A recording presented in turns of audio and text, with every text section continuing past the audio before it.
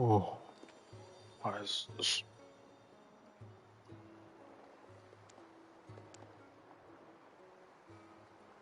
This does not look good. Does not look good. It doesn't look good. Does it?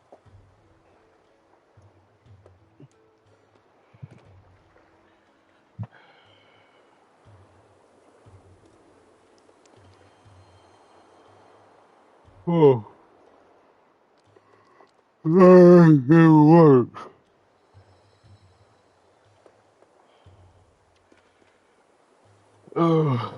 Welcome. How is everybody doing?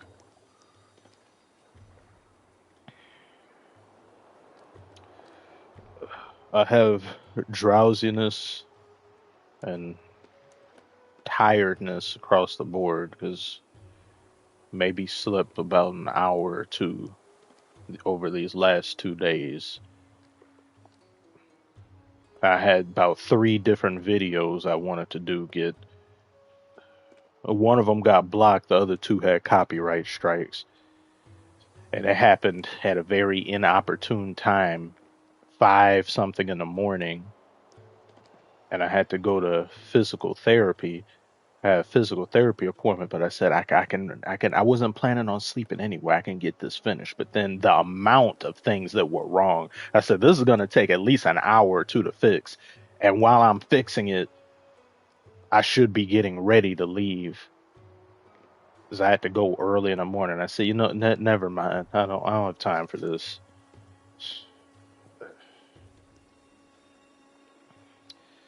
But how is everyone else's day doing? And if some of you may notice, like from last stream, that also got demonetized. This was my old headset, which I no longer have to rely on. I was able to get a new one.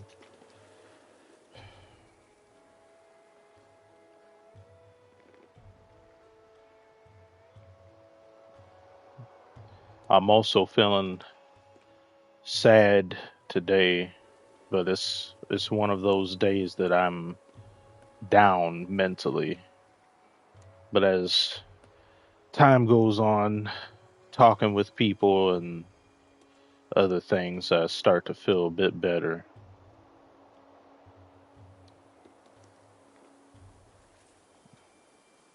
I don't even want to talk about them being YouTube not blocking or demonetizing the second video or the second or volume two of the rant. I don't even. It's like I feel as though if I talk about it, they'll just retroactively do something. But there hasn't been any problems with it after I finalized it, got it through. So I'm very surprised. Everything else, with the exception of two videos I've done after that, have gotten demonetized afterward, which I didn't get. I tried to fix the Wembenyama one. The footage of him training with Hakeem Olajuwon got the whole video demonetized. So then I tried to put a it should still be there with it's grayed out, but then they didn't. They accepted that, but then they said something else was wrong with it. I said, forget it. You want to make whatever you want from that video, fine. And then the other video, they took that down. I had three different videos that I was just combining for three different games, so it was going to be about it's about 8 minutes, so maybe about 2 to 3 minutes talking about every single game since I was slow to get to it. The OKC versus Pacers one, along with Warriors and Nuggets, and there was another one. Two of those, more than half of that video, demonetized and blocked.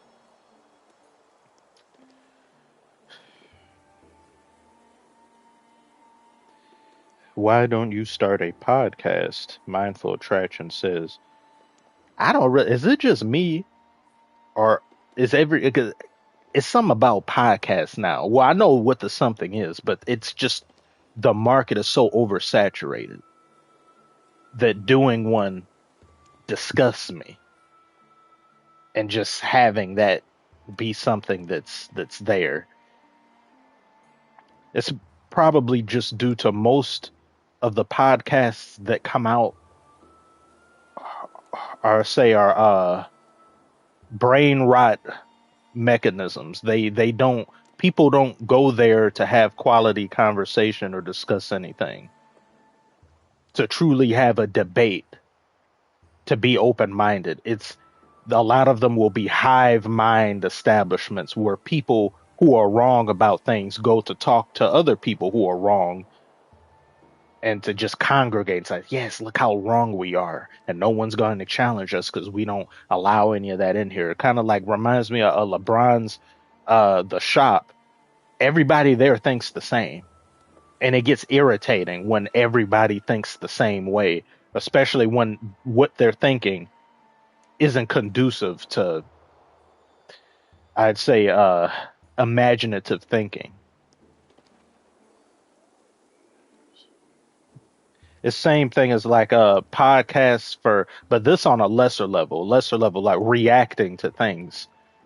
It seemed like for a while, reacting YouTube reaction videos were just highly oversaturated.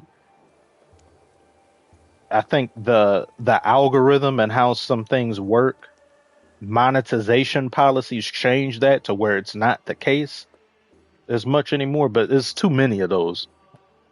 You'd have, but there's some great reactions that you get from people, and they add things on top of whatever it is they're watching. But then you have those that are like XQC and some of the other ones that just play the video, may smirk, going, or just you low effort, you do nothing, you just play it and then you do that. But we will pause the video for a gambling sponsorship from Stake or something like that. And speaking of well, the gambling thing, but podcast is something that at most I wouldn't mind attending a podcast, something reputable, something that makes sense. But doing one myself, I don't really have interest in. Oh wow, hello there, Legion. Thank you so very much.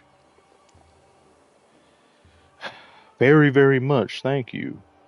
Well, let's turn that frown upside down then, Commissioner. Appreciate it. Thank you very much. It's one of those days, it's just a lot that it interferes as well with my ability to remain consistent a lot, that because as having a luxury of having multiple videos out within the span of a day or two is great, but then things get in my way where I have to little brother with things involving him, his schoolwork, and having to have certain things ready for him, then helping grandmother with things, and then going to physical therapy, and then the doctor's appointments, and then trying to squeeze in a video there because I want to have a reaction to something, and then having to deal with YouTube's BS that just adds on production to the video.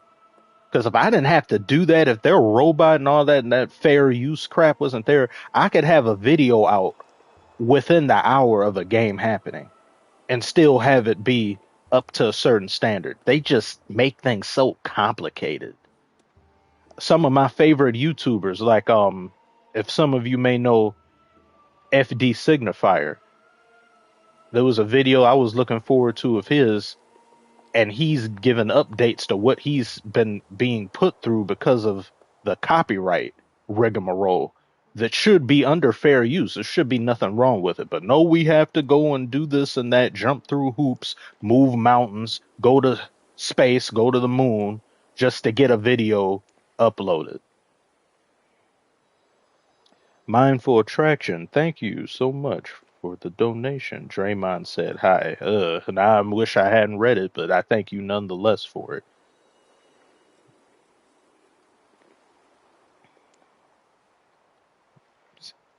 FD is a sports channel. Yeah, I like how he mentions how he makes some sports content. He's like, y'all don't be watching that. He's in another world. I'd be this and that. But yeah, great content creator. He makes some of my favorite long form videos, documentary things. The video that I did, just being that's the longest video I've ever made for anything content wise in my whole journey of being on the internet. That's light work for him. His other channel, B sides, or he considers that would be like under light work. A lot of his stuff is like 45 minutes or a little bit longer. That's light work. His big stuff is like 2 3 hours long, and he had probably the best Drake versus Kendrick explanation, or just going into the nitty gritty. Everything. It was masterful work.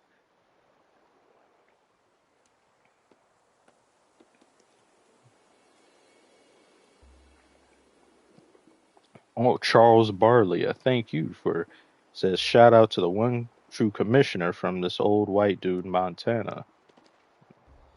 I bet the air up there is good. I see like the states that don't have too many people there, but just up north, I be hearing tales of people say how beautiful it is up there, or up in areas like that. Regardless, not just United States, but just places that are up north where there's a lot of breathing room.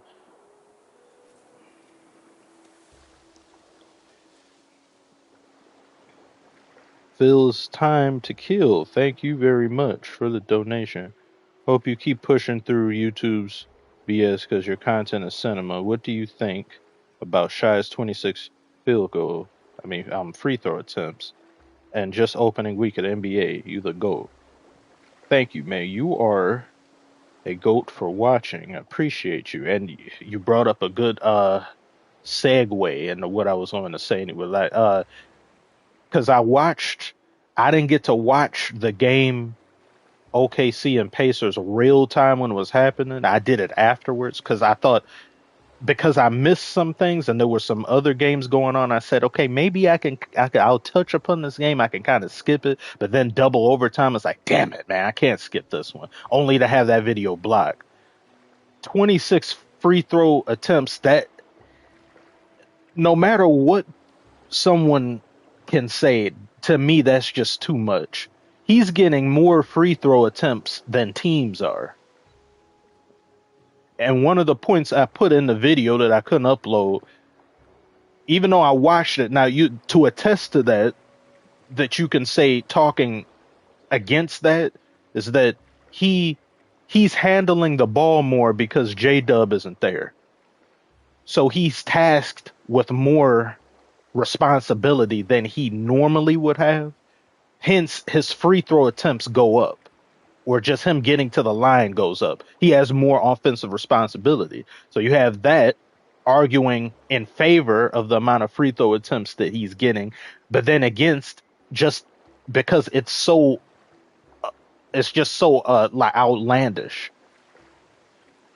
And when I see these games, I see it from the perspective of a Detroit Pistons fan and myself, where Cade gets sent to the line maybe 5 times a game on a good day. He never gets double digits, and he'll be double and triple teamed. At least when Detroit was at its worst, where there was no spacing of the floor and he was the only one that could even think about hitting a 3-pointer, the only person that defense is worried about on the perimeter, so he could just be focused in on, the amount of times he would get just hacked and never gets up there. But then Detroit as a team never gets up there. Detroit Pistons aren't at or near the bottom of teams in the league of free throw attempts. And you have a lot of other smaller market teams that are near the bottom. It's all the small market teams mostly. The bigger market teams, as you go up the list, they're closer to the top and what we can do at the free throw line. But then you could also make the argument for SGA. OKC is a small market, and he is a star on a small market team. And yeah, he may get a favorable whistle, but that kind of goes against what one normally would think of when it comes to stars and big areas being catered to. But then the NBA wants their MVP to look good, hence give him some of these things. Regardless, I'm never going to look at somebody getting 55 points and then half of those points are free throws, it's just it doesn't hit the same as somebody that gets the lion's share of those points that aren't whistle related. Or let's say somebody drops 50, but then technically it's 60 because 10 points are to the free throw attempts. It'd be like, you don't matter. You're still doing everything. That's just me. It just said, what game is this on PlayStation? This is Civilization 7. I love historical type things and all that. History is one of my favorite subjects. So you in this game you just create your own civilization from antiquity to later on. So you can just do stuff like that.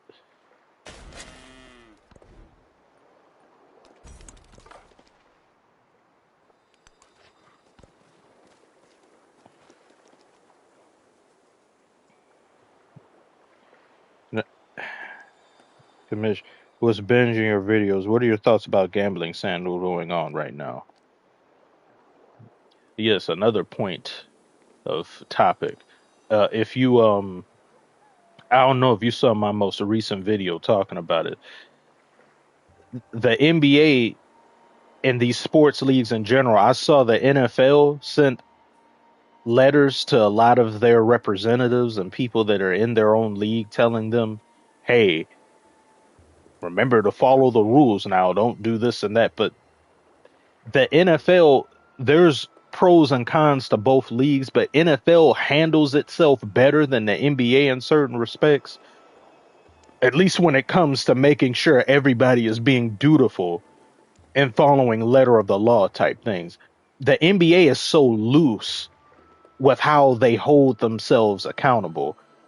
The biggest damaging part of this to me, in my opinion, is that you conducted your own investigation and were called out by the FBI as being fraudulent in your investigation. What you did doesn't matter. You investigated yourself like most other entities do and found no wrongdoing in any of the people who had things to do with you. So now every time we see the NBA make an announcement of some sort of investigation that goes down, it will be forever tainted with a grain of salt. We can't believe you anymore. And that used to just be, it was beyond the shadow of a doubt. When the NBA would conduct its own investigation, there was always going to be a certain group of people that say, oh, I don't really believe that. But 70 to 80% would say, yeah, NBA didn't find anything, so it's nothing there. Now that's gone. And the fact that it was somebody in Terry Rozier that you already looked into, connected to others who you banned for life, being Jonte Porter and all that, it seems to me as though people who are on the higher up of the scale said, okay, who's the patsy that we throw under the bus? Who can we get rid of and not really have it come back to us? Okay, get rid of him. Make this go away. And then it comes back a year later. Just pitiful. And to see Adam Silver explain it, I don't know if any of you saw Adam Silver when he was asked this and he was present for a certain game. The man began his sentence or began his statement with, so what happened was, you'll never want to hear that. So what happened was, he knows what he's saying is foolish.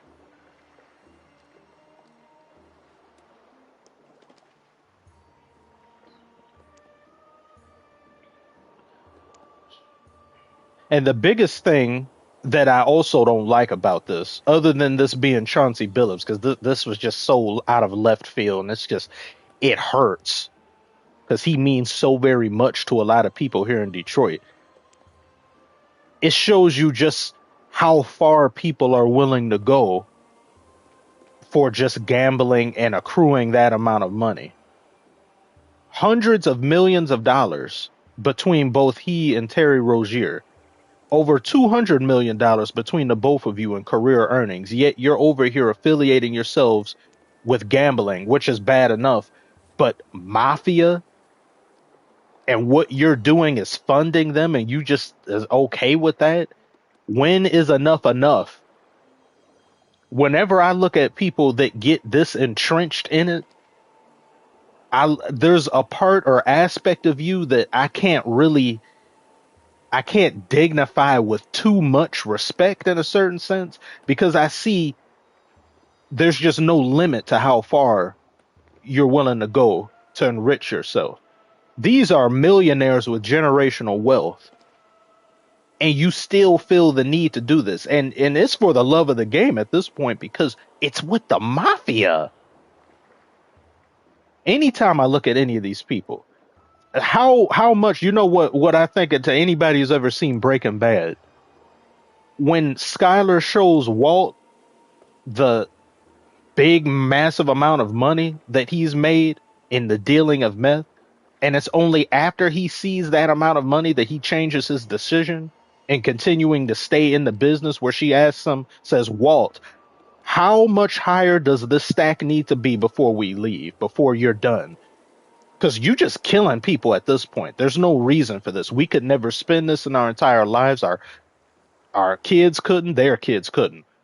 We're fine forever and always. Our entire genome is fine till infinity and beyond. Why are you still doing this? That's what I look at when I see everybody that's gambling and all that. Because most of them will be great. There's some channels that have a million or two that, like, I don't want to say anything really and just start something just to start something. But I saw a certain creator. If people name him in the thing, that's whatever. I saw a certain creator, big creator in the NBA space, make a video about gambling being bad, and then had a FanDuel or something sponsorship in there. It's like the audacity. And do you really even need it? Channels that have hundreds of thousands of subs to a million, you, like, why? What's even the point? And it's not even you that's putting your own money on the line. You're telling those who watch, get involved in this, develop issues and addiction, and then throw your money away. Me, I make money off of you throwing your money away through my promo code and all that.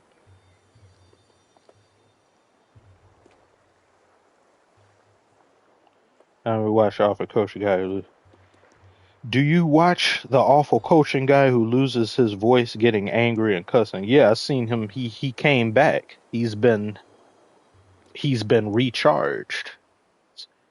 How he said there's something like his format is very unique too. Like, he's funny. There's some people that won't like the thing. Like, I see. I brought this up before. I think To Keep It a Buck podcast, one or two of them on there a few months ago said, mainly one of them, he said, I'm sorry, but what Awful Coaching is doing is just awful. I just don't like it. It was funny. It's like he just doesn't like it. Now, that's him saying it, not me. Now, I can see how some people would think that, because somebody that truly loves the game of basketball, they're going to look at that and say, well, players are going to make mistakes. Rotations can't be executed 100% of the time, all the time. Somebody is going to be slow on help defense. Somebody isn't going to rotate properly. Someone is, but it's still funny. Entertainment value and all that. But then there's ramifications that come from that. Somebody can look at Stephen A. Stephen A. was seen as real funny for multiple years until he had just one controversy after another, and how he either stated some things or backpedaled. Then people kind of just start not liking him. So now people are mixed and negative on him, but then they like the entertainment value that he brought.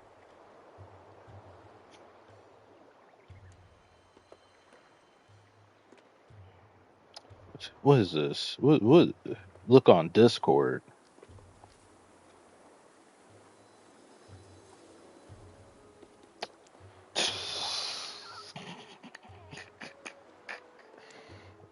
Nathan, I don't need any Civ slander from you.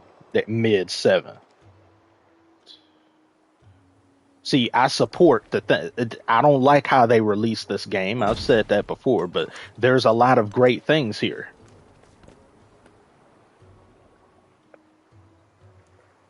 Thoughts on NBA on Prime? Commission Atomic Reaper say I don't really like how it's. There's too many paywalls with things. I was going to look at the Lakers and Timberwolves game, and I'm looking it up on TV like a fossil. Where is it at? Where is it? Oh yeah, Prime. I forgot. Can't watch that. And people have said numerous times to me, which now this season more so than ever, I'm going to have to do like stream East, stream East. If LeBron himself is seen courtside looking at Stream East, a billionaire, that should tell you right there that he's got all disposable income in the world.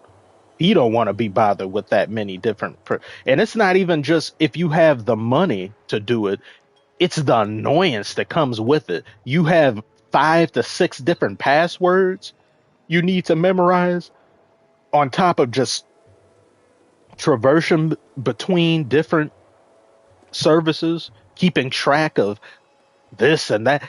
I very like streaming in general. I don't irritates me. It irritates me.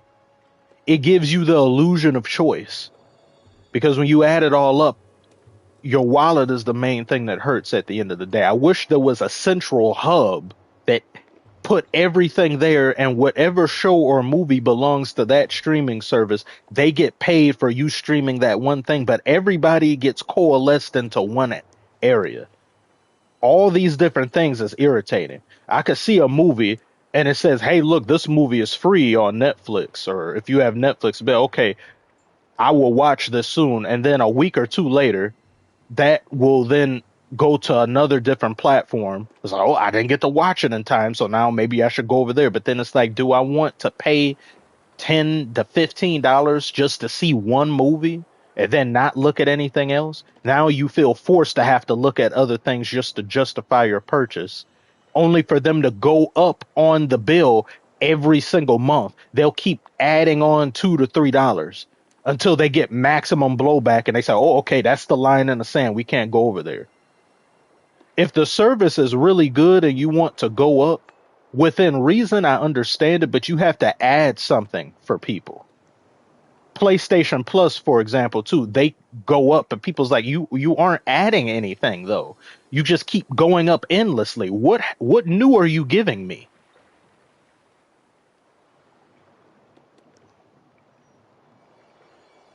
Thrax X, how are you doing today? It's a highlight sport, remember? Oh yeah, yeah. As Commish said, as yeah, the evil commission, Adam Silver said, NBA is very much a highlight sport. You can watch on Instagram, TikTok. The fact that he would even dare to utter such nonsense out of his mouth. TikTok, who do you even want fans like that who watch your games on TikTok? How do you even see you? The beauty of the game is lost on you. What even is that? That should be an option, never the main focus. He put that in there as if that's the main source of viewership, or that can be considered a main viewership. So never. Instagram Reel. So essentially, it's up to whoever it is that edit the video. So if somebody doesn't like a player, they have a specific narrative about that player, they can just edit it and show that player's worst moments. So somebody can look at that and say, "Oh, this player isn't very good." Who tells fans to do that? And then he tried to,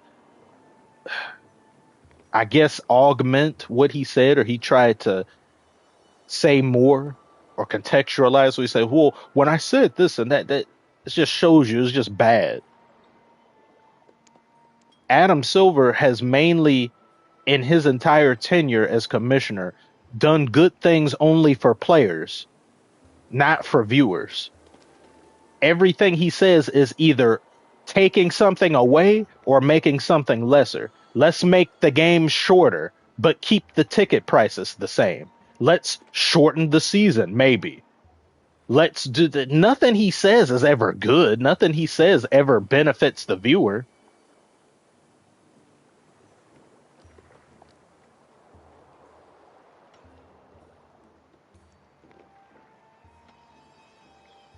Services have been. They just make too much money to really care.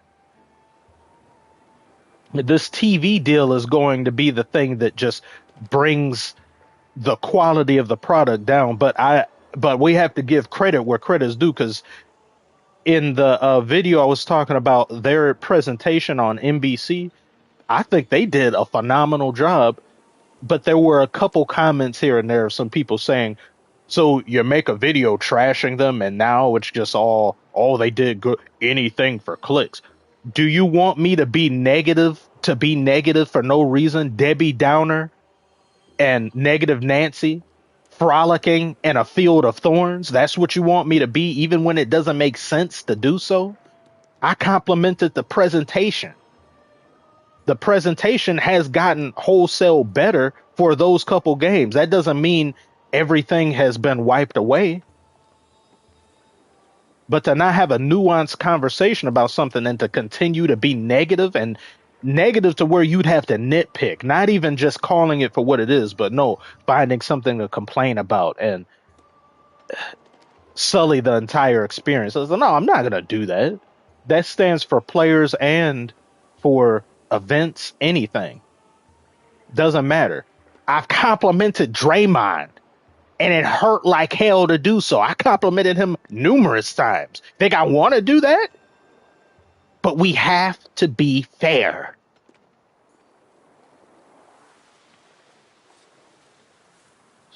Presentation has gotten a lot better, but now let's see you make changes, other changes that should matter.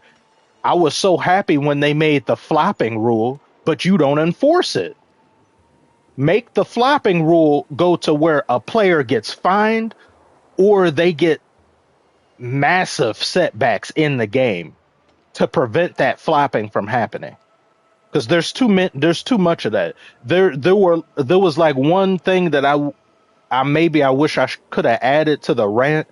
Players will go up for a bad shot, a bad attempt, or a bad drive, knowing that what I'm doing is bad, but I hope I get that whistle. So they'll be like, ugh, and they don't get it. Then they get mad. So you ran in and took a chance and rolled a dice on something stupid, and you get mad at the ref. And I don't even like protecting the refs or making them feel as though they're doing their job good when most of them aren't. But you can't put your foot in a bear trap and then get mad when I saw you do that. Draymond did that last season. I think at the playoffs, he went up to do something just to try to get the whistle and didn't get the whistle, and they lost that game. That type of stuff right there, that's not playing basketball to me. That's playing whistle ball. That's you hoping and praying for a whistle. You're not playing the game. The flopping too.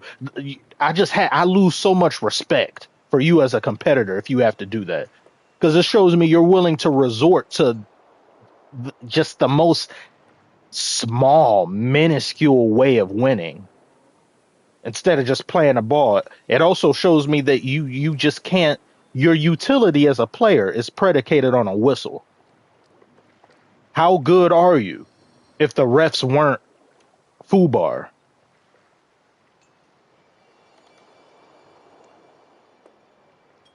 Save the rest for part 3. Silent G.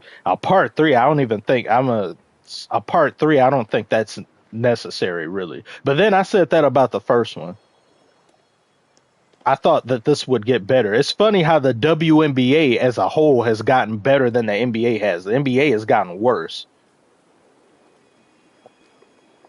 A part 3 it would get to the point that it would just be redundant, because a lot of the problems wouldn't, if they'd stay somewhat constant and they wouldn't change. And it has to make sense. It's like you see a sequel or a movie in theaters, and they make a sequel just to make a sequel. It's like, I can tell this is a half-hearted attempt. This is hollow. You didn't really have plans or ideas of a sequel while you were making this. So now you're just throwing stuff at the wall. I'll say 99% no to there ever being a sequel to that. But still that 1% though, but it has to, something would have to make sense.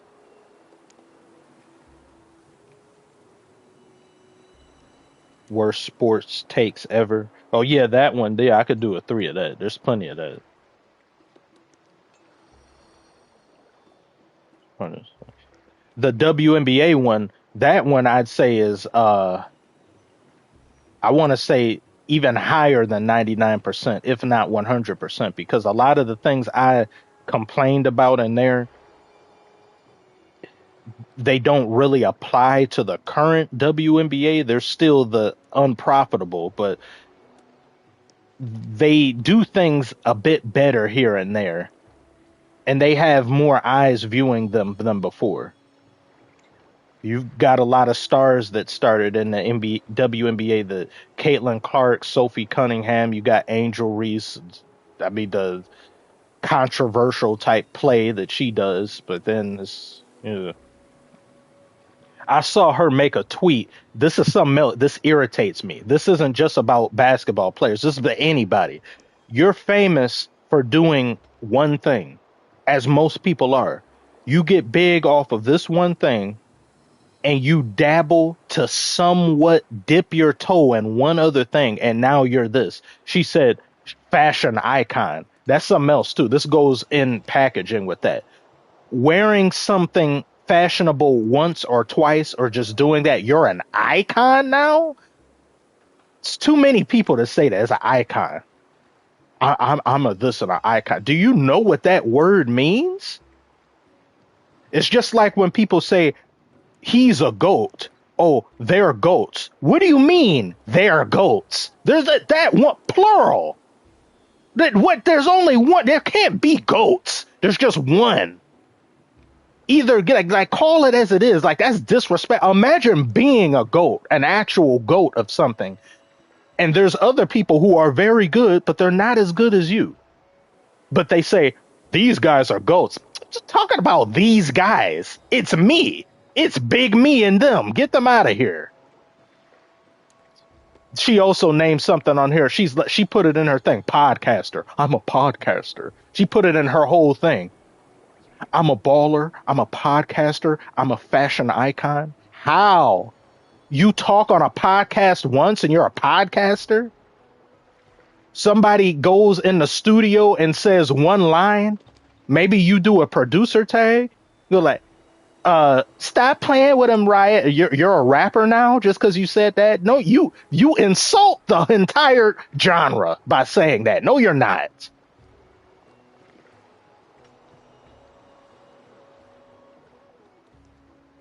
Can Dame be called a rapper?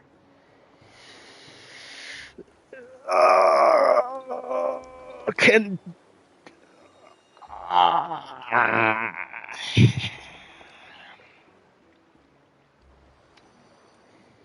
that's difficult. I want to say no. You're a basketball player who raps. Because if we say that to him, then we might as well say yes to LiAngelo Ball, who was on the freshman list of the thing.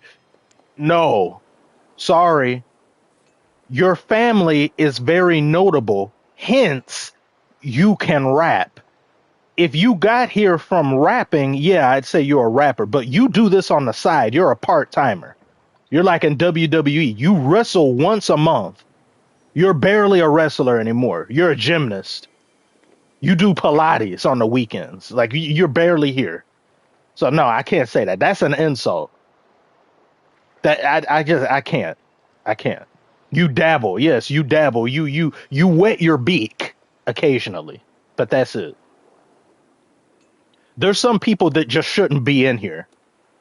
I've had a debate where I said to my friend, see, if I in a perfect world that I could create, I would have dictatorial powers, but I'd be I'd be like Dr. Doom. Dr. Doom was dictator and made the world a paradise because sometimes it's what's necessary. So then I said, if it were up to me and I'm controlling every aspect of what people do, or I have that autonomy, I would say, number one, unless if you're a rapper, you cannot call yourself a rapper if you can't spit a freestyle. If you can't spit 4 to 6 bars, it doesn't even have to be off the top. If you can't spit a written, you need to get out of here.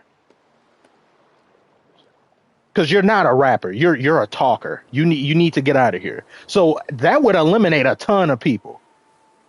Because my biggest issue with hip hop is that it's the skill gap. It varies drastically, like no other genre. As great as those would be, a Kendrick or Eminem, there are hundreds for every Eminem that are trash, that have no business being here, that have no talent. They can't sing, they can't dance, they can't act, but they can put some bullshit words together. So rap welcomes them in with open arms. That we wouldn't have there's so many untalented people that only have careers because of hip hop being the threshold to enter it is just low. Simping and all that aside and acknowledging how she looks and her assets, Ice Spice should not be somebody with the platform that she has if we're just being level and it's about talent. Because I define it as a certain. I'm a bit of a purist when it comes to talent. If you ask that person, if you put a gun to a certain rapper's head, like you put a, or I don't want to say that because I get demonetized. You put a Tooley or Blicky to someone being an Ice Spice, and you say, spit a verse right now, do a written. You're getting packed up. You don't know how to do that. When she was on Kai Cenat stream, she just started twerking when you put a beat on. Bye. Imagine being a rapper and sitting next to someone like that. You craft stories, you make albums, you produce, you do all of this, and you're sitting next to someone that's talking about poop? Like, what is this? This is an insult. The NBA Hall of Fame, too. This same argument would go there. I'm going to make a full-on video about this, too. There are people in the Hall of Fame that should not be there. And there's people who place them there because we really like you. Oh, you're such a darling. You're a favorite. You've done this and that. You do great things off the court. You do boys and girls clubs things. You give to charity. Okay, what does that have to do with putting a ball in a basketball hoop? You weren't very good at that. But we're just giving consolation prizes. You shouldn't be in here. Deion Sanders said this a year or two ago when he was still when Undisputed was still a thing. Imagine being as great as Deion Sanders is, and you got somebody like Eli Manning that goes in there. You're like, but throw the whole damn list away because you're saying he's relative to me. Really? Basketball wise, too. Like, I wouldn't, as much as I love that 2004 Pistons team, that going to work Pistons, none of you should be in the Hall of Fame. Like, there shouldn't be anybody that's there. I think it's like one or two, and it's like, sorry. Hall of Fame should be reserved for somebody that truly dynamic. You alter things. It has to seem and look and appear as dignified and special as it is. Putting also rans and people that you did good but not great, it depreciates the very notion of Hall of Fame. So you're telling me all I have to do is just be very nice and be such a great, amazing person, but not a great ball player, and I could get in there? No. T-Mac shouldn't. I don't think T-Mac should be on there. I know he's done something like but no.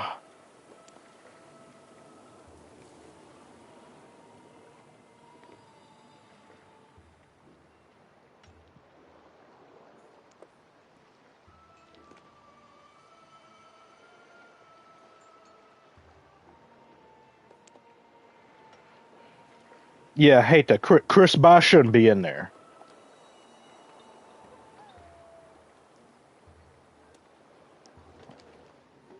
Zenkai boost. Congrats, Dynamo, on your Pistons winning against my Rockets at home. I'm upset that we gave the game away. The rest were god awful. Oh yeah, thank you.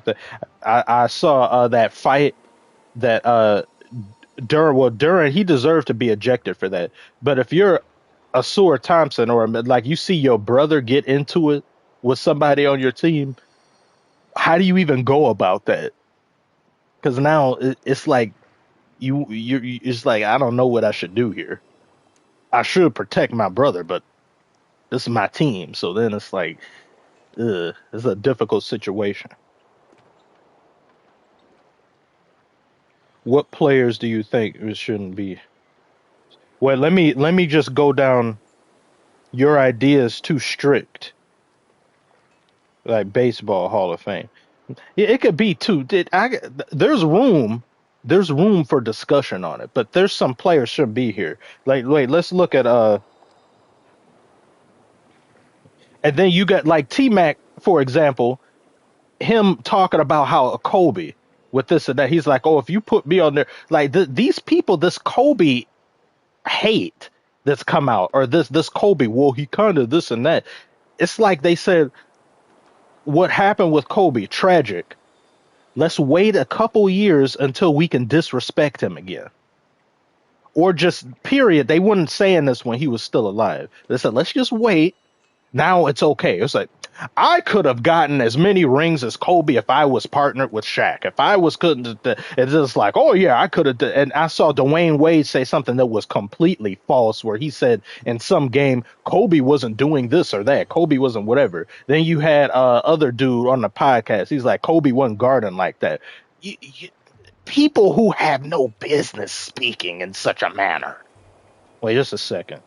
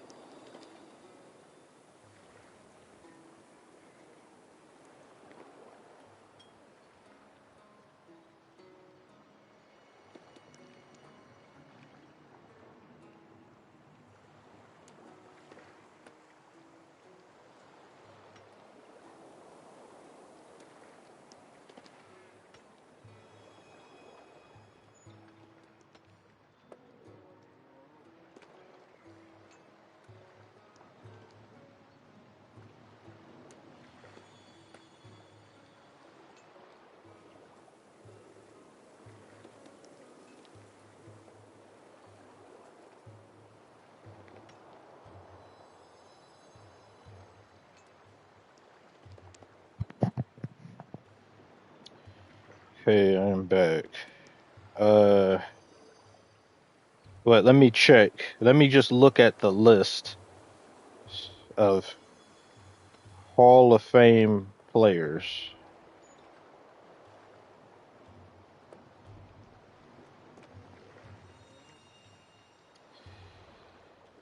Okay. Uh, okay, yeah. Chauncey Billups, he was an inductee in 2024. He shouldn't be in there. And this is before that. I was saying he shouldn't have been in there before this gambling thing went on. He shouldn't be in there. Uh, hmm. Who else? Yeah, came across. See, Chris Bosh shouldn't be in there. Chris Webber shouldn't be in there. Hell no.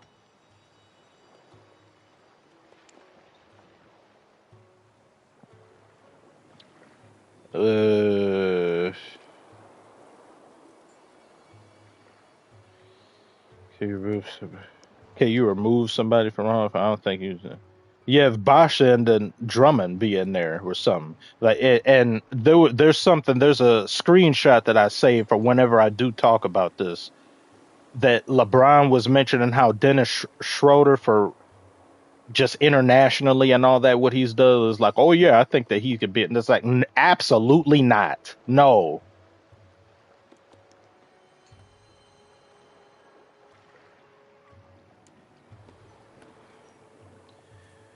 Let me see. What else? What else?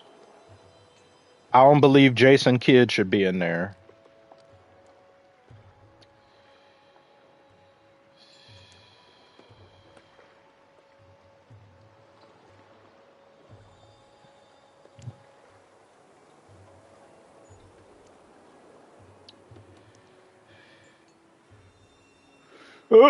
Ugh. Stop it. I'm trying to think.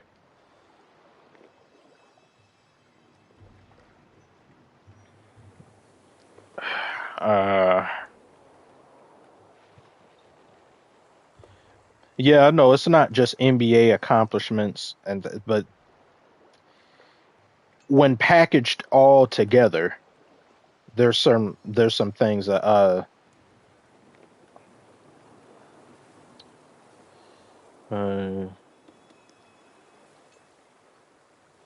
Robert P- Robert Parrish, say like Harlem Globetrotters, like I mean, yeah, okay, all right, because that's just. But when we have to think about, I always keep in my head greatness or something. It's the equivalent to the Hollywood Walk of Fame, because to me that's more. It's a bit more palatable and understanding, and just how NBA Hall of Fame and how that works with that. You shouldn't have a star on the Hollywood Walk of Fame unless you're culturally or aesthetically significant to entertainment history. Something like that. And they got some things on there like Bugs Bunny got a star and all that. It's like he's culturally significant to the zeitgeist of humanity. No Kardashian should be on the Hollywood Walk of Fame. You don't do anything. You don't have a skill. And there's some Kardashians that are in here that, like, well, I won't say that. No, that's too big an insult. There are some in here that just, to me, in my opinion, it's like when I think of greatness, you aren't what comes to mind. The list should be sacred. It should always remain that as such.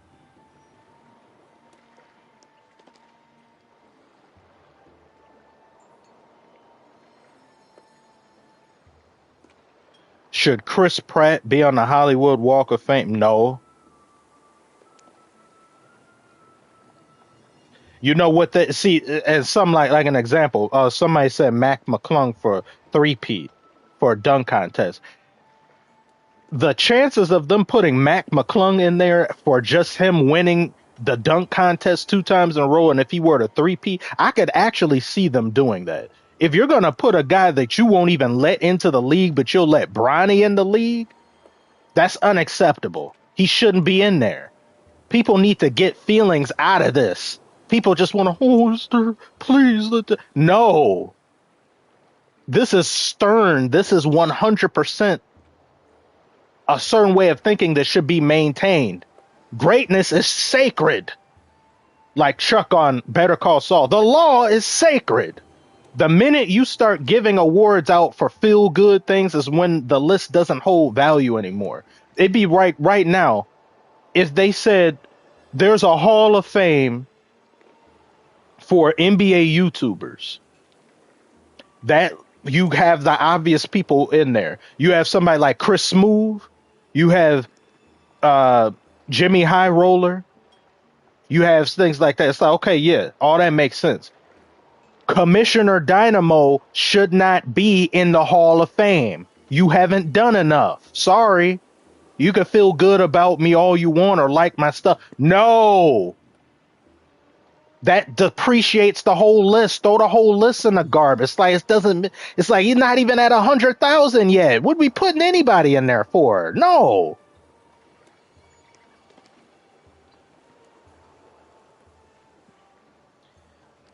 It's about greatness, a certain threshold.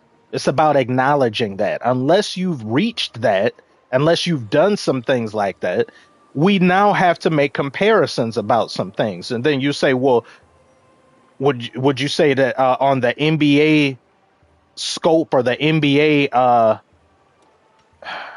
ecosystem as a whole, how big an impact are these things? If you put numbers and metrics to all those things, there are things that certain people just haven't done. And then when I would use myself as an opinion, it's like it's just not there. It's about being logical about some things.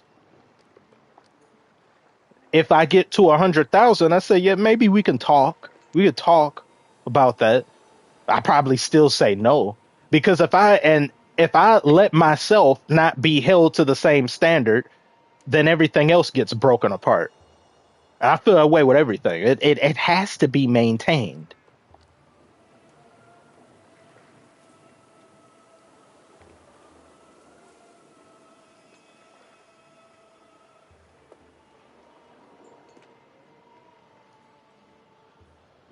Yeah, I used to think Globetrotters were a team every time. When I first started getting some basketball games, I was like, "Where's the Globetrotters on here?" And the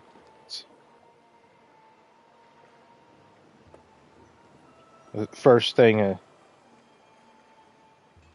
Andre Pogger said, he's not wrong. He can get there, but he's not Chris Moore. Thank you, thank you.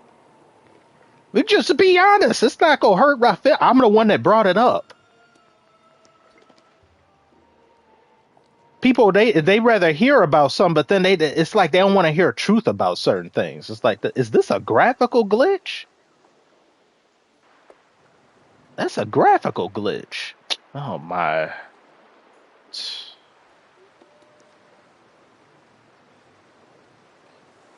Is it Ketos? How are you doing today?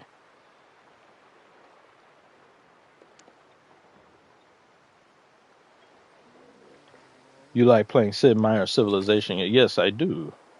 But as you can see here, there's a that glitch wasn't there before. Is that I can't even remember what that is. Let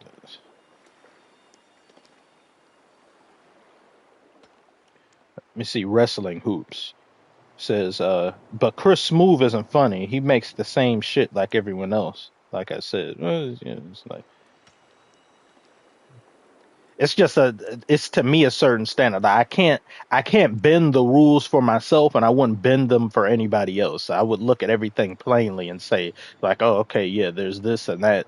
Like, you can't using hip hop as an example too, continuing to put someone like Nas above everyone else just for that thing. Like, it's like Nas is one of the greatest lyricists ever. But then if we add in everything and we talk about greatest rappers of all time, that has things to do with impact. That has things to do with songs that can be played in the club. That has things to do with. So we put all those parameters together to continue to put you above the likes of some other people for, well, what, the strength of one album being Illmatic. I think it's like you're looking at some things. It's kind of devaluing those who came afterward. Same as Biggie. If we look at 100 years from now, if there's rappers that have done three classic albums or two classic albums and all that, are we going to continue to put Biggie above them just because of those two? It's like, well, there's some people that won't even put Eminem in the same thing because Biggie is like, oh, well, big, but off of the two albums, like, come on, we have to be serious now. Somebody that's had multiple diamond albums and had a career that spans like 15, 20 years damn near for some people, and they do all that, it's like we have to start nitpicking and looking at a list. It's no different than the NBA top 10. As some players get better and better, some players who are in the top 10 are going to have to go. You're going to have to move because you just don't have as much gold as some of the other people on this list. Like Curry right now, there's people right now. Do people believe Curry is a top 10 player of all time? There's a contingent of people who say no, and they have Wilt at 10 or something like that. And it's like, we can't. He got four rings, a unanimous MVP. So, and one of those, two MVPs, like greatest shooter in a multiverse and all that. And is that still below Wilt? So I can't keeping Wilt at number 10. That's like, you got to move down.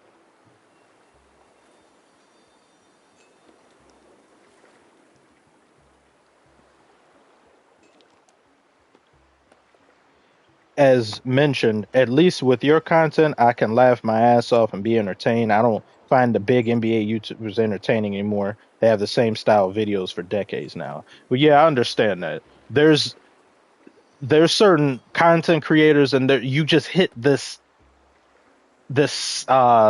zenith where you don't really grow and expand anymore, and then it's just kind of what you've known me for and what you've been seeing is what you're going to get, and people do outgrow you, which is also funny because there will be people who uh they'll look and say, I miss the old so and so, but if he remained the old so and so, you wouldn't be watching him. You would get bored. But because he changed, you also stray away from him. It's a line that you have to toe, and it gets complicated.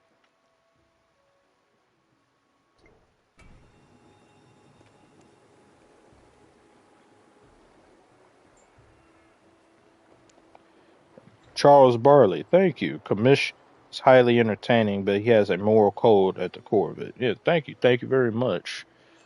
I try, but it's it's not just me trying to lord it over because everyone just say I don't want to stand on a soapbox and just say I'm so much better at my values and this and that.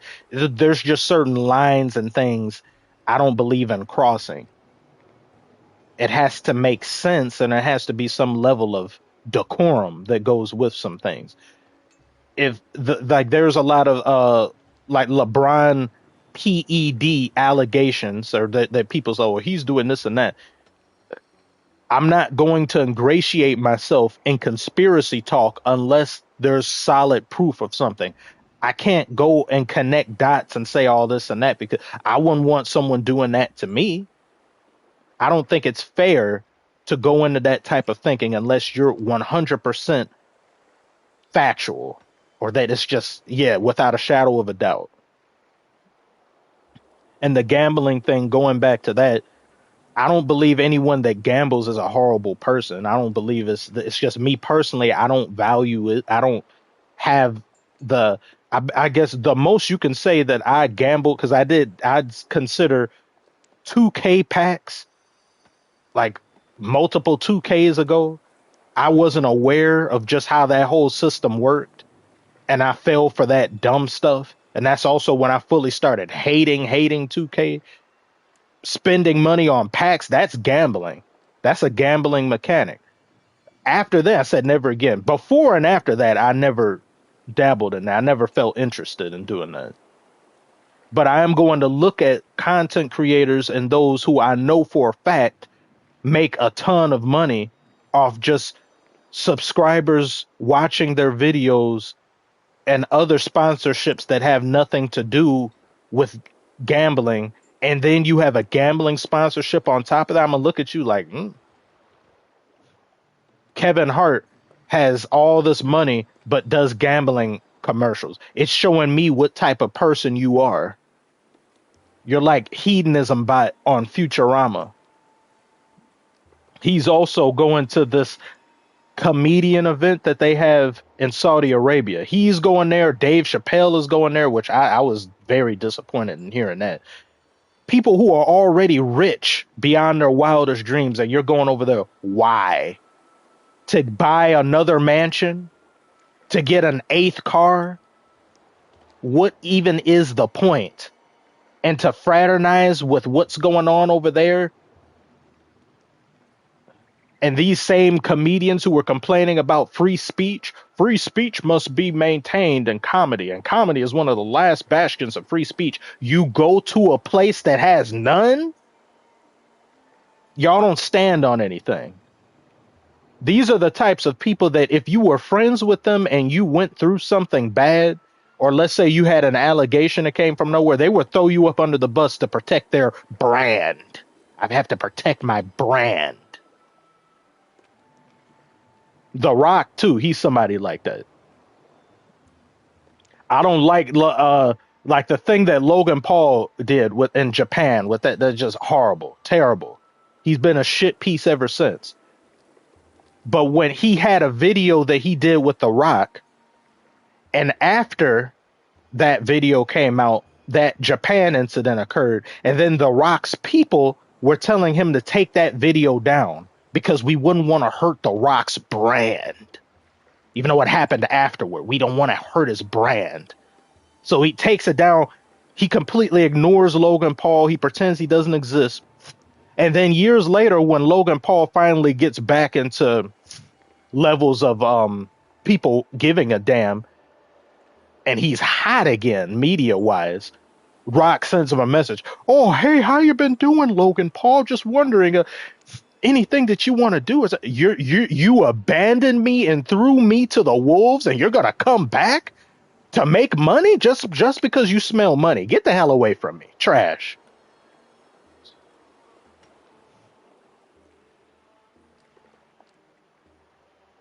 Oh yeah, that comedy special happened already. Okay, well that shows you where I'm. Uh,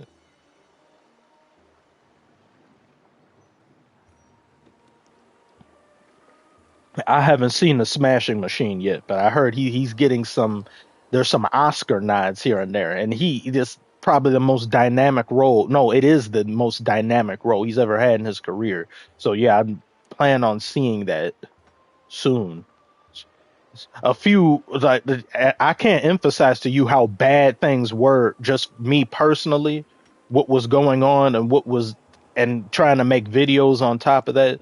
People were asking me because I got and I hope to upload maybe today on my anime channel, anime movie show channel, and say, are we going to get a review on the Superman movie? Are we going to get a review on the Fantastic Four movie? So I can't even afford to go to the theater. I don't have the gas. Like it's a one way trip. I could go to the theater and not come back. I'd have to walk back. It was horrible. But now I said, oh, I could go somewhere and see something. I can enjoy something. I could do whatever, which I didn't have that luxury. Hey, put that Biggie on, said no one ever. Okay, we don't gotta go that far. We ain't gotta go. Like, come on now. Biggie is still up there, like with that whole that mafioso aesthetic and that whole that like just in his voice and everything. One of the best voices in hip hop history, and what he was saying and how he was saying it. I get why he's up there. He deserves to be up there. I'm looking in future tense. If there are going to be other great, amazing artists who make great, amazing work, let's say there's three more Kendricks that come, three more Kendricks that make 4 or 5 albums straight. Are we still going to keep Biggie up there above? It's like people are going to have to move down.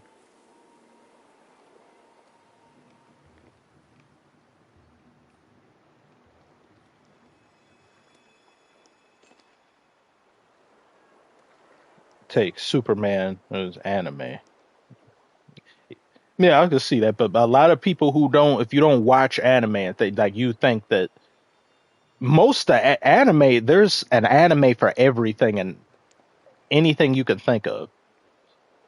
And a lot of people who I've heard who say they don't like anime or don't watch anime, it's like trying a Krabby Patty for the first time on SpongeBob. The only people who don't like a Krabby Patty are those who never tasted one because it's so versatile a medium. There's cooking anime, there's sports anime, there's fighting anime, there's all types of things. Would you say Kanye has ruined his legacy? He's become as bad as he was genius or as he is genius. Like he's betrayed a lot of his artistic values, in my opinion. That I would have to. He's just it's too many things. It's just one after another.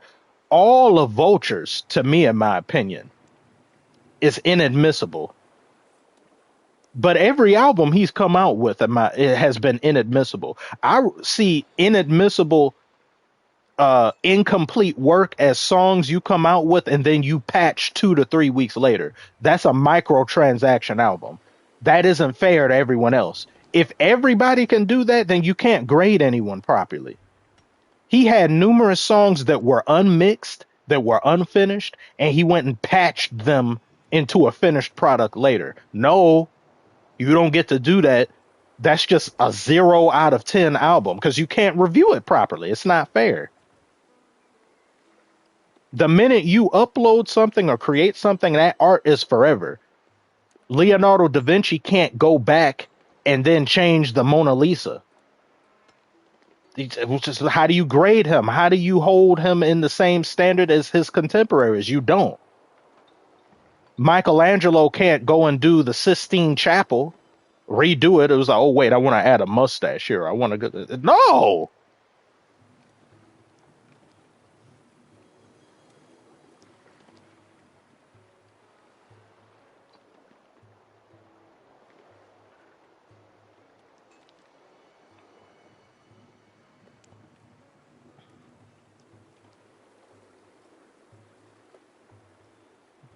Kanye, Kanye is still one of the. Yeah, he always will be because it doesn't matter how much bad he creates.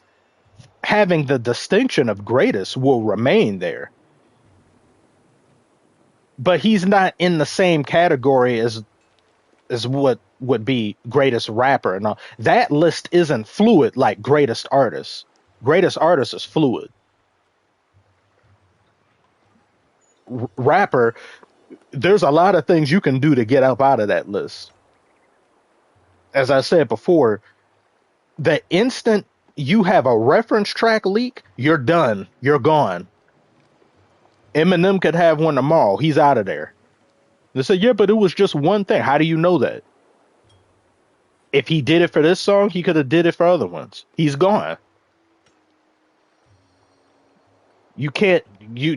That's why I look at Drake and they say the academics and all of them is like he's the greatest. At what? At what exactly is he the greatest? He's got an entire album's worth of reference tracks that have leaked. So he's not the greatest rapper, and he isn't a better artist than Kanye. And then you say, what, greatest hit maker? You had help with that too. How many different people pin these things? Well, but everybody has writers. That's what academics tweet. And so everybody has writers. People don't understand how the writing process goes down when you're making an album, you're crafting a song. I could be sitting in the studio with a rapper and I make a noise or I sneeze. And that rapper's like, I like the way that sounded. Let me put that in the song. I'm a writer now. People think when they see writers, these people are just writing lines for the people. No, it could be sounds. It could be little subtle juxtapositions and all that. Like people that it'd be the most unmusical people on earth critiquing music and they never made a song in their life.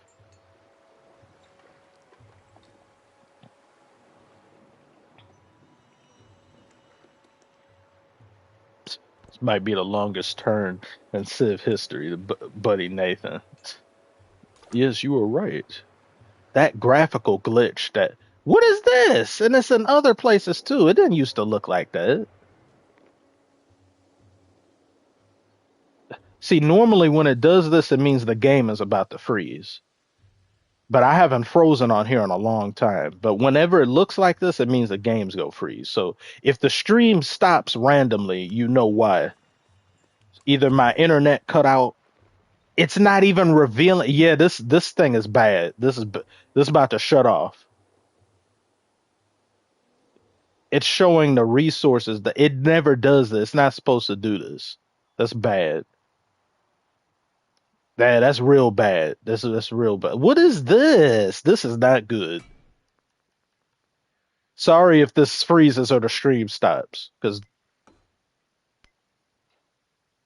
that is not good at all.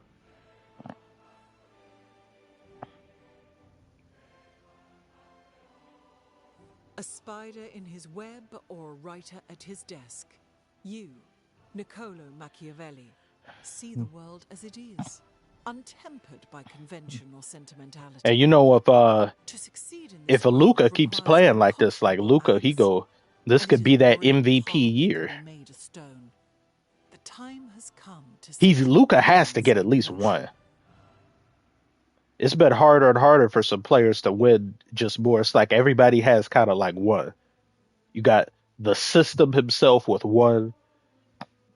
Yeah, I'm congested because I've been sick technically for the past couple of days too. Got Kevin Durant with one.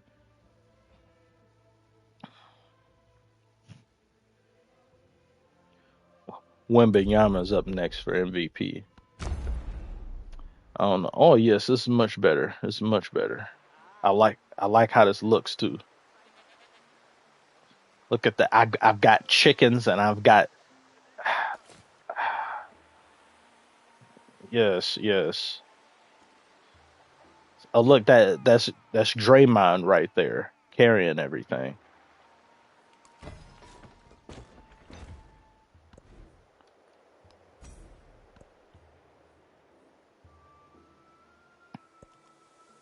Is LeBron going to retire? This should really just be his last season. You still playing the game. Like when you see Jordan over here, he's talking about how he wishes he could play again and he could do the like Jordan. That's somebody he's fulfilled, but of course he longs to play again because everybody, what's their pastime, what it is that made you who you are. Yeah, everyone wants to do that, but there'll be a limit on a great many things. But he's complete. Kobe was complete. Where they asked him, did you ever have any aspirations of coming back or something? He's like, nope. He said, no, I was done. LeBron B is like he just sticks around because he know that and his fans, his delusional fans, not just uniquely them, will say LeBron has nothing left to prove, yet he continues to remain in the league. He continues to remain here because he has something to prove to himself, or else he would have retired already. What's the point of sticking around? What is there to do except break longevity milestones to make your case look that much better? I really don't like the GOAT debate in NBA. The NBA's GOAT debate is disgusting. It's a very unpleasurable experience to take part in. It's not entertaining. It's not worthwhile to engage in. But in just giving my take and how that will always remain, Jordan is the number one person because I don't see how someone who has a better career than someone else gets put number two to that person. Why? Because he was in school longer. He was in college longer. He's Van Wilder. You won't leave out into the real world. You're just staying here. We just giving awards for T-posing.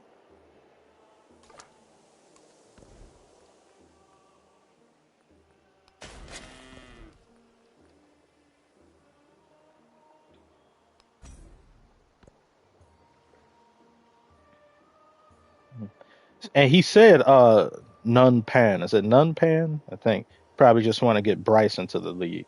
He was saying how his timetable isn't really waiting on Bryce.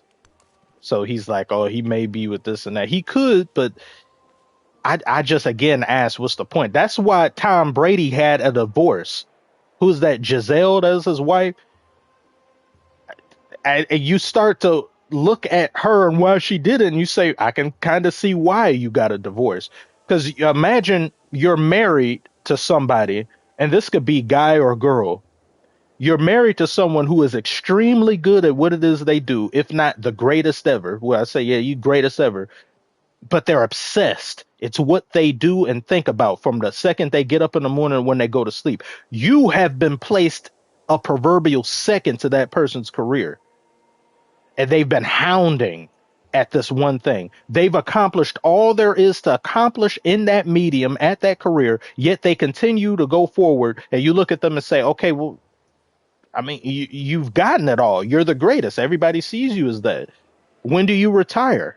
When do you stay at home with the kids or not? When do you do this and that? And then he go start another season. He go to another commitment. He was missing birthday parties. He was missing funerals. He's missing key aspects of life. Living life takes a back seat to chasing glory.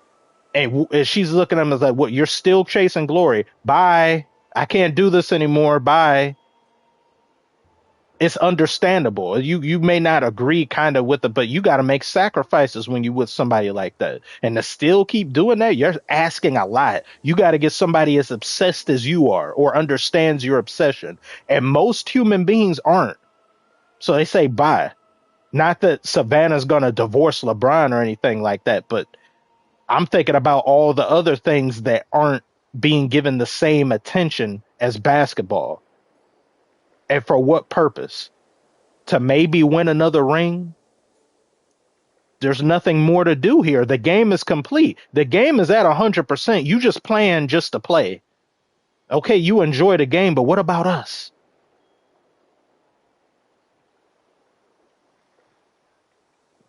And this doesn't just mean LeBron himself when I apply this to. I do not believe in people sticking around for no reason other than to just stick around. I don't like people not retiring. There's a bunch of people that should have retired already. Jay-Z, if he makes another album or something, it's like, okay, that's real nice and all, but you should have retired. Eminem, you should have retired a while ago. Eminem ran out of things to rap about. People can tell when you're kind of done in a spiritual sense.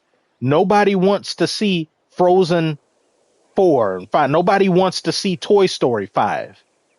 You should have ended it at 3, but no, you kept going, and look at what happens. People's like, I don't like that. End when you're on top. Have finality. You keep going, people are just going to look at you become washed. You're going to turn into like Wizards Jordan. Not that he was all the way washed, but we see you're not the same. We don't want to see you like that. Learn when to let go. Walk away.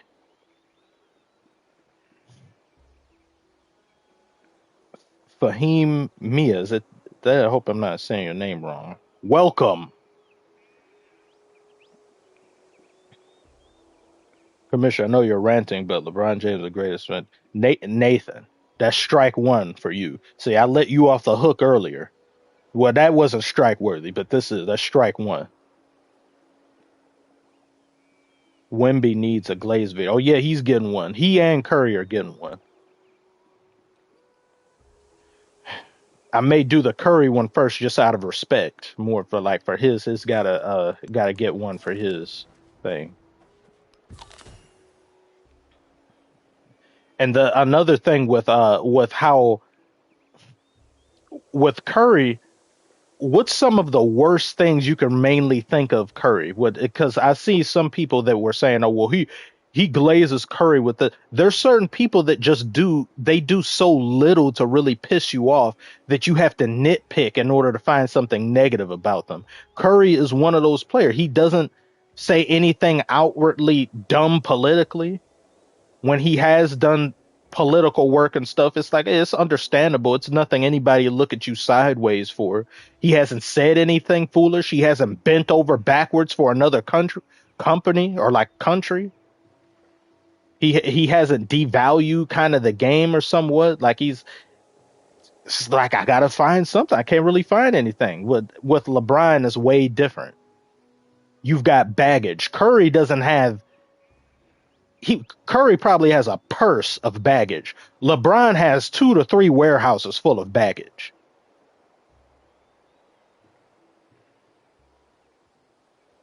Throwing his mouthpiece. No, that mouthpiece was nasty. That was gross as hell. Unsanitary as hell. It's like, Somebody want to get mad at him for that. I'd be like, yeah, I'll join you in that. Highly unsanitary.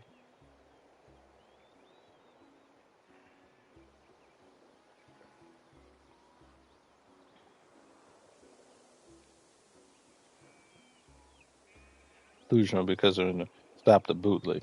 Little man, OG Nathan. I know Nathan on my own friends list. I've been friends with Nathan some time. He's just saying that to fuel my silent rage. He is. That's why he's deserving of a strike. Pushing me to the edge like that. D Dubs, how are you doing? Come on in. Take a seat right over there. Take a seat. Relax with us. He doesn't put it out in the world unless his wife has it. Yeah, his baggage, most of his baggage comes from her. Like he himself, like the amount of baggage between the both of them is just very, very different. Very different levels with that. You see with Luka, for example. When I look at Luka, what are some negative things you could say about Luka? He cries and complains to refs too much. He flops. He's not on the flopping tier scale. He's like a mid-level flopper. But there have been times it's been egregious. So complaining to refs, flopping, and then his game where it's not as bad as before. But when Brian Windhorst was saying those things about him, where he's like he goes and does these shots, so he has no reason to take, and at the top of the shot clock, and that's not winning basketballs. Like, yeah, that's all valid claims.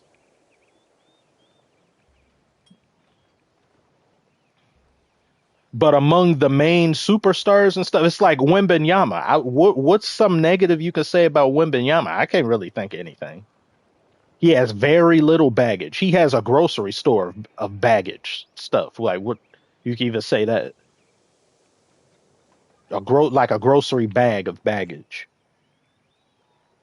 Oh yeah, defensively, Luca, traffic cone. I've heard that about Luca. I've seen that. He gets blown by way too much. He's done a lot better this season though, defensively and actively and how he does things. But up until this point, a good amount of time, security cone. And he sometimes won't do anything on that end. And this is why I wanted that video to be uploaded. Because Jokic had that bad game. Jokic played god awful. Jokic was trash in that game.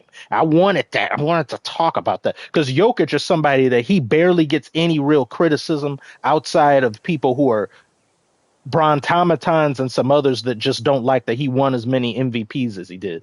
Jokic was his body language from tip off was not good. He was, I think, 3 for 12 or something like that from 3-point range. And in the last 2 to 3 possessions of the game, he outright gave up. He was just walking up the court. He let Curry run on down the lane and get that layup. It's like, what? He just gave up. If LeBron had done that very same thing, it'd be like, Jordan would never. Jordan would never. How could they call him the GOAT? Jokic does it. You barely hear about it. People pick and choose who they want to apply certain things to, and it won't get the same attention as it would for other people. That's unacceptable.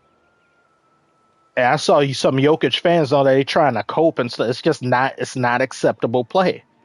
I get every player has one of those games where they look kind of inept or they look sleep, but on top of him looking sleep, he just didn't have it.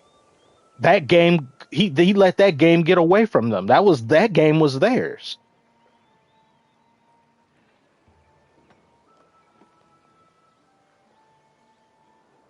Silent G said Wemby has a purse of baggage. Yeah, okay.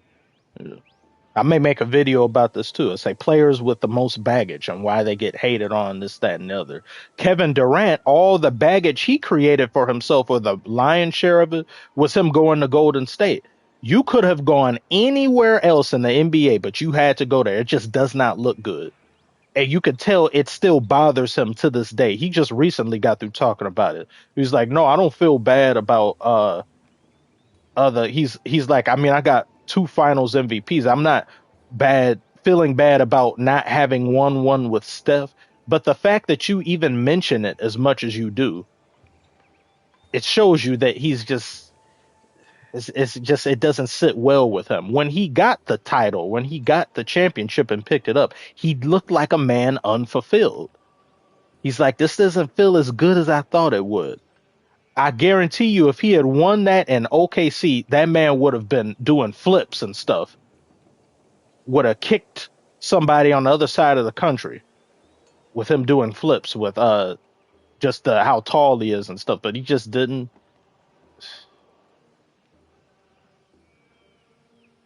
KD is Pandora's box of baggage. Jokic must have gotten distracted by a horse. There was also some baggage that I see get thrown Jokic's way, where some people, they don't like that he isn't happy enough when he's doing something. Like when he's like, well, he cares more about like over the off season when he won it was his horse won something. That man was crying. He gave an Oscar type of performance there for that. He was really fond about that horse. It's like he celebrated more with that. They don't like just and I said, well, what, we go get mad at someone for not being happy now?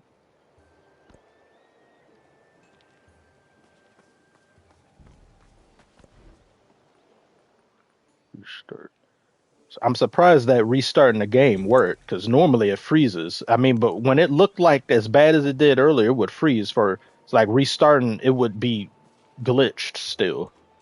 The caged bird watches butterflies with With envy. envy. The thing is that Zenkai Boost says you can have LeBron be your favorite player, but just not the GOAT. Like LeBron is top 10 all time. MJ is a GOAT. And that's okay if your favorite player isn't GOAT worthy. Yeah. And speaking about Jordan real quick, does who in here believes like everyone or if you care to give your opinion on Jordan's past gambling thing? Do you think he was suspended from the league or do you think he just left to go play baseball because tragic passing of his father and how his father was all that was in the wake of this gambling scandal? So do you think he was actually suspended by the league or did he just go to play baseball?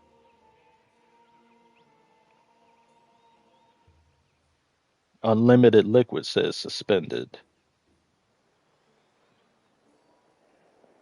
Combat Leg says league wanted to hide the scandal. Silent G says definitely suspended. Mafia wanted his head for sure. Siverson says they put him on ice while gambling. See, because you remember when he said he didn't want Isaiah Thomas, or no, he said it wasn't his deciding that Isaiah not be on the team. And I took him for his word for years where I was like, yeah, there's others that didn't like Isaiah Thomas. But then there was some more footage or something that it leaked or where you could see him. He's like, I don't want that nigga on the team. I don't want that. And if Jordan really wanted Isaiah on the team, Isaiah would have been on that team. I know that at the time, Magic didn't really like him. Larry Bird didn't like him. A lot of them didn't like him because of how the Pistons were playing. That's understandable. But Jordan was the deciding factor. He was the main end all be all of that team even being organized. He asked who's there first. He wanted to know who was. So once that lie kind of got told, it's like, okay, now I'm seeing more. So there's some things that you'll maybe cover up some. And with him, when they went excommunicadoed him from the league, I could see that being the case more so than him just dropping everything. Because no matter how you really slice it, being at the utmost top of the world, you're uncontested. You've done things no other basketball player has ever done. And you're in your prime and you just walk away. Mentally, what he was dealing with his father and all that's reasons as to why you can understand it. But to just outright leave for a year and a half to 2 years almost, I could see it happen like this where and if you don't and if some of you may not think it's like I can give some causality to it. When Muhammad Ali refused to go to Vietnam and they took his boxing license away and it was like jail and all that other stuff they was doing. The man got his boxing license back because Nixon and some other foreign contemporaries and people like they were in there having a debate about boxing. They were talking about Joe Frazier. Joe Frazier was tearing it up. And it was like, Joe Frazier may be the greatest. So someone was like, no, Muhammad Ali is the greatest. It was like, no, Joe Frazier is the. And then they was like, oh, yeah, Muhammad Ali. I mean, it's a shame. We could see this happen, but he doesn't have his boxing license. Oh, he doesn't have his boxing license. The man, they gave his boxing license back primarily because they were up here fantasizing about an Ali versus Frazier matchup. And the government and all of them, they intervened in something. They kind of was like, whatever. So you really don't think if this was gambling to that level, to where it got bad enough that the FBI and them, they cut the NBA a deal? Because there's some people for a fact the FBI director was a fan of Jordan. There's people at like the most powerful positions on earth. They was like any other time. This guy's guilty. This guy's guilty. This guy. Oh, that's Michael Jordan. So, oh, it's Michael Jordan. Okay. How about this? Look, you just walk away, just disappear for a year or two. That's your punishment. Come back, smooth things over, let the heat die down, and then we come back. Like, it makes sense. And at the time, that was the most criticism Jordan had ever had, because before that, they were questioning if he was a winner. But when that happened and the gambling thing became apparent, you've got this guy in the Michael Jordan, I mean, not in the Michael Jordan, in the McDonald's commercials. You've got him, he's McDonald's wants to give you a future. And if I could be like Mike and all that, and you've got him in these degenerate gambling scenarios, the league is like, this doesn't look good. This does not look good for us. Let's just walk away for a little year. You come back, it'd be as if it'd be all right as rain. I can see that being the case. After this, I can see that being more so than ever. If I already didn't, I could see it now being the case.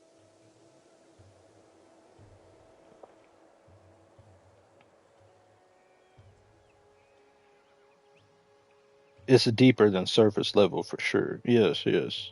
Um, Combat legs, I agree. MJ was golden goose. They weren't going to punish him. And it's the same way now. And it's always going to be that way with people who are powerful or who are very famous. If LeBron got found out for PEDs today, the league would not say a word about it. Because the minute they do, the entire league gets torn asunder. Your fate as a player and my fate as a sports entity are intertwined. It behooves me to not say anything and to protect you. Same way as Lance Armstrong. When he was doing the stuff that he was doing, everybody else, all the other top bikers in the world were doing it too. But everybody just, it was don't ask, don't tell. And you can kind of sympathize with a Lance Armstrong or some others, because imagine you're one of the best in the world at something, but everybody else is doing some stuff, enhancing themselves inorganically, and you can't beat them. Yet you know you can if it wasn't for that. So you're like, why am I trying to be sanctified and doing the game this way? I'm gonna get on something too. It's not fair that I'm the only one here that's not doing it. So then you do it too, and everybody is doing it. But they knew about it and they said, look, we're not gonna say anything. But when he came back and was winning, they was like, don't come back. Him coming back is what did him in. They were pleading with him. And then when Lance Armstrong came back, they said, okay, look, if you're gonna come back, please don't come in first place. Don't try to come in first place. As a matter, don't even be in the top 10. It's like be 11 or 2. He didn't let, he was still doing it. And now they're like, someone who had cancer, a bout with cancer as serious as you, and being older, is out here beating the best bikers in the world. I don't know. Now you had people look into it. They told him, Lance, stay away. We don't want you coming back, because once you do, they're going to start opening files. They're going to start snooping around. And if LeBron has more to do with the gambling thing, then we find out maybe in weeks, months from now, they're still not going to do anything to him. I mean, if they do, it won't really matter because he's about to retire soon anyway. But if it was a player like Anthony Edwards or any of them or Wembanyama, they aren't going to ban them for life. They'll give them a year suspension at most. Jonte Porters of the world, you'll get banned for life because nobody knows you. We'll ban all types of Thanasis. We'll ban the hell out of you. Get out of here. We'll ban you. We'll ban D'Angelo Russell. You get banned with the quickness. Nobody up in the top is getting banned for life.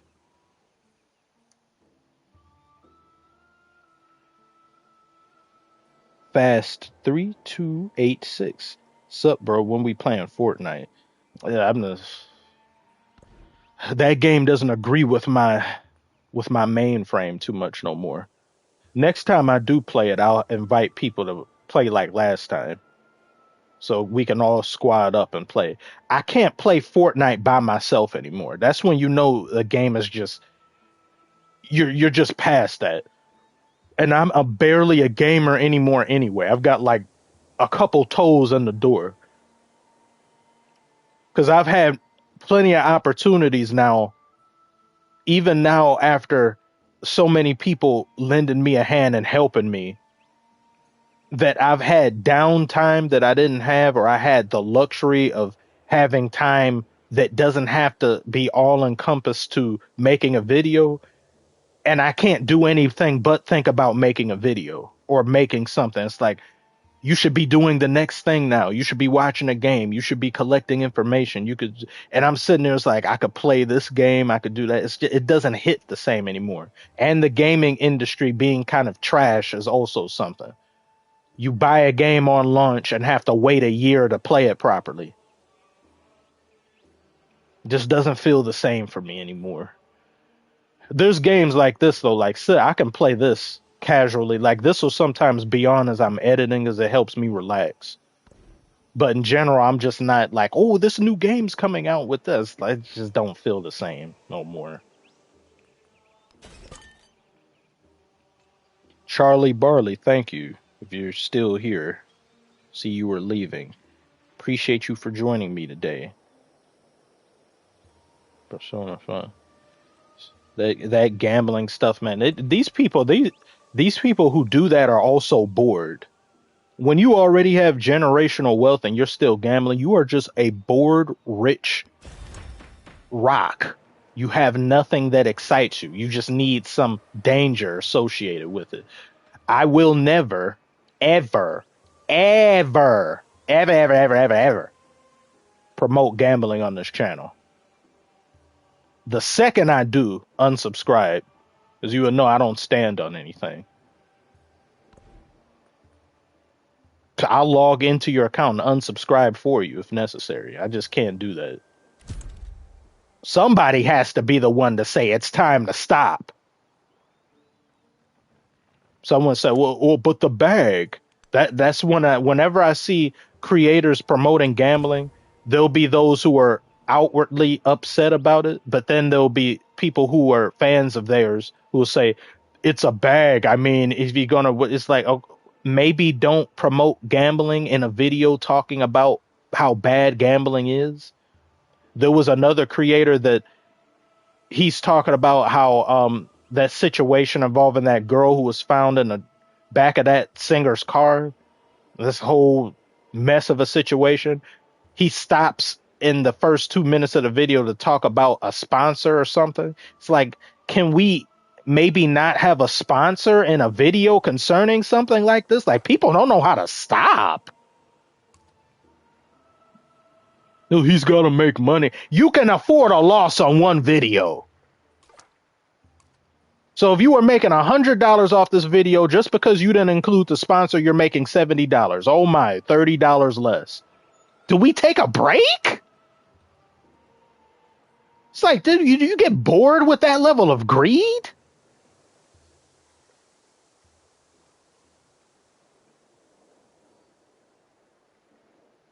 Yeah, silent G. But stop it. Get some help. Find a hobby. Knit a sweater. Take a pilgrimage to Mecca and become yourself. Do something other than this. Creators too doing the thing when that NFT craze. I'm so glad that era was over. That era was ugly as hell. Then they go and do crypto scams.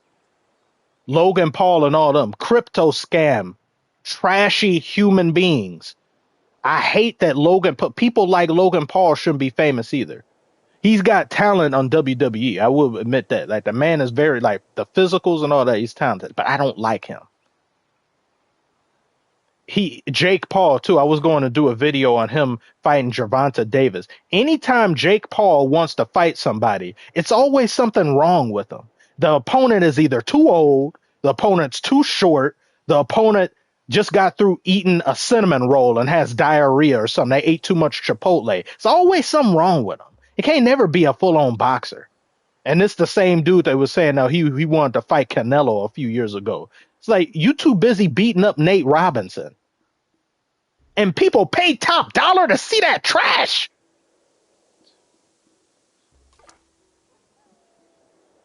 What are you and I know y'all, like, there's so many that you got to control your anger and hatred. You want to tune in to see him get knocked out, but stop it. That's what he wants. Stop it. Just put the remote down. Move your finger to something else. Don't tune in for that. All of it'll be rigged. Like when Mayweather fought Logan Paul, rigged from the beginning to the end. Did any of you see some of that fight? Because I looked at the highlights. I wasn't looking at that fight. I saw the highlight of him. He hit Logan a certain way. Logan was asleep. And Mayweather was holding him up like, hey. Well, I hit you. I hit you too hard now, okay? But got to get up. We got to do all these rounds now for maximum payout. The only people who win are the both of them. Nobody else.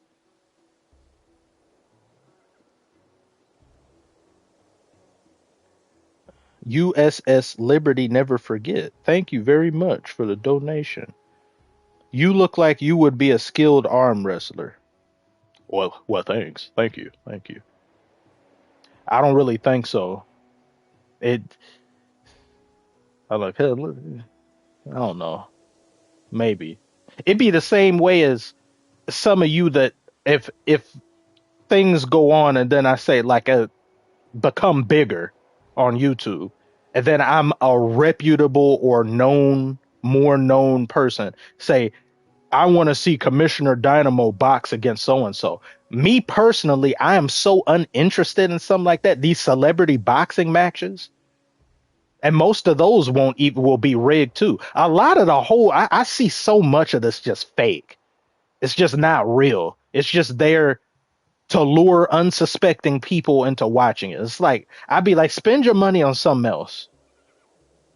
If it was a actual issue I have with somebody that it goes to a fight, I would fight them off camera. I'm not fighting them for a bunch of people to make money. It's like, no, this beating is rated E for everyone. This beating means something to me. You need to be beat, and I don't need to make no money. I don't need to leave this beating feeling good about it for anything other than just beating you to a pulp. I don't need no money for this. And whenever you do get that, it's always, you gotta sign the contract. Oh, I gotta sign the contract. They never sign the contract. Number one in the world never fights number two. Number one fights number 8. Number two fights number 9. They both come together and rig it, or they wait until number 2 gets too old or gets knocked out and he's not the same. Just garbage entertainment. People show up and pay top dollar for that. Celebrities and stuff too. Imagine paying money to see a Paul brother fight. Could never be me. I'd sooner go to an Ice Spice concert in the front row to get a garbage performance where it's just twerk every 5 words.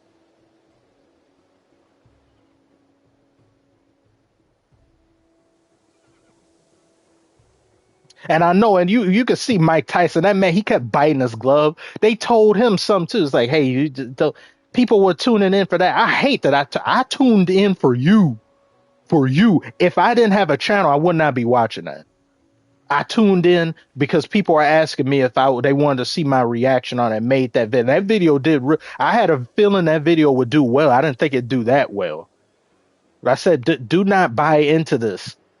You lose every single time. That whole streaming world and everything that goes associated with it. A lot of these streamers it's funny, I say this while I'm streaming, but I mean, the ones that do the IRL streams, all those people like I just see them as you people don't know how to function properly as on a normal level. You people are weird.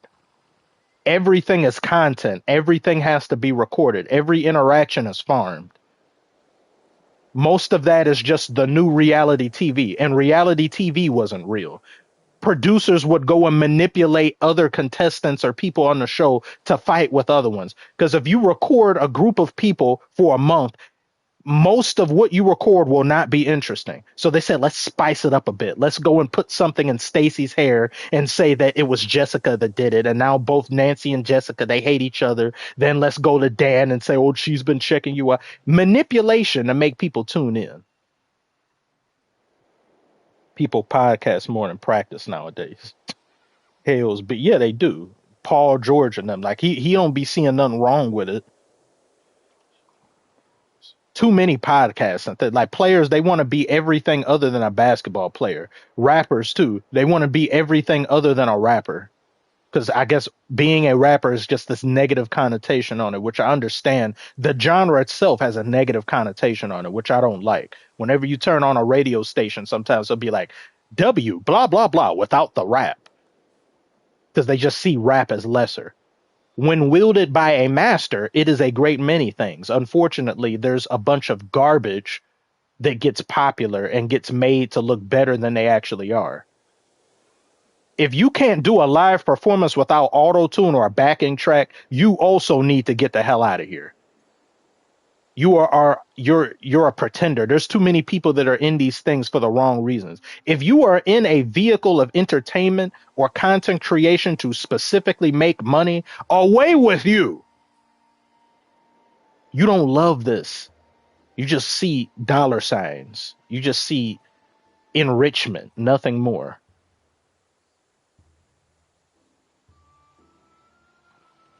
Yeah, Dana White, it's like the differences between the both of those, it'd be like pros and cons with them. They should be getting paid more over there in UFC and stuff, but at the same time, it's like boxing is like NBA player empowerment dialed up times 10 or 1,000 almost. Podcasts are the future. No, podcasts that have some sort of depth to them. Yeah, it's like take Fresh and Fit. When Fresh and Fit was doing stuff on YouTube, 95% of all the things that they did involved bottom of the barrel girls going on there showing and displaying reasons why you should just not want anyone. Dating in 2024 and 2025 is so hard. Yeah, I guess it is hard because all you want to date is OF models. You go on IG and then you surf and you be DM and say, don't go for them. That's who you date. It'd be the same thing with the girls. Men will say all this, that, and the other, but they cheat. The men you date cheat. You date the same nigga over and over, and then I get blamed for it? What? You aren't looking at people like me. You looking at the same people to tell you up front what they're gonna do, and then you blame the whole gender? Please. Fresh and Fit in them. They be OF girl, IG model, OF girl, porn star, OF girl. This is why women are just no, these types of women are bad, not all women. These women represent 3%, and that's just terminally online girls. You could go outside and meet somebody real nice. You go to a supermarket, meet someone nice. They're not acting like this here.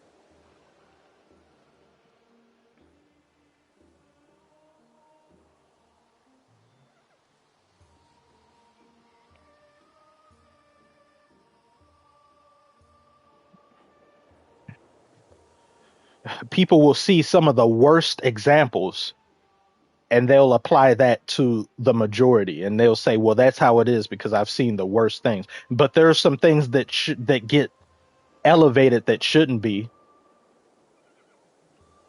But Fresh and Fit and all that other stuff, it gives you a dystopian view of what isn't instead of what actually is.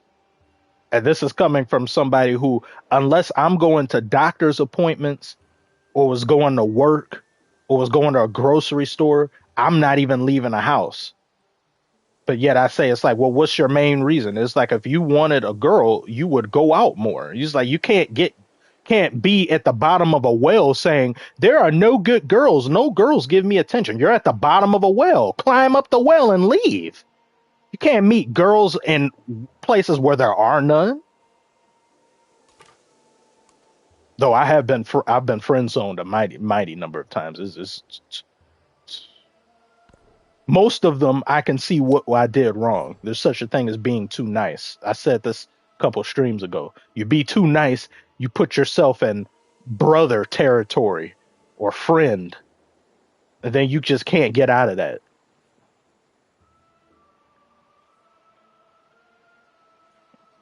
Miami girls, I couldn't even go to. I would even if I were to become rich and famous, my primary base of operations would always be Michigan and Detroit. The weather here is great. The location is great. It's low key. I don't. I'm not the type of person that likes to show a bunch of stuff to what I just. It's like, it's what am I telling you for? I'm not. What am I telling you what I ate today? It's like it suits me.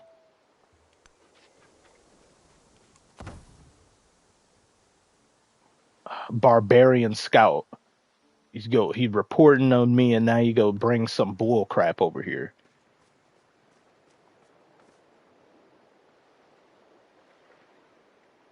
Ones I work with are lazier than dirt. Oh, luckily for you, Chris, but Texas is something else. I also would never live somewhere where the heat goes up and it just religiously stays at 100.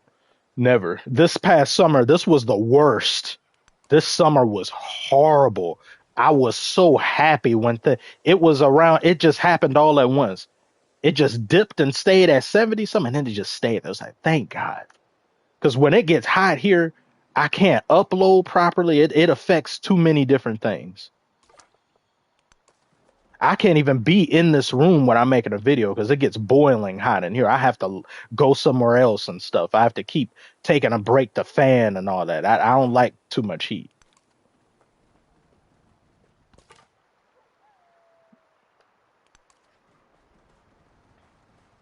I blame Kardashian. This chat is full of incels. Well, I hope people they just be joking and stuff, but that we can't be over here thinking that no, why is it time I go over there he takes it?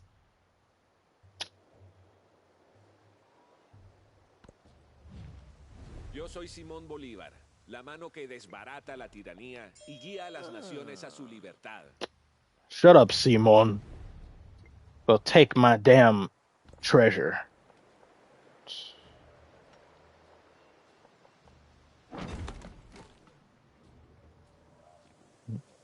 Silent G, I blame the Kardashians. Yes, I blame the Kardashians for a great many things. I blame the Kardashians for global warming.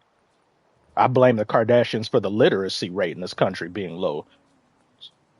I wish I could just put them in a rocket and get them out of here, but they don't really even annoy me anymore. It's like everybody who annoyed me years ago are so much less bad than some of these new people that are out. I thought they were hard. Like I thought they were so terrible. And then you've got these streamers and all these other people that come around, like people like Jack Doherty and all of them. I would make a Kardashian president if it meant that Jack Doherty and people like him get thrown into Arkham Asylum.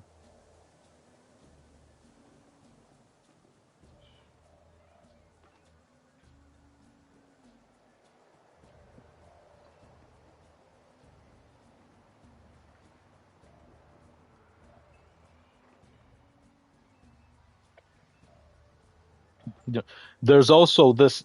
It's like, yeah, don't. What do you say? Combat Leg says a good girl is rare, but don't act like you dudes can't put in work. You have to try. You have to. It should be a give and give thing.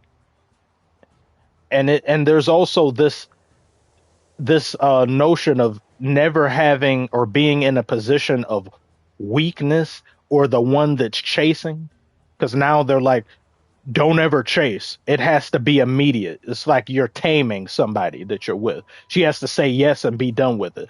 Any effort expended is seen as a negative. I don't believe that. For too much of human history, there has been effort on both sides sometimes, or it's been the man courting a woman. It's only in the past 10 years because of terminally online people and garbage internet culture that you can't ever chase. She has to chase you and she has to do that. So it's like, some people wouldn't even be here if not for their parents, one of them trying and stuff. Now, there's a difference between trying and then just waiting for that person like Steve Urkel. Ain't nobody got time to be waiting on 7 and 8 seasons to get with someone. It's like, yeah, maybe after season 1, go and find someone else.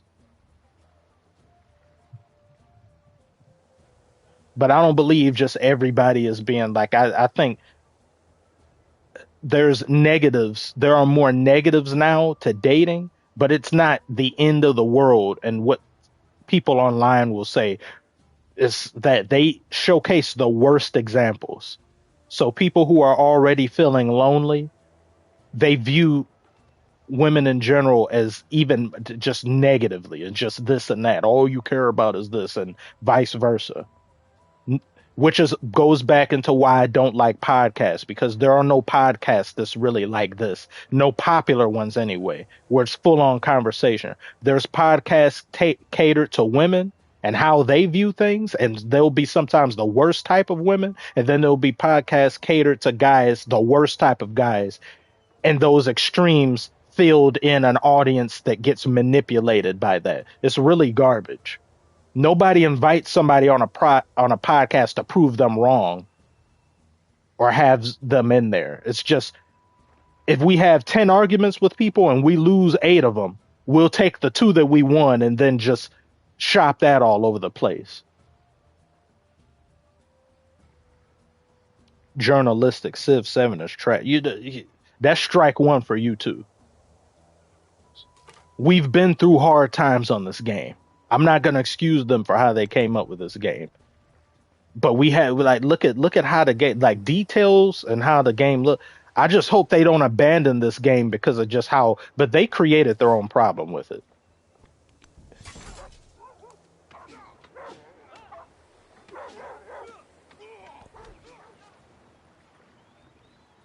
They already have a, okay, I got 1, 2. It's 2 a.m. where I'm at. I'm gonna go drop my head on a pillow. Have a good time, bro. Oh, see you. Is it Carl IRL? Thank you for stopping by. All are made of clay. Yeah, we need more podcasts dedicated to boosting self-esteem and conquering social anxiety. Society needs to be healed. Birth rates need to not go down like it is Japan. Yeah, Japan, it's like they running out of people quick over there.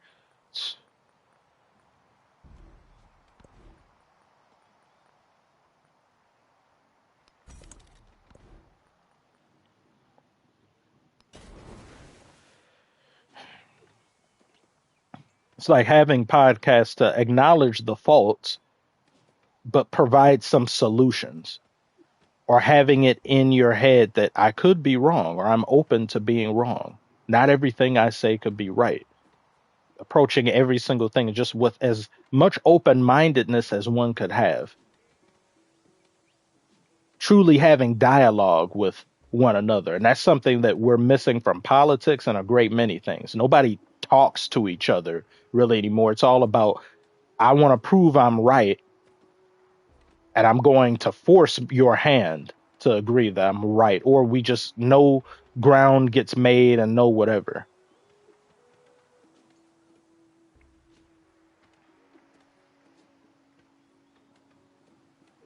Thoughts on Detroit Pistons so far? Other than losing to the Bulls, things is, I'm not gonna say doom and gloom and all that, but it's still good things that I like to see. I want to see us make some sort of impact trade. I want us to maybe. I don't want Jaden Ivey to go. There was someone on the Discord saying how there could be trades done to where maybe they get Davis, Anthony Davis, but then I said, well, that comes with some of its own headaches, but that he's still a really good player, or some players equivalent to that. But seeing Jaden Ivey go, and you've got so many different ties to Detroit, and they haven't offered he or Jalen Duren an extension. Sad to see that, but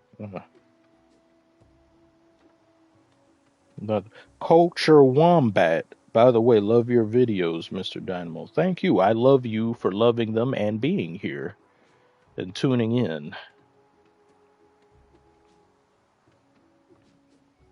Yeah, I saw it beat the Rockets. That's good. It's good. Beat the Rockets but lose to the Bulls. But was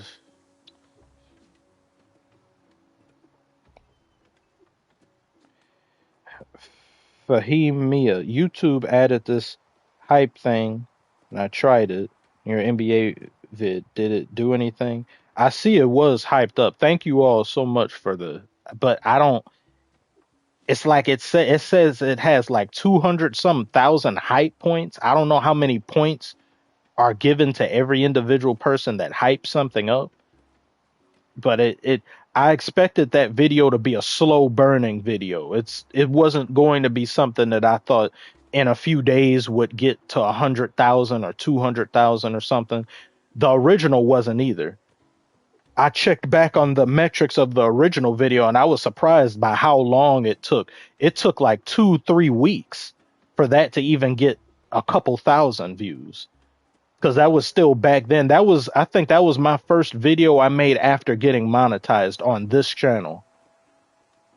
Because if you go back to the first playoff series I covered was the 2023 playoffs, none of those videos were monetized. All of that was claimed, and I just uploaded them anyway because I said that I wanted to see what I can do focusing on one specific niche and not have a repeat of my other channel being too many subjects and too many split audiences. And I said that, and I was also facing a lot in the way of just things,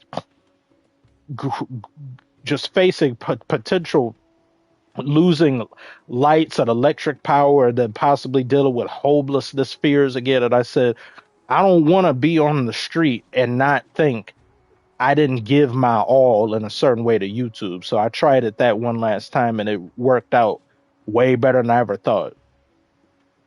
From playoffs almost start to the finals, a little bit after the finals, got to 10,000 in just a month and a half or something.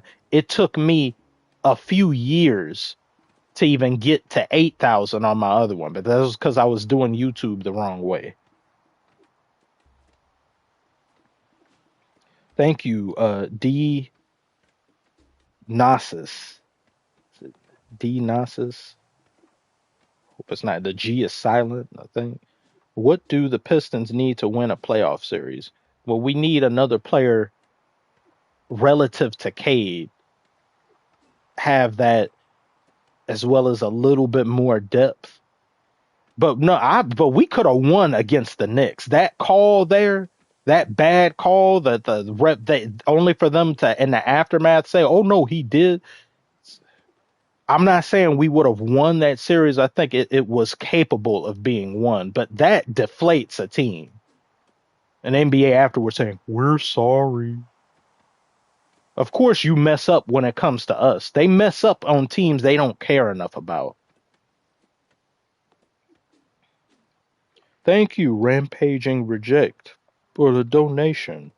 I know he's on your ops list, but you need to do a glazing video on Jalen Brunson. How can you not respect a second rounder that turned into a perennial contender? I will add that as possible glaze material there. Giannis is technically on my ops list too, but I only have Jalen Brunson and Giannis there. They're the type of ops that I just hate them beating us the way that they did. So you're a good op. You're an op that I say it's like a competitive op, a talented op. So if anything, I need to make a separate list of ops I actually don't like, and then ops that I'm jealous of. So Jalen Brunson is on that list of that because the way he put us away at the end, it's painful.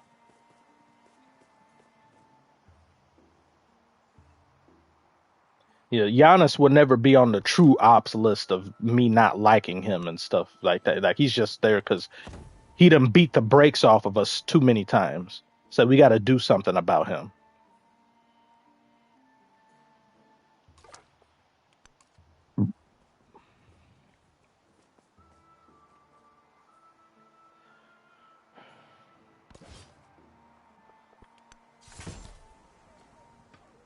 That still couldn't kill him.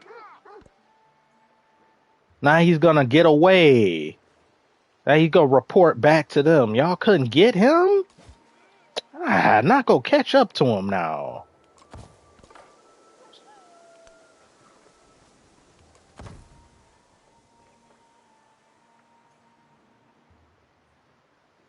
I think what's rejuvenating about this year is the old players are out of the way, just seeing the next generation hoop. Yeah, much more showcase on younger generation, some better coverage on them too. And then uh I got off subject.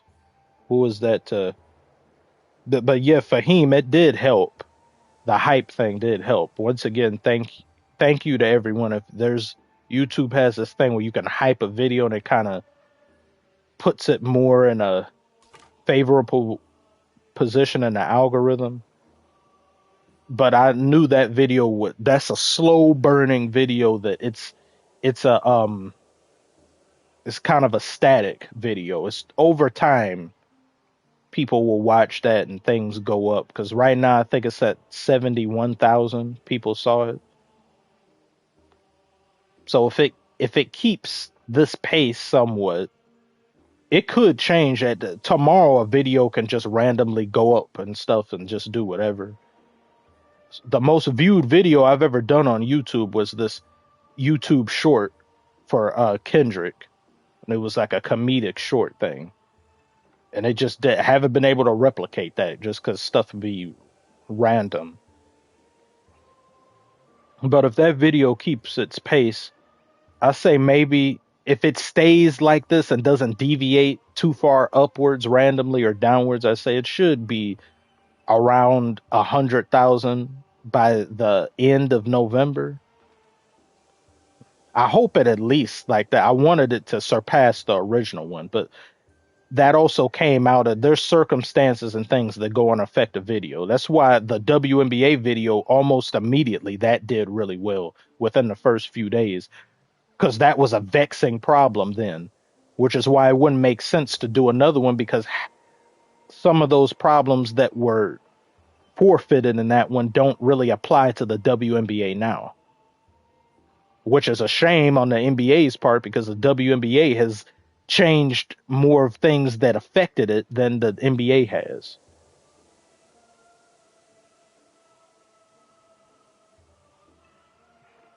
No Future says you need a better streaming setup. Yeah, I know I do. I need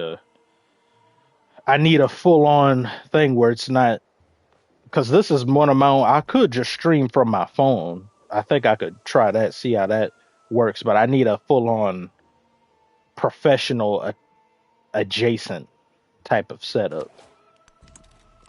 There's a lot of things I need to improve upon creation wise because saying things and saying them how I say them or putting things in there is nice and all, but it needs a professional's touch.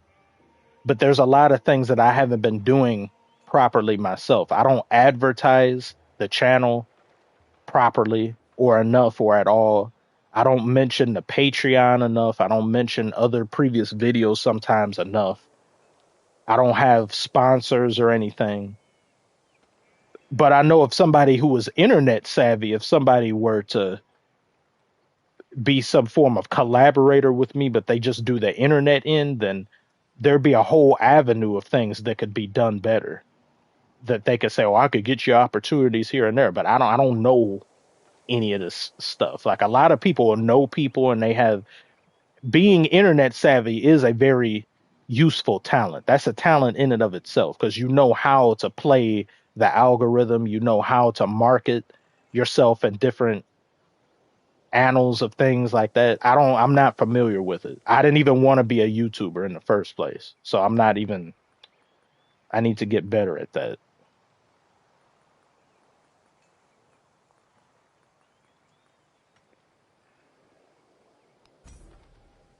Probably sending a raid over here. Let that fool get away. Y'all couldn't get him. He was right there. Oh, you got spears and shields. You let a dude with a stick run away.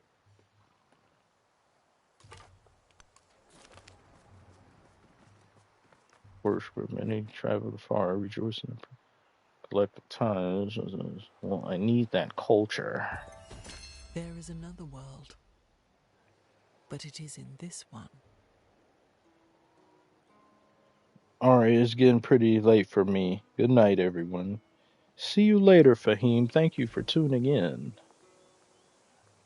have a good sleep as well. Sleep is very important, even though I don't do that enough either.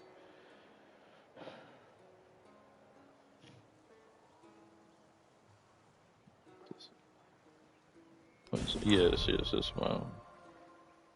Ethan Irving. Oh no, phone's about to die. Except mine was about to a second ago. Whenever it gets, I don't even like it when mine gets below 50%. I don't like that. And when it's below 30, it's DEFCON 1. I don't like that. And the forge. Bah. The fair breeze blew, the white foam flew, the furrow followed free. We were the first that ever burst into that silent sea. Beautiful poems, beautiful, articulate words of praise and inspiration. Yes. Oh, of course, I'm being attacked, and then I don't know that I'm being attacked.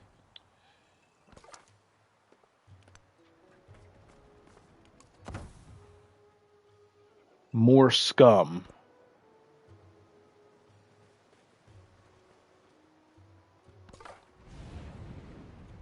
Y'all go really follow me all the way over here. Find something to do that isn't this. Oh my god. Still following me. Y'all can't swim.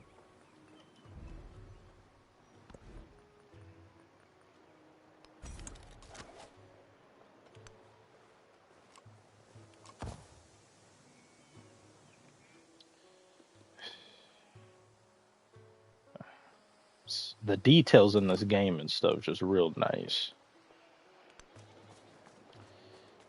Bootyful. Very bootyful.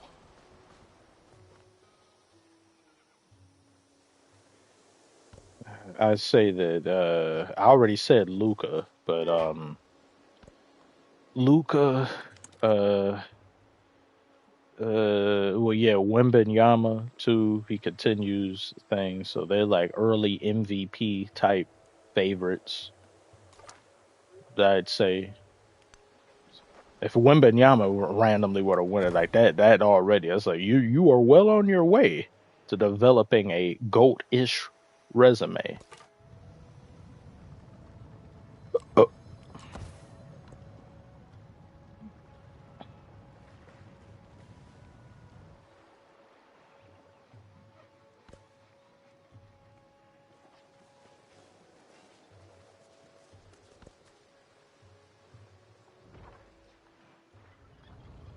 who's getting attacked now? Do nothing which Of course.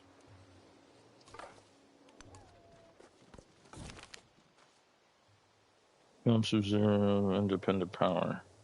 Disperse. Who's getting dispersed? One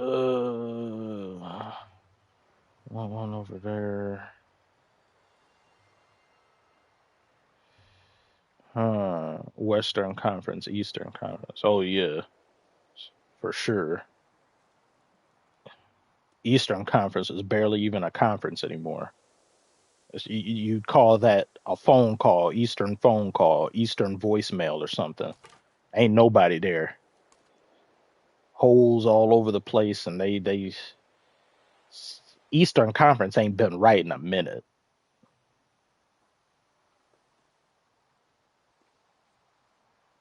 Chauncey is innocent. Well, I sure hope so. But if it's as bad as what's being said or alleged, then he can get out of here.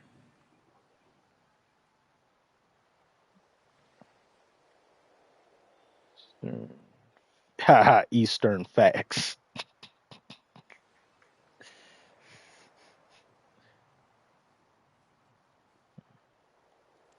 Well, we see others who develop and things like Tyrese Maxey, Edge come with that amazing showing that he had to. So say we see how I just don't know what it is about the East being that way. Just don't get it. East ain't been nothing since really Jordan when he was playing.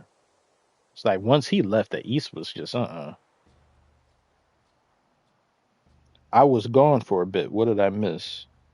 A whole lot of nothing. Ain't nobody did. I ain't did much of anything. I'm trying to decide: do I want to disperse or befriend? So I want.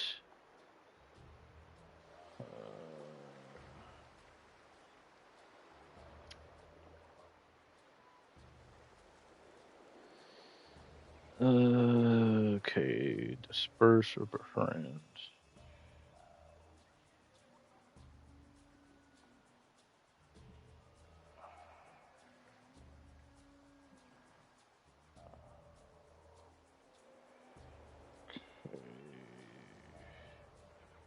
Uh,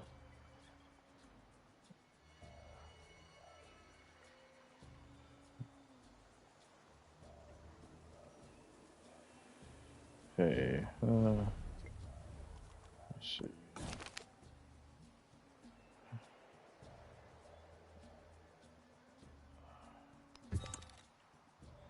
You be friends. You other two are getting out of here. You're too close. You're too mean.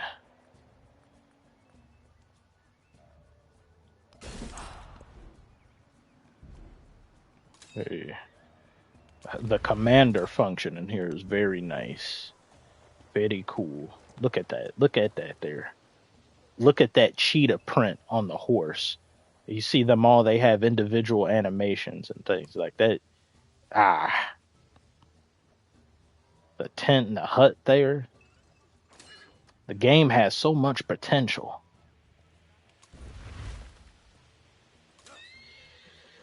Okay, we're going over there to deal with them. But then I don't want to leave and then some over here. They bet not do nothing while. But this is farther away. No, I should go over here. But then I'm closer. Ah. But a scout left over here, so I'll go this way. Okay. I need production.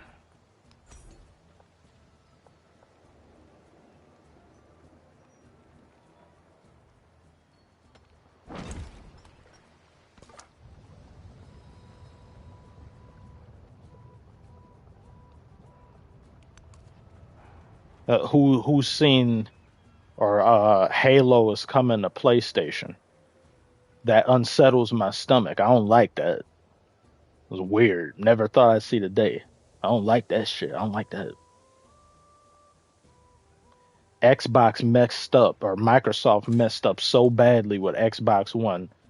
The ramifications and the echoes of that still affects them to this day. To where now they may just be turning up into a third party. Yeah, it's gonna be on next year. Halo gonna be here. It's gonna be weird.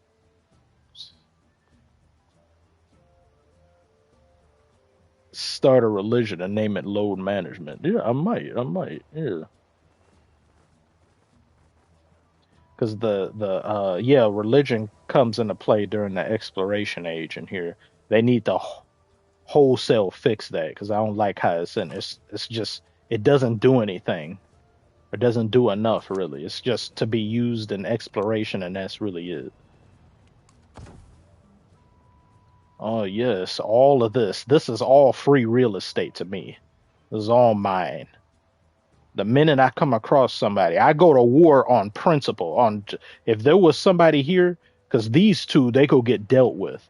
But if there was a country, I don't know who's over here yet. But if I go over here and there's a country over here or there's another leader, bye bye. It's no different than you go to a urinal and another guy uses the urinal right next to you. You look at him like, what the hell is the matter with you? He's like, you're getting out of here. You're gone. Halo on PS6. I don't like the names of stuff too, like PlayStation 6 is so certain level like Black Ops. Are we on? Is it Black Ops 7 now, or is it 6? Name is something else after that. I don't like that. When it gets up there to 6 and 7, it's like,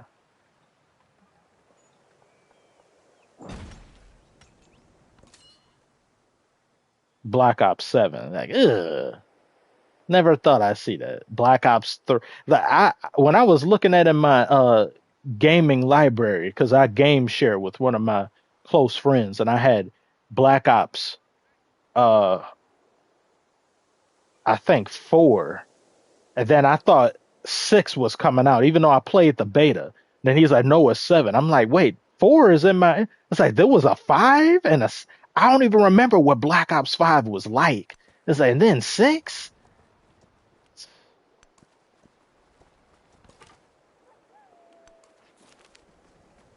Ooh, a chariot. Minus gold. A pretty petty warlord has driven a community of artisans from their home. They had been building chariots. Anyone who helps them reclaim their homes. I want that chariot. Cost some gold, but a warlord is gone, happy with a small tribe of artisans.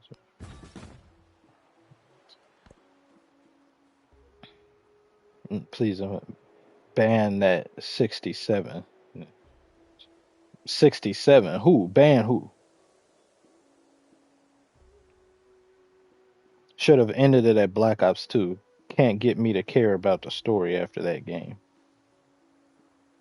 Cold War was Black Ops 5. Okay, yeah, that was. Now I can't remember 6. Look how cool that chariot looks.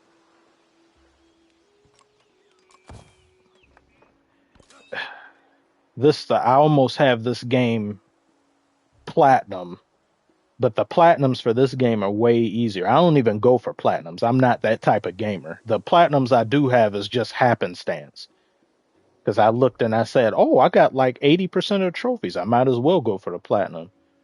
Some of these platinums for games, I was like, yeah, I ain't got time for that. I ain't doing all that.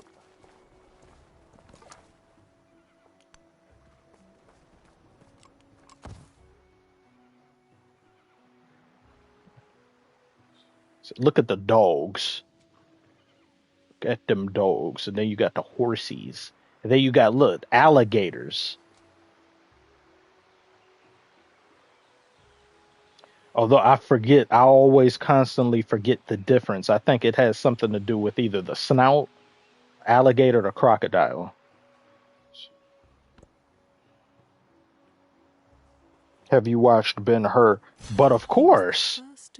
But of course, Ben-Hur, yes.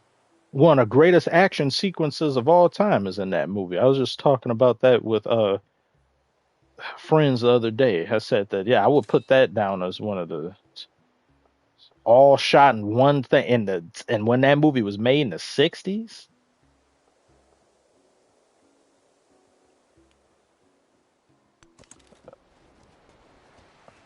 All of y'all are getting wiped out. All of you. Wait. Science. Nah, you're in a spot I don't like.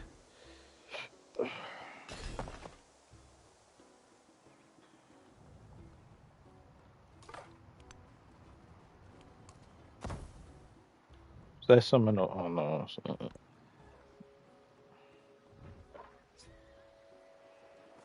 How did I take that much damage?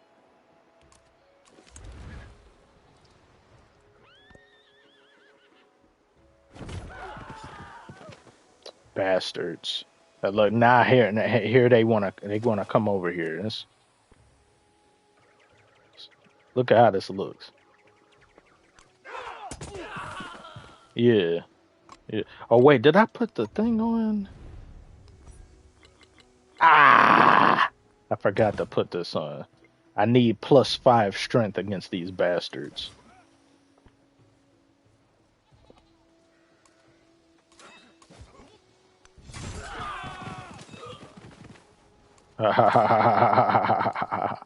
Yes.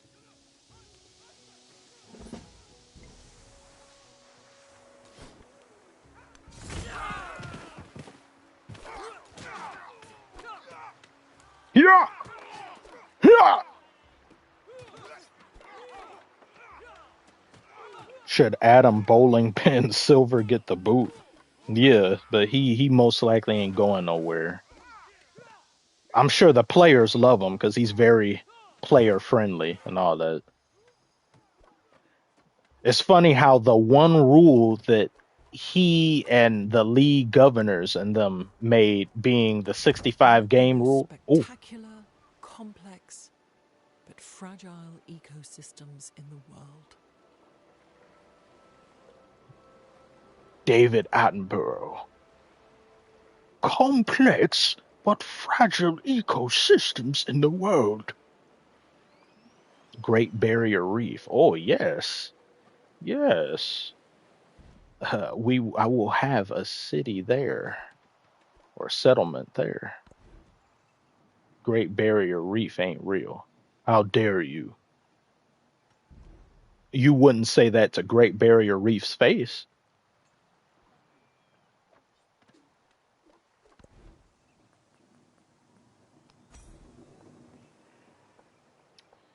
Uh, huh. Yes, I need to put that there.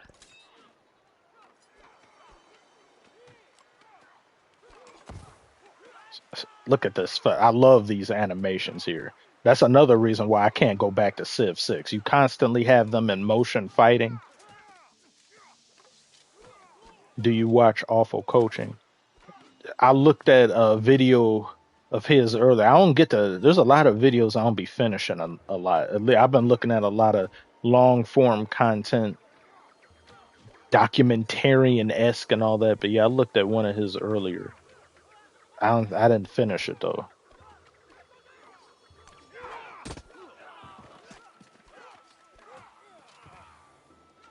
Watch they make a new unit over this turn.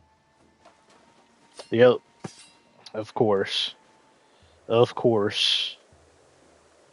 It's okay. You will be dealt with accordingly. Oh, so that yeah, they got now. Y'all go try to run away. Y'all ain't going nowhere.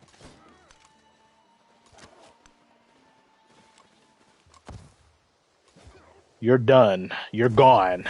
He was the first to construct a wall. You have no home to come back to. You may as well just give up.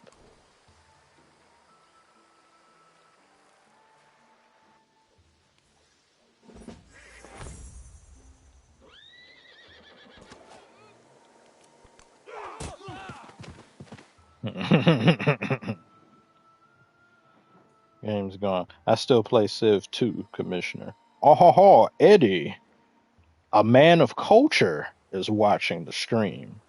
Yes. Journalistic. Civ 5 is golden. See, I don't have the same level of. I need to turn a light on. It's gotten too dark. I only just realized.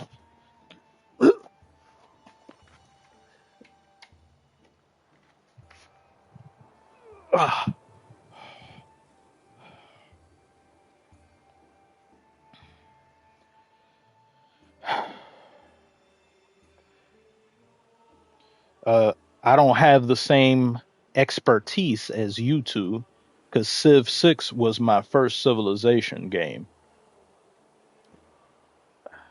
I never, I would have definitely a gotten thing because I love historical pieces and history was one of my favorite subjects, if not the favorite subject of mine in school. I would have gotten it earlier, but it was on PC, and PC always intimidated me in terms of just what I tolerate and what irritates me. I have a very low bar for uh tolerance and dealing with technological aspects of stuff. So when they made this on console, I was like, "Oh, cool!" It was it exceeded my expectations. Look at they're trying to run over here because they know their home is gone. So now they're gonna try and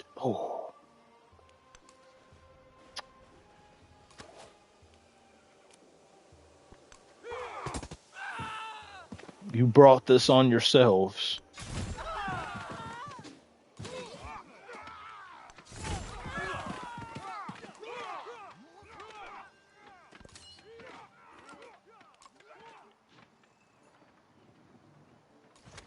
Go ahead. That's why I had this chariot waiting here. I knew something like this would happen. They do this a lot. Destroy them. They said, "Hey, at least we can die knowing we were able to inconvenience you some way." Do nothing.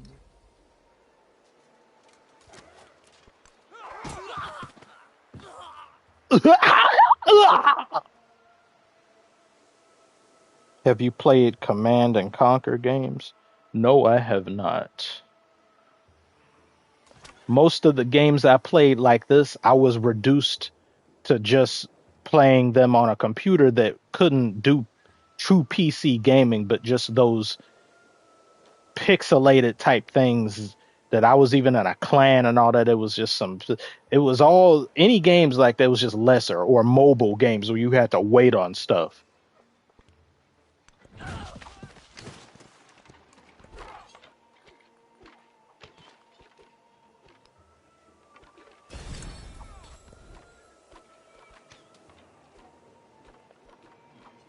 I hope to be able to this season attend a game, maybe like a Pistons game, because I've never been, at least as far as I can remember. But I know just because of varying reasons, my memory has been bad with stuff.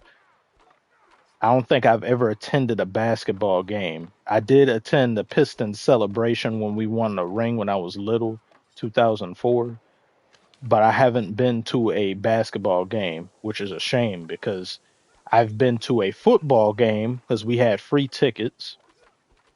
We got out of this doctor's kind heart.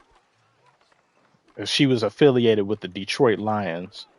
So I've been there, and I've been to a baseball game twice. Actually, more than that, probably. Haven't been to a basketball game yet. So I hope to do that this season.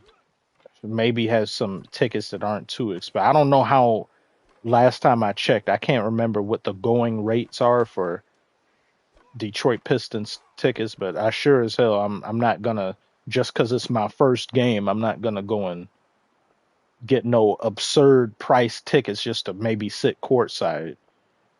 There's some decent tickets. If they're nosebleeds, that's okay. But just to finally go. An NBA YouTuber hasn't been to an NBA game. Not that you have to, but still.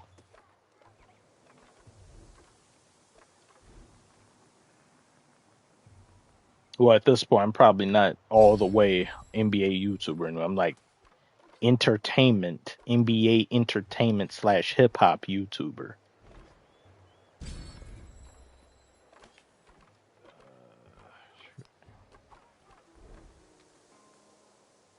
I need gold.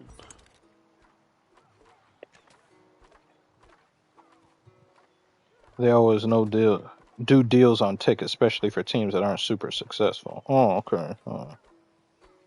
Minesweeper has games. Who are you picking to win the World Series, Commissioner? Jays or the Dodgers? Probably say Dodgers because that's the safe pick. Ha ha ha! Rocked in the back. Look at you now. Look at you now. You should have left me alone.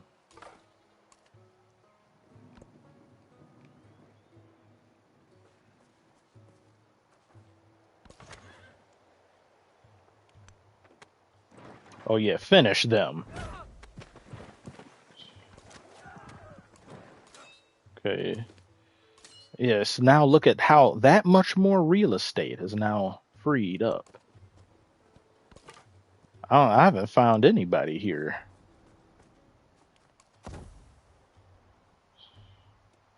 Should be somebody up here in this direction. But the Dodgers, they have Shohei Ohtani. So you know you're good at your sport when people who don't even watch, such as myself like that, keep hearing your name. That's what got me back into basketball, because I went some years without watching it, and I kept hearing Steph Curry. Oh, did you see Steph Curry? Oh my gosh, Steph Curry. I'm like, who is this? Then hearing them and so I hear Drake and them, Steph Curry with the shot, bro. I'm like, who? I ain't seen a player talked about like this since Kobe. I said, let me check out this Stephon Curry. And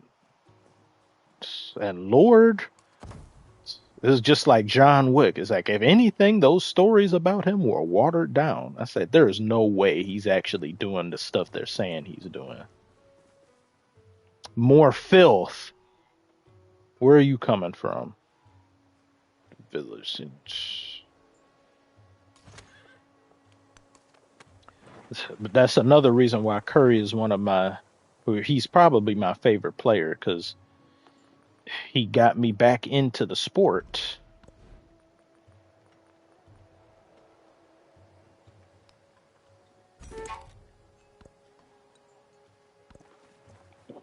How does Stephen Avon have a career?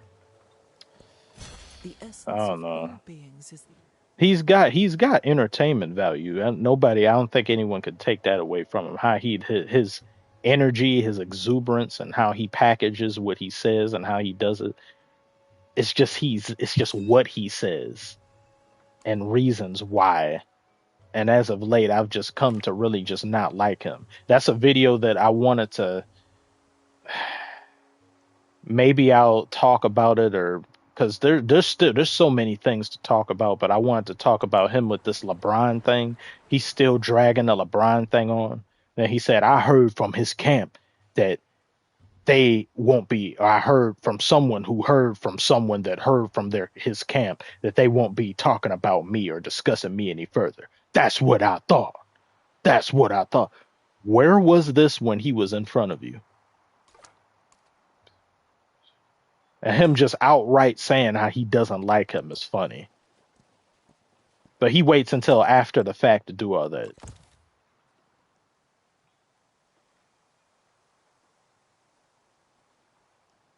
I remember when that was when Stephen A said Ohtani can't be the face of MLB as he speak English. Pepper's fun. Terrible take. Garbage take. What does that even mean? And he doesn't even know anything about baseball like that. His expertise he doesn't really have expertise really in anything. It's like he's a hot take machine or just a pusher of a narrative. He doesn't focus on the ins and outs of the game and the X's and O's. I don't myself too much either, like just saying that because I believe in the type of thing that I was going for doesn't really predicate itself on the X's and O's of the game necessarily. Because I see myself as just an entertainer. And some things just aren't appreciated or fully understood by the audience. And I believe there's a limit to just how much you can truly grow and go in that avenue.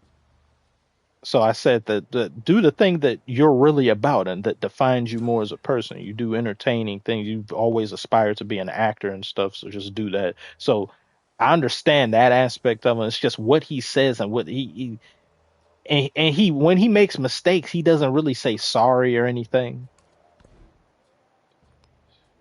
He's just there to create confusion and talk about things nobody else was saying. I remember he was saying to Terry Rozier, when I think Terry Rozier was on the Celtics, I think he was on the Celtics. He's all like, how are you this good and they aren't paying you enough? You got to get your money. And you're sowing the seeds of division.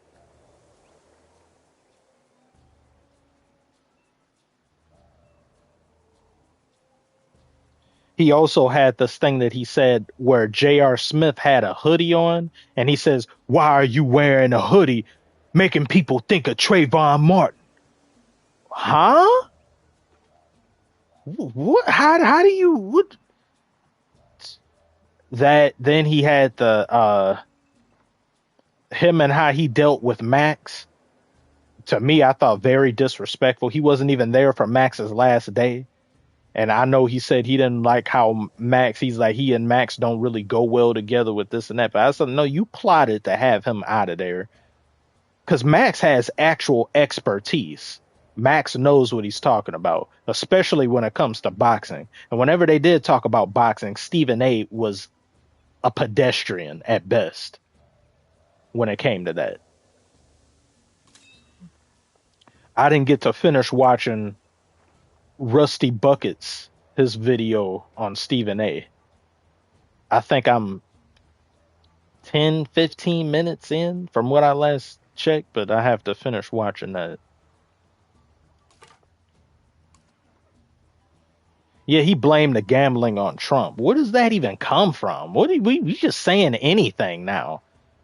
I know the dude that was put in that FBI directorship, like so many others in this administration, and they just there just because they put there. They don't have no real expertise and all that. But these investigations or these whispers of this was began in Biden's administration.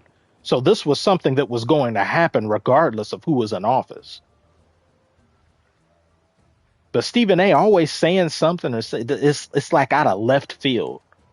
Don't make no real sense.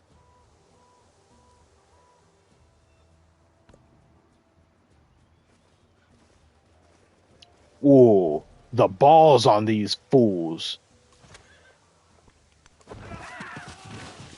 Yeah, gone. See, all you had to do was not do that. You could have been breathing and eating and doing whatever, but no. You had all this livestock over here. You had bison and stuff. No, you walked past that to come over here and get got. Come over here and get stretched. And now I know where you're from. We're going to your crib. We about to spin the block. Take y'all out of here. 16 turns. Damn it. And I got the boost. I don't have gold. Wait, do I have? Oh, yes, I do.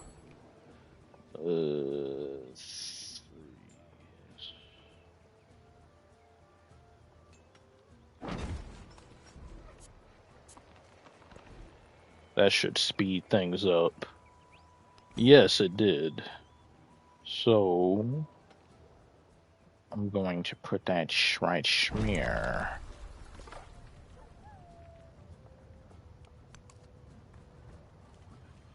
It's time to make another city. Another settlement. Production.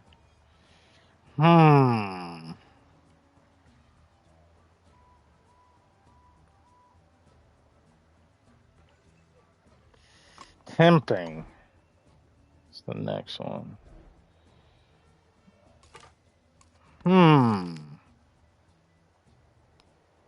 Any beginner tips on playing Civilization? Zenkaibu says. Well, probably start on one of the easier difficulties. Then just really absorb information. First playthrough. And as you have a better understanding of the game, raise the difficulty some. Also, which one are you playing? Do I want to...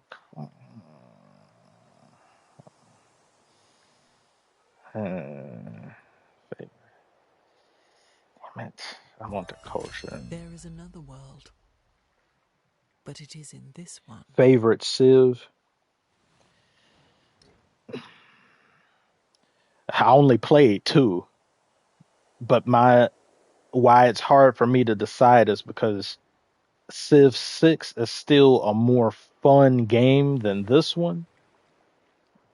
But it's hard to compare them because that game has been out a lot longer and has had far more additions, expansions.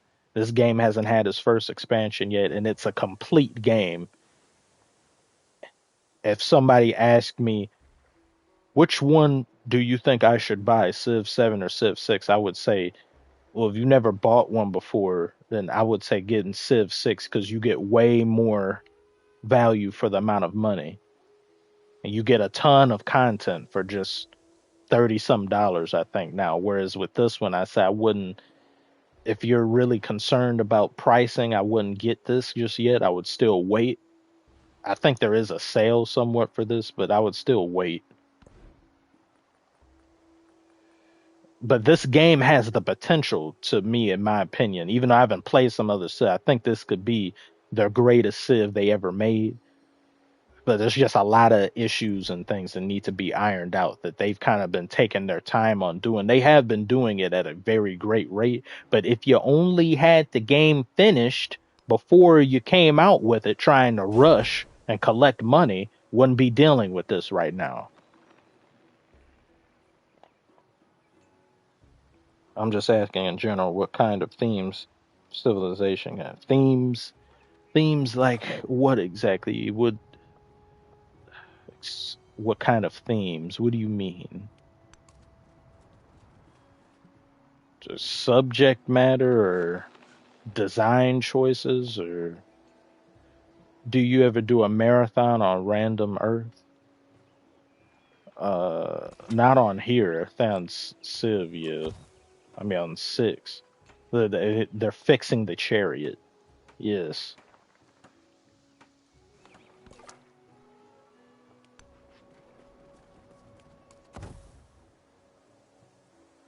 Oh, yes, more land over here. Interesting.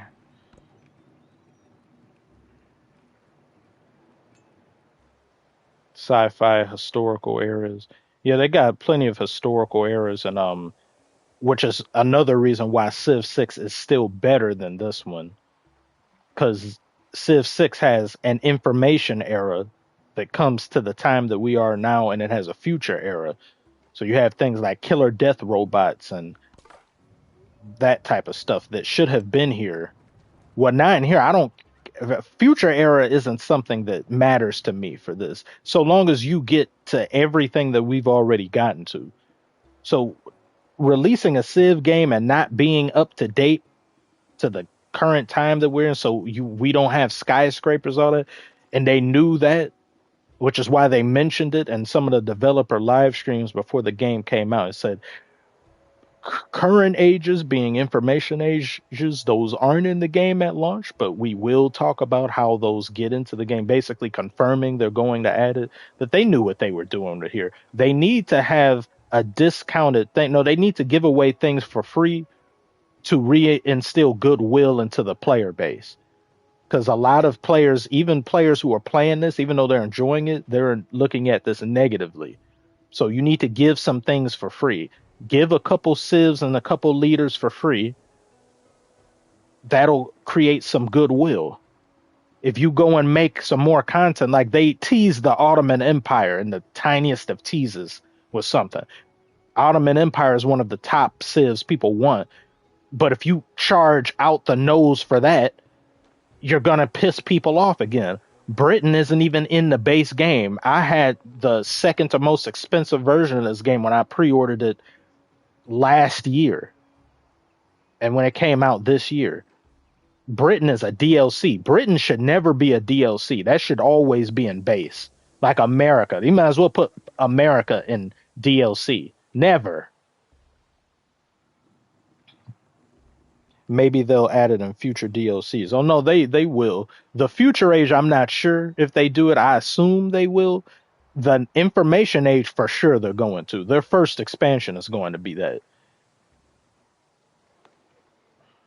I just don't know if the first. I kind of hope, because this is the end of their roadmap. October is that. I know we're supposed to maybe get another update before this month is out. So sometime next week. I kind of hope they announce a big. I kind of want the expansion to be this year, because I don't know if this game can go a full year with how mixed the reception has been. I do think the game is overly hated a little bit, but not a lot. A lot of the hate it deserves for how it released. If they announce something towards the end of this, like maybe they say January it comes out, that'd be great. But they need something to cure the restlessness. This last update they did was really good. Made quality of life of the game far better. Oh yes, more goodies.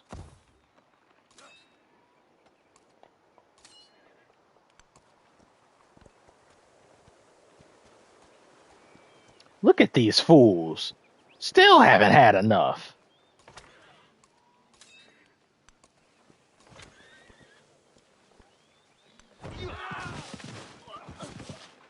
Look, half of you are gone already. You should just leave me be.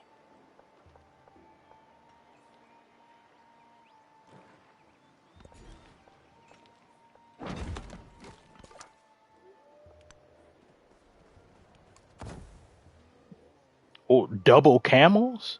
Oh, yes. Need to get over there, too. Audacious lot this is.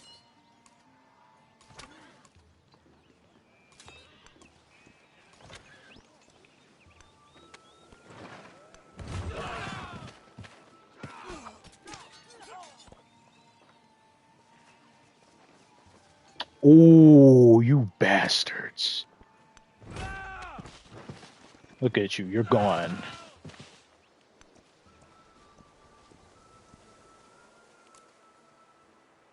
So I go over here.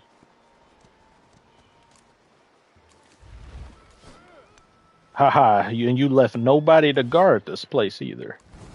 Bye-bye. All the food belongs to us.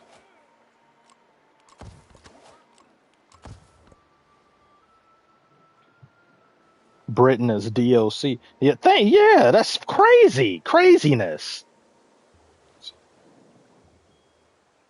A theme I notice is tech superiority snowballs. One nation like killer robots, while others still medieval times. That technology differences can be silly. Yeah, that's enigmatic beaver. So I like your name. That was a problem they were seeking to fix with this game, where they said there were multiple issues they tried to address with here, but they also ended up creating issues and made problems of those that weren't. So people playing the game to completion was something that they noticed was lacking, as well as the snowballing.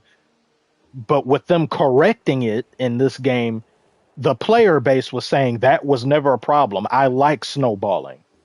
People like getting near nukes or having jet planes, and then some of your opponents are still using iron to fight with. And so some of the things you won't know until you try to do it. So I don't fault them for trying with that, because I think the community also became aware of some stuff like, oh wow, we've been complaining just to complain. But some things should not have been changed, like the Civ switching. I don't have a problem with it, but that's because Civ 6 was my first one. Civ 7, and people who've played the franchise for decades, they were like, nope, absolutely not. And I can understand why they feel that way. Hey, yes, yes. Welcome if you just got here. Is it Druru Law? Yes. Civilization. If they get this game proper to where it needs to be, this will be my favorite game of all time. It's there. It's possible. It's there. Because some of my favorite games of all time, top of like Batman Arkham City, I played that endlessly, only for them to remaster it and somehow degrade it. I don't know how you make a worse remaster.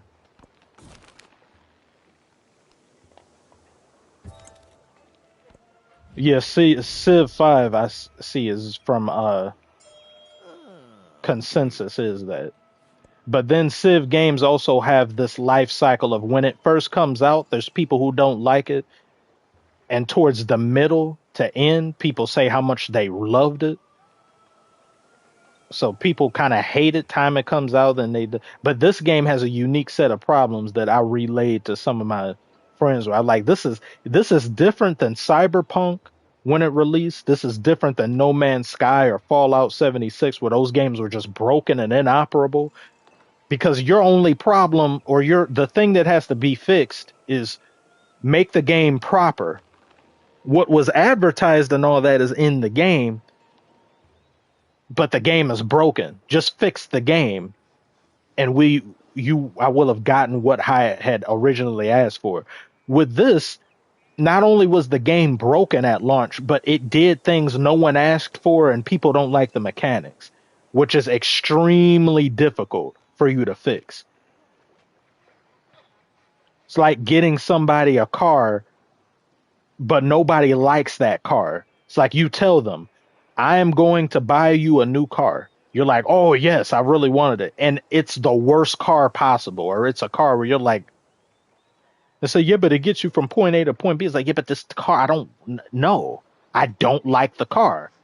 So you think, oh, I'll change the tires. I'll make those tires look different. I'll change the steering wheel. I'll change the bumper.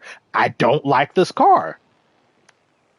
At some point, you think it's just easier and less expensive to just buy a new car than keep trying to change the innards of this. So that's what problem this game has. They released polls asking people, what do you think of the update? What do you like? Because they fired some people and all that. Like it's a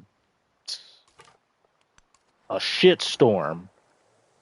But this is what they get for releasing a game and not having it in a proper state.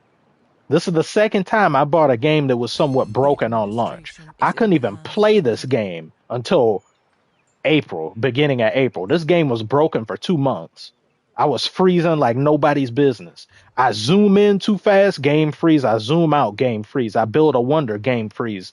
Somebody declares war on me, game freeze. I declare war on them, game freeze. A soldier dies, game freeze. Unplayable.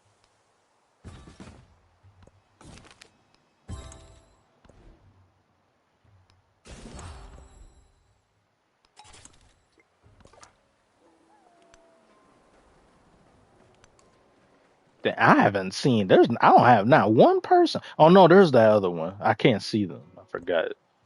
It's damn. It was Simon Bolivar took my damn goody hut.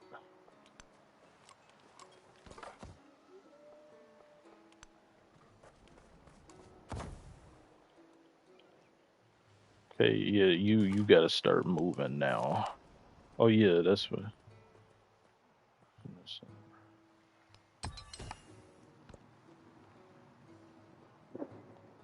No Man's Sky like content, but devs added them later as free DLC. Cyberpunk straight up unplayable. A lot of consoles was patched so much. Yeah, yeah. So those two problems are easier than what this game has. This game wasn't as broken as Cyberpunk and all that, but No Man's Sky, we false advertisement in a way. We want this, and it's not in the game. We'll make it. Just wait, and it'll be in here. Cyberpunk game is broken. We'll fix it.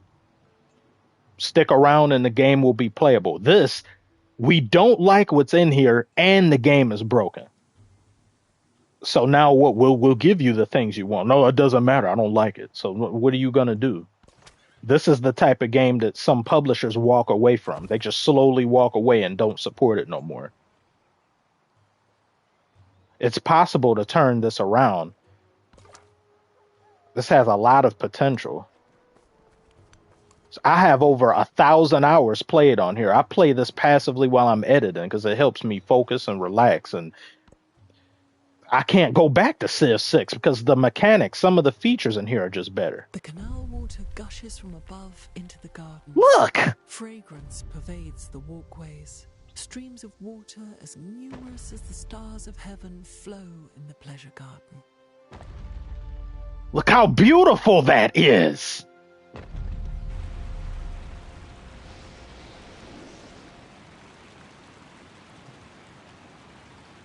I see that get built, hanging gardens over and over. I never get tired of it.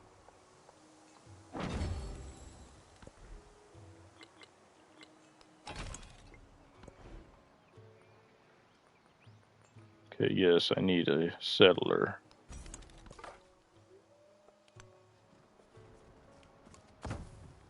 More scum. And time I see the hut, they go over there and crowd it. I'm gonna go over here anyway, even if I get attacked. Seeking trade, herders or something along that. Curiosity's turn to debate.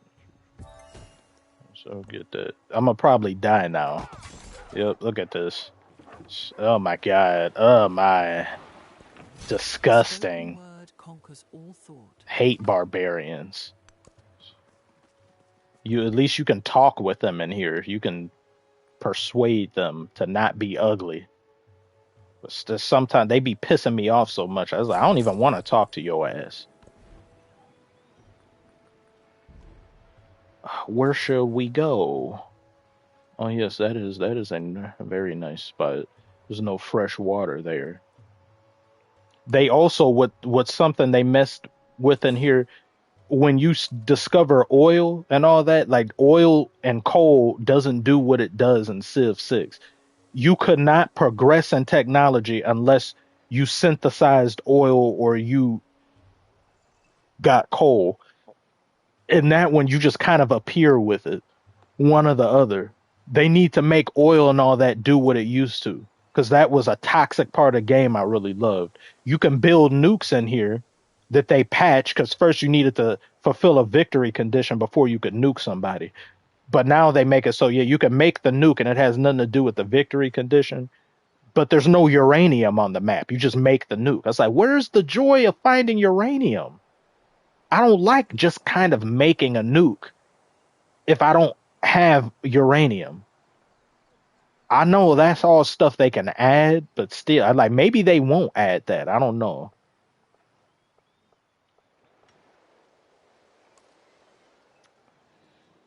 This damn rock. Some of these rocks.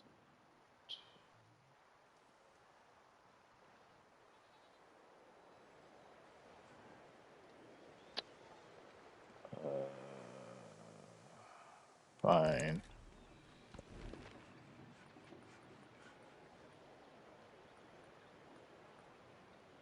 Another.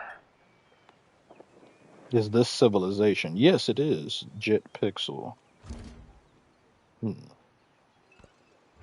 Who's here? Oh, Ashoka.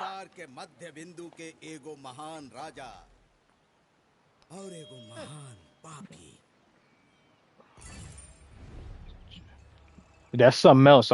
They need to bring back the diplomacy thing in here, because in here you just do deals that grant you influence and happiness or gold. But I miss the commerce. I miss trading specific things. And then when you get into war with somebody and you win the war, they'll say, "Hey, I'll give you a city." Sometimes they even offer up their capital and stuff. It's like, what? Fix that.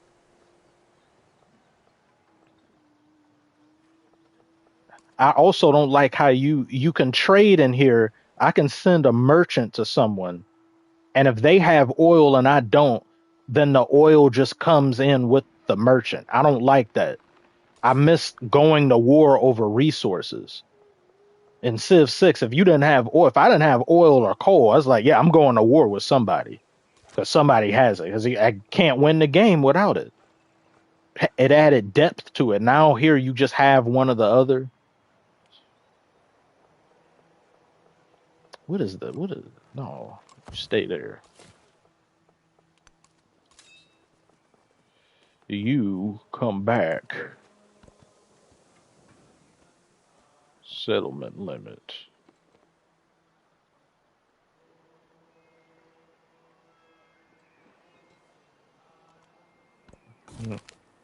It should be like how it is in real life. People go to war over resources like that. It's like they tried to make the game easier, but while you make it easier, you lose its depth. And people be in a shit area. That's how life is. You're in a shit area. People in the Middle East, once oil is discovered, then Saudi Arabia and all that, they become viable places of they have a presence on the world stage.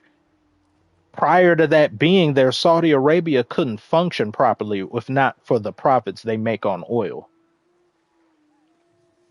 So not every spot should be a good one. Sometimes they made in this game where every spot is kind of viable. I do like that, but they should also have some unviable spots to where, yeah, I'm going to have to re-roll.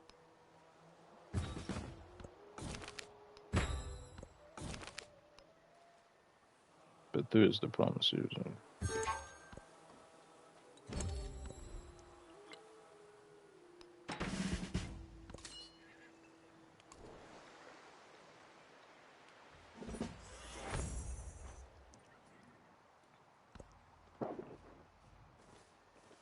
Become allies through mutual trade or enemy. Yeah, If you it used think to have to do very that well, too.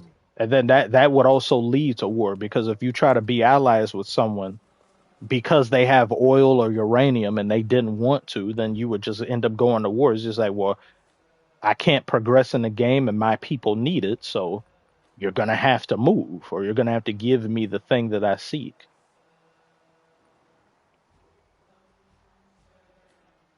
They also don't have dams and canals in this game, which they need, because I get sick of making a settlement on a navigable river or some river in general, and then it floods and everything gets destroyed, and I have to keep fixing it because you don't have that in here. Like that's something that should have. It's like anything in the previous game should be in the sequel. There should not be things stripped. This shouldn't even be a question. It should just auto be in there.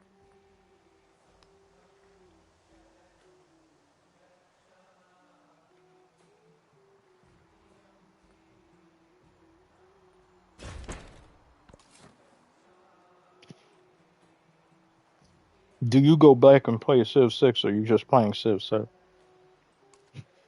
I went back 2 weeks ago and I couldn't even I moved a unit once or twice. I just couldn't because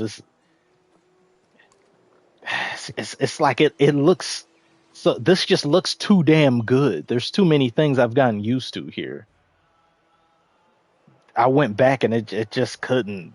It's like I was trying to make myself feel better about this not being up to par yet. If I could just take the look of this game and a lot of Civ 6's mechanics as well as some of this one combined, like I said, be my favorite game of all time. Because again, I have 1,000 hours on this game, a game that was broken for 2 months.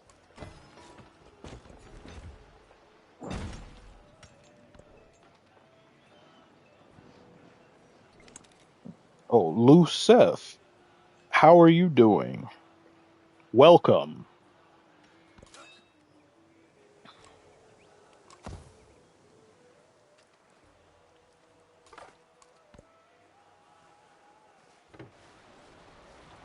They still chasing me over here. Find something to do.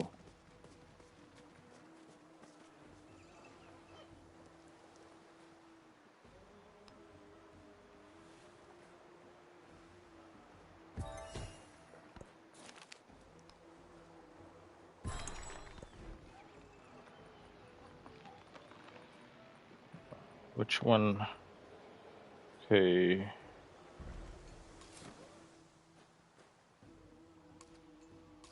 Can you shoot him? I'm out of there.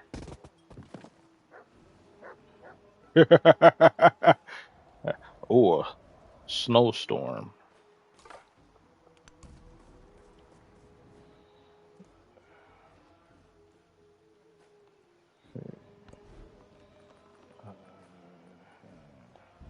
Wait, where am I moving?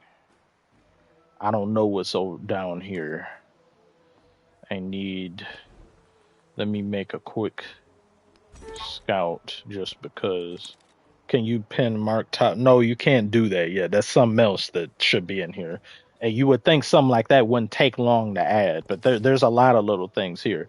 The Civilopedia in here had spelling errors and some things weren't in there. People don't know how to do certain things like it. There was no way of me even knowing that it was rushed like this because they had a release date set in stone. They said we're going to do this and it's going. They had a trailer. They had developer live streams. I've never seen an unfinished game showcase this much of itself before it released. So I said, oh, it must be basically 90% finished if you're showing me all the. No, no. It's all 2K's fault. I also heard that like the same people that own NBA 2K own this, and they let their nonsense affect this game. I also heard some of it was due to them wanting this to come out in a certain window because if they waited, then every gaming or just every game would be affected by GTA 6's release. So they didn't want anything to be messed up with that. So everybody's avoiding GTA 6 release window like the plague, only for GTA 6 to get delayed another year. So you made this game get rushed out and ruined for no reason.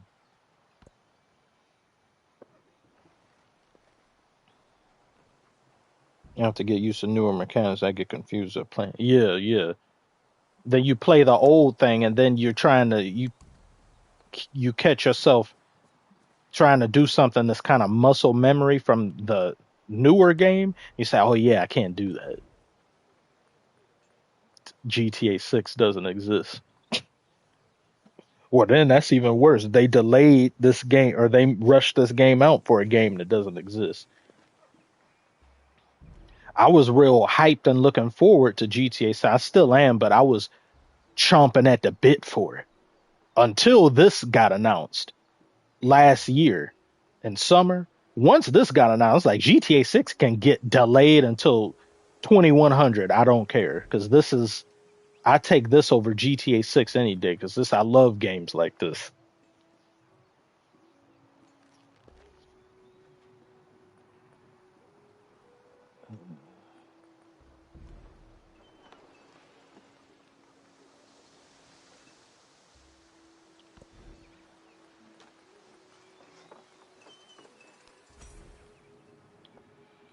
And they only just now added this with the last update. So now you can see what it is you're doing and the effect of what you're doing and what it has on other things. But they need to add dams and canals in here. And there'll be a little scrap or piece of land that you can't get past. And Civ 6 has it to where you can. And so, like, put, please. Oh, oh, there's two goody huts over there. And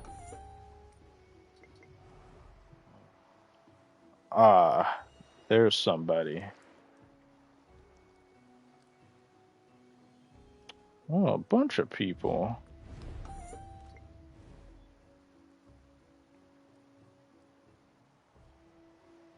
At least GTA 6 is coming out soon. I've been waiting for Elder Scrolls for 14 years.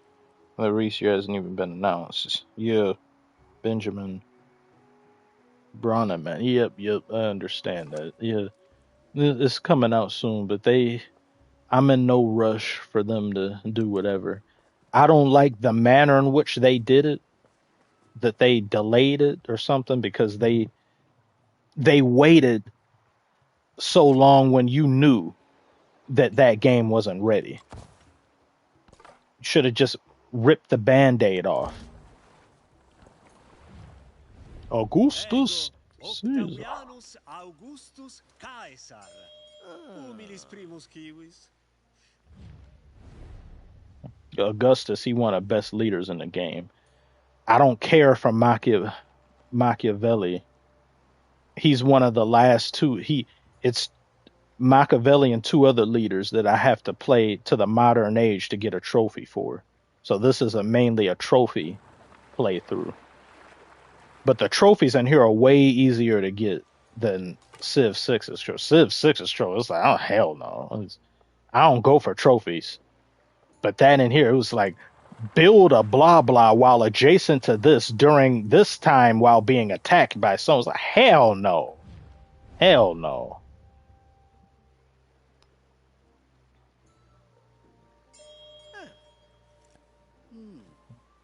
Yeah, I don't care about the trophies. It's only when I'm close, when I'm already close, that I do go for it. If I like the game enough. Even games that I've really liked, I'm not gonna go for the trophy if it's just too time consuming, because I don't care about. That's like maybe the me that was younger didn't even care, because it's by like what, just to flex to other people who see you online to see like, oh, look how many you have with this and that.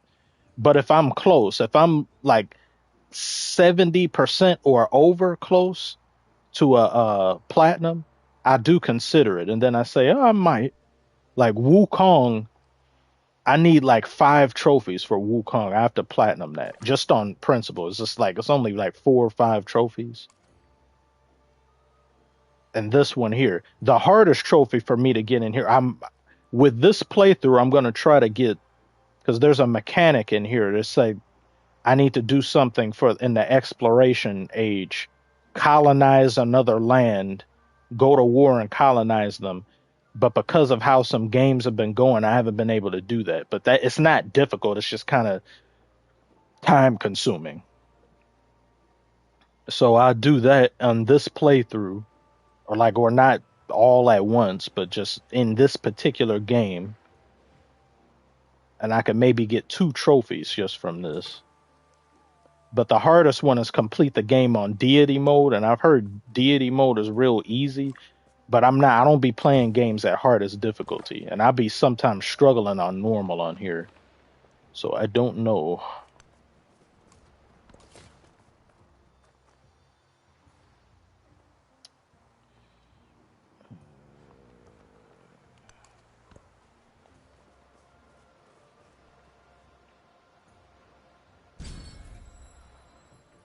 Fans are disappointed. Yeah, transparency, I agree. Benjamin is always the best. You just be, but it's like be honest in a certain timetable too. Don't wait. People are already, at least they didn't make the game available for pre-order first and then delayed it, because there's a lot of games that do that.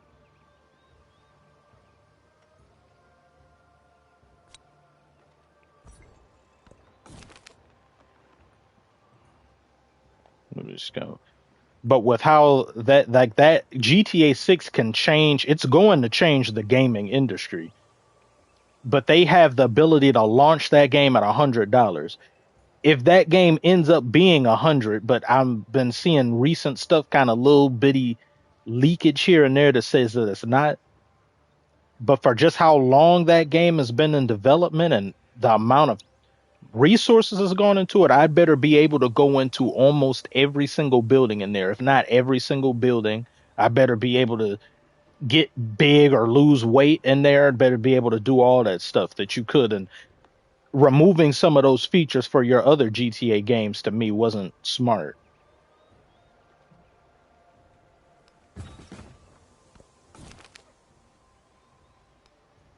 What is this? Make amends with Draymond.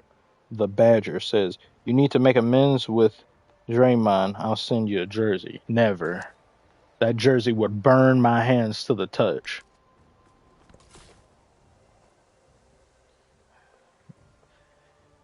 He's not as irredeemable as Ben Simmons is, though. There have been times recently that I've thought, I said, is Ben Simmons number one? Because when I first made this channel, Ben Simmons was easily number one. And then Draymond had his series of debauchery that I said he's unhinged. He's unapologetic about being unhinged. He's just something is wrong with him where he doesn't see what he's doing as a problem. So that type of delusion that can also hurt people, I put that at number one. But there's things about Ben Simmons that I want, like it's like I want badly to put him back up at number one again. Because he's he's a pretender. He's a freeloader.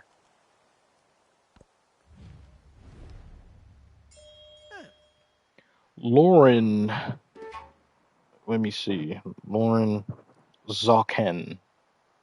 Lauren Zalkan. I hope I'm not mispronouncing that. Commish great content. Oh, your trash video was fire. Thank you. That was the most difficult video I've ever had to make. Out of all the 3 channels that I have. Kept getting blocked, kept procrastinating on it while I was making it. I said, I don't feel good about what I'm making. I deleted it twice. The original got deleted twice. Because some videos, something could happen right now, or with the gambling thing and some where it just I can't even snap. That's something I don't know how to.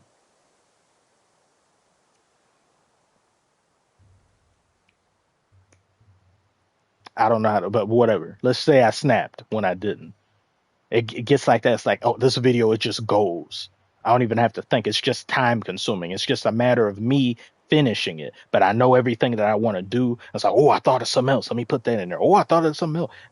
I didn't get to that point with the rant sequel for a majority of that time. Just wasn't there. I was look at then I woke up one day and looked at it, didn't like it, and deleted it after it had already had been deleted.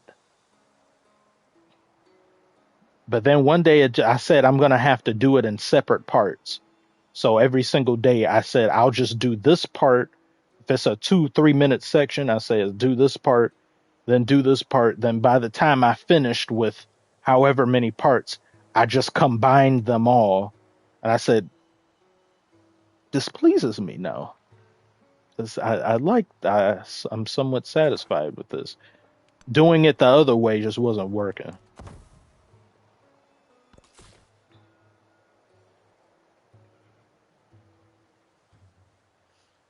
Do I want this right here?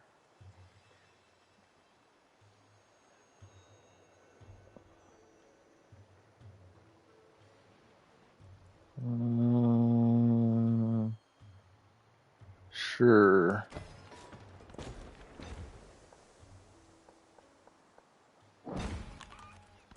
Olympia.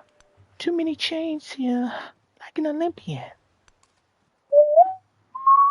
I also can't whistle very well, if at all. Benjamin says, are you into other strategy games like Crusader Kings, Europa, Universalis, Hearts of Iron, Total War, Age of Empires? Yeah, I'd be interested. I just haven't tried them. How could they let Clay go but let Darth Mule stay in the Warriors? I get well. Clay hasn't been playing too good again these past couple of games either. I guess it's just a question of what thing do you need more. I kind of been topsy turvy on them keeping Draymond over him, but Draymond isn't. It's what he gives you. Clay, what he used to be, he's just not himself anymore. So that one thing that was invaluable isn't there to the where you'd like it. So keeping him there, and he was unhappy with some things, and he was somewhat delusional too, and what he wanted or expected from them. Over Draymond, who gives you that toughness because Warriors have always needed that enforcer type player, that utility player who could also play point occasionally, distribute the ball, guard multiple positions. I guess, yes, he has more value in what he can establish than Clay. Because once Clay, with his injuries, not only did he lose that invaluable skill that he had in just scoring the basketball, his ability to defend, he became a big liability. He was a full on traffic cone, too. So he just can't with the injuries he sustained. So it's just like you don't like it. You don't want to see it because they're just a tandem. But it's just something that just came to pass. Real hate unfortunate injuries like that. If I was a Golden State Warriors fan like that, I would be devastated.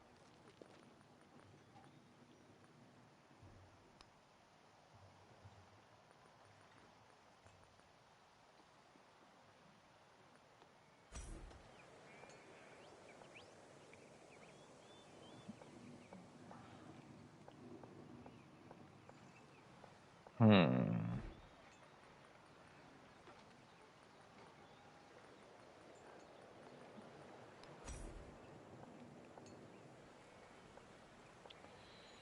Yes. Codex needs to be slotted. You must wait. Have you considered making long form content? Yes, yes. Oh wait, before I get to that, Lorenzo Khan. Okay, okay. Oh, Hope your health is coming along. Your family's doing well. Work out YouTube issues over time. We're significantly better off than before. Wait, let me lower this. Lower.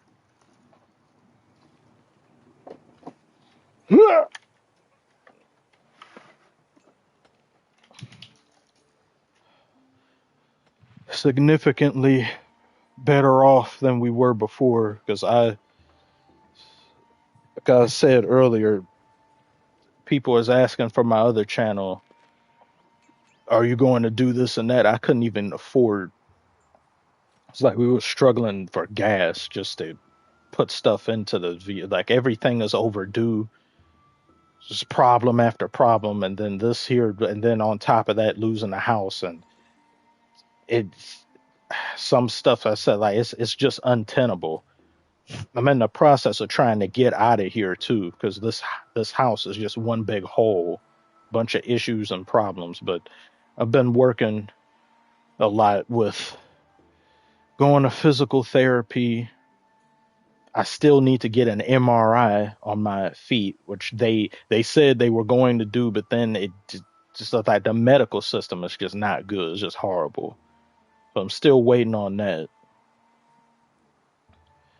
Got other things need to do, and all of it working best I can to not be in this situation anymore. Because all of this just as a result of you lose somebody, and then that person was the breadwinner, so it's on top of loss and everything else that comes associated with it.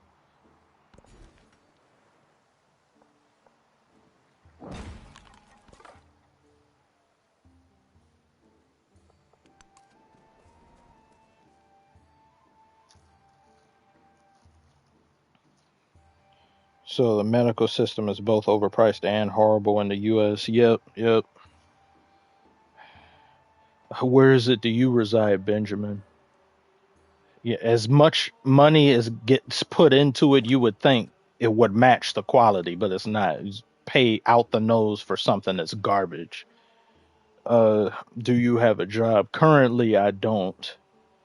I was going from job to job with some things. I used to work extensively for a long time at the bank. I was a banker.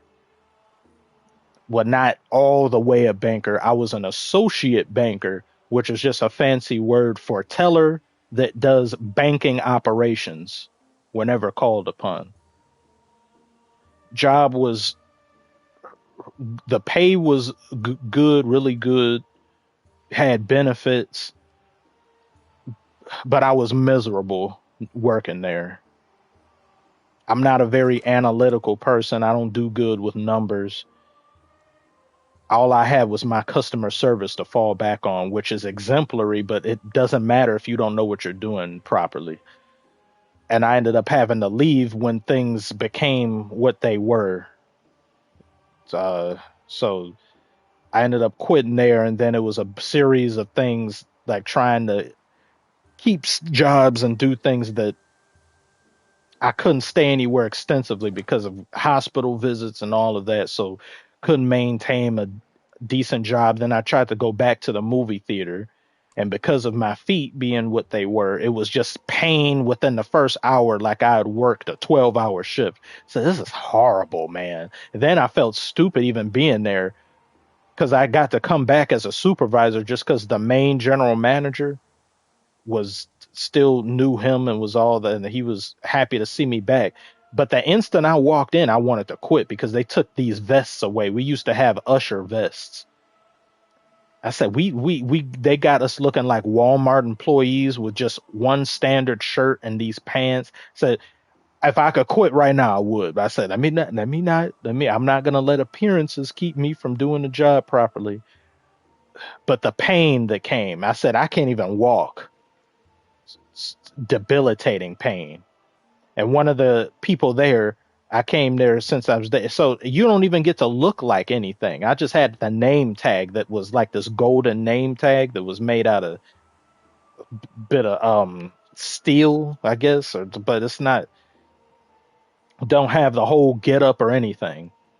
we used to look like how they looked like on Drake and Josh. You ever seen that? But one of the people that was there was like, "Oh, so are you new, like a supervisor here?" So yeah, I used to work here, I'm just coming back or something. And then casually talked to him a bit. Barely anyone talked. Everybody has headphones in their ears. It's like they just changed the rules, let a bunch of people break them. And then he said, "Where'd you used to work?" I said, "I used to work at a bank." He's like, "Why would you quit and come back here?" And I was like, "Yeah, why would I quit and come back here? That's pretty stupid when you really think about it." A few days later, I had to leave just because another hospital related visit. Just bad. Just everything is just not. It's terrible. If it was just me living on my own, I would be fine because it's just you make a certain amount to sustain yourself. But when you're trying to help two other people, being little brother, dealing with him and his schooling, his homework, feeding and clothing him while he's over here. And then we lost a bunch of money in this custody hearing. Then you got to feed or not feed, but you're helping your grandmother and all that. That's two other people you have to be responsible for helping. So it's three people altogether. You just can't do it.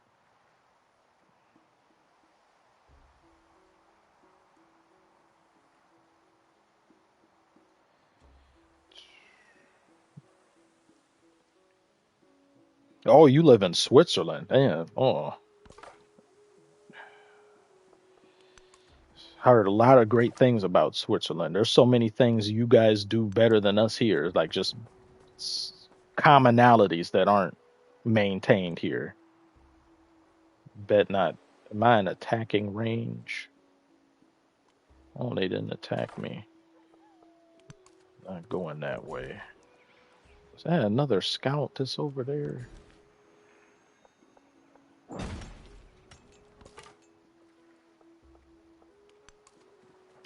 Ugh, so many of these bastards.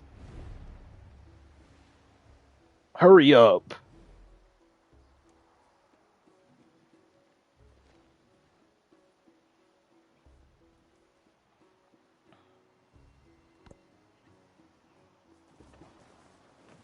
Oh, they didn't attack. Now is my chance.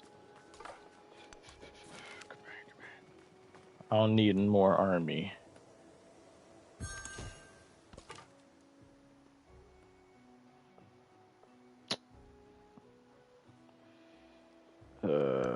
I'll risk getting attacked again. When I was young,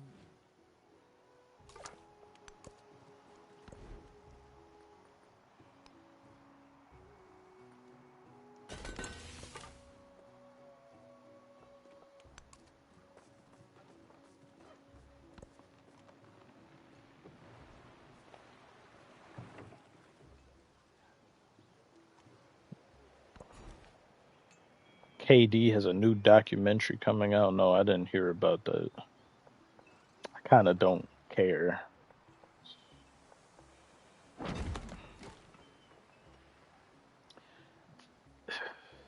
It's, there's some people that they really they be looking forward to a LeBron documentary, but it's like it the story is just not as interesting to me. The only thing that'd be more boring than that for a star player to have some would be KD's documentary, which to me would be even like kind of.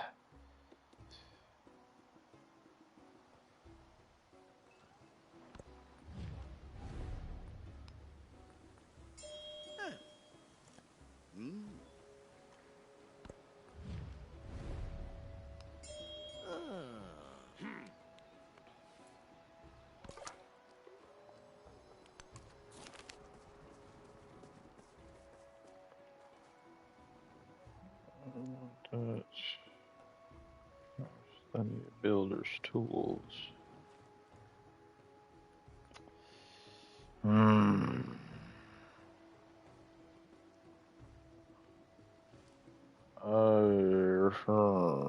It's difficult decision.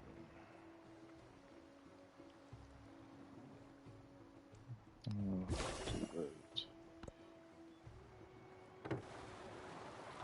It's expensive as hell here, and there's a lot of unnecessary paperwork. But public services are great. Crime and poverty are very low. Infrastructure is great, and homelessness is almost non-existent. So we have the opposite of all those problems.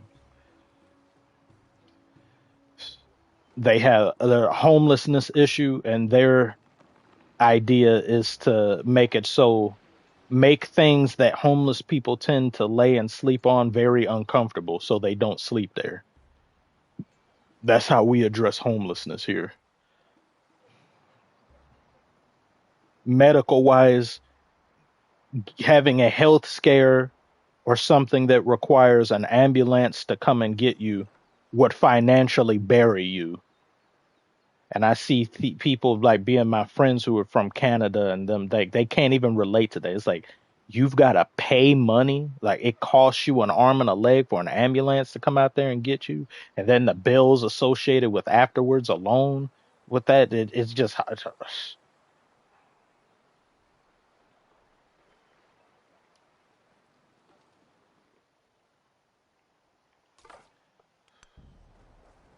so yeah, I was able to have some benefits just because of my laundry list of like mental related things and some other associated stuff. So I got covered not too long ago, but then because that was far better than just going for simple visits, just for you to even tell them there's something wrong with you would cost like $200. Stuff would just add up. But because the government is shut down, or I think it is, I'm not sure, my papers and all that aren't able to be processed properly.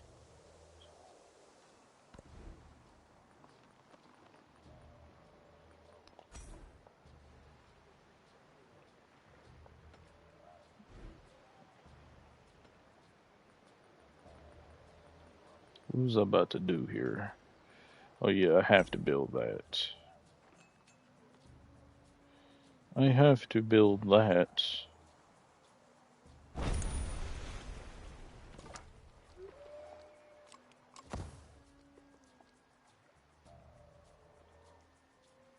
When you can't afford crucial things here, the state will always help you unless you refuse to take the help.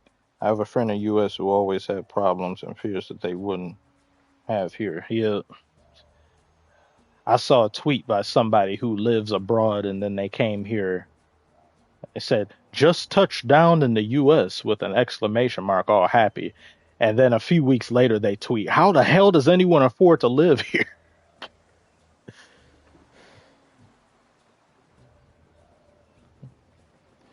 One of my friends had a very good quote.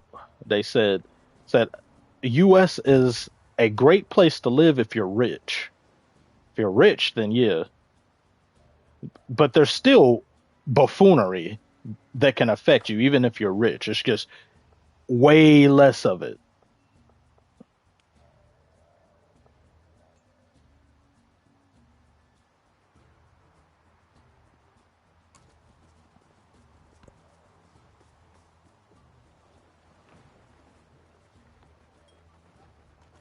An eye for an eye.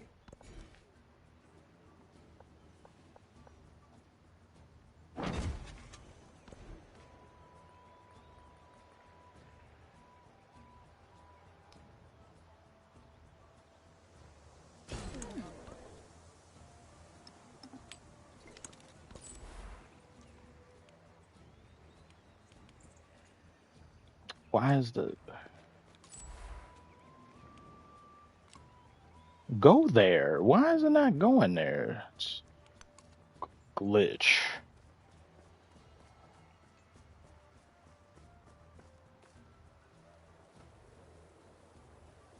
The world is tweaking right now.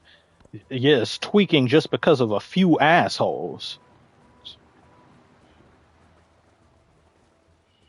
So it's got money over everything.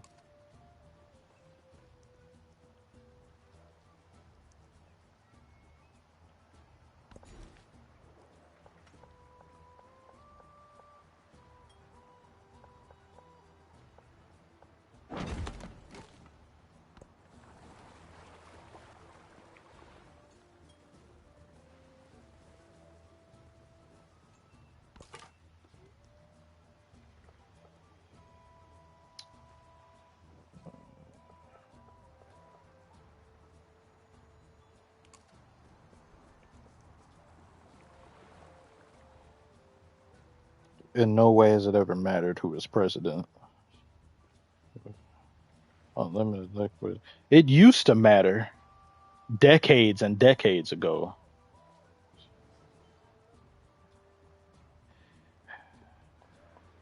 The things that people complain about Trump doing now, it's like this second term is what everyone feared his first term would be.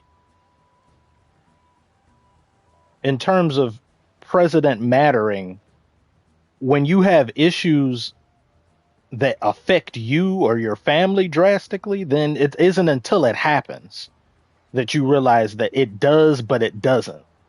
Depends really.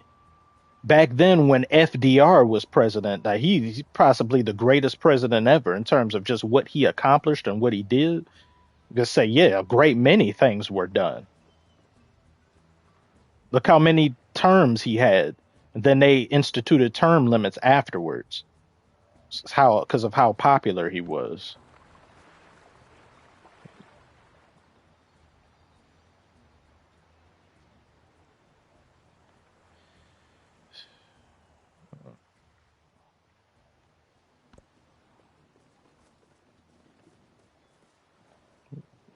Neighbors used to help each other. Y'all hear about Japan's new prime minister? Yeah, I heard some about it. Uh,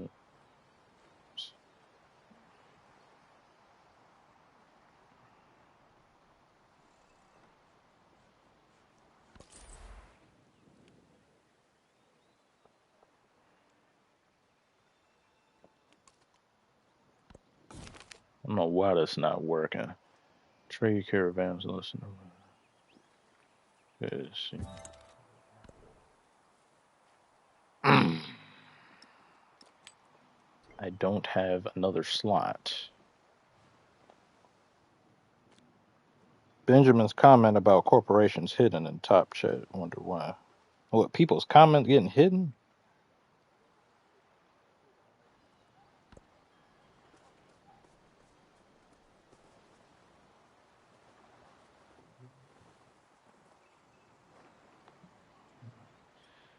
One thing I would do with the quickness if I were in a position of power or authority, but then it's like you can't really even do anything unless you have House and Senate as well under some form of majority, because then you'll just be deadlocked with legislation. But term limits or no age limits, and term limits for Supreme Court justices need to be a thing. You shouldn't be able to just stay in there just because it's a title, because that what prevents a president from packing the court for either party. Should be limits to what that is. And anytime one justice wants to leave, you got both parties saying, well, but you can't do this because that, oh no, we have to wait until the next presidency. It's just all behave like children, all behave like brats. And you got Mitch McConnell over here freezing up, can't walk right in one direction. You had Biden falling upstairs. Get the hell out of office. There needs to be an age limit. You turn 60, you're done. You can do one more office and you're out of here. You're not going any farther. Damn fossils, cadavers walking around, ghosts, skeletors. Don't know where they're at, don't know what to do.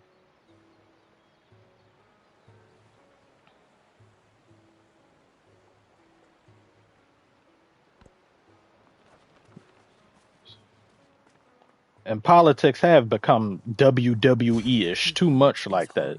You got Linda McMahon she was getting pedigreed by Triple H. She was about to pedigree her or something. She in the thing. Because everyone's playing for the same team. Both of those parties, they play to the rich elites and the established order with the stuff like the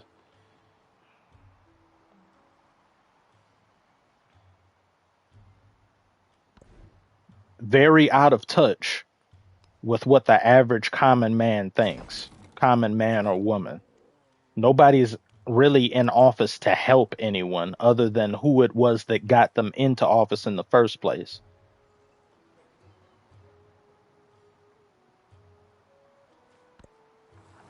Yeah, it's good to not even Uh, which is why I said I did make a video when Trump got in office. I made a political esque video, but it really wasn't type of thing. I said Trump. They gave Trump a supermax extension, but that video did pretty well.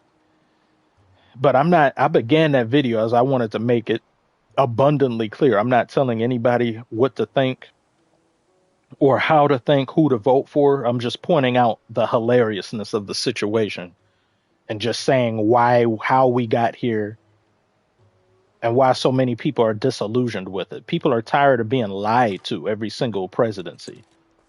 They overpromise and they underperform and underdeliver, only for their predecessor to have done the same thing and their successor to do the same thing. Vote for me and give you this for free. And vote for me, and not only do they not do it, they'll do the opposite of that. It's kind of like somebody lying just to get to the next stage of a relationship with a girl, just to smash. Once you smash, it's like, hey, look, I'm just trying to get, I want to clap. That's all. If I could say whatever I got to say in order to get up there, I'm going to do it. That's what they do.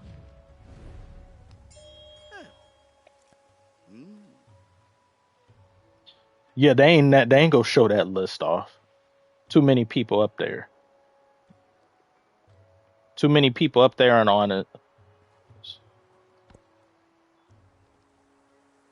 Should not take this long to do that. I think the victims, they said, they pulled a Thanos, said, fine, we'll do it ourselves since you won't release it. We'll just make a list of everybody we remember and do this and that. But it's a shame when the people have to go out and take matters into their own hands.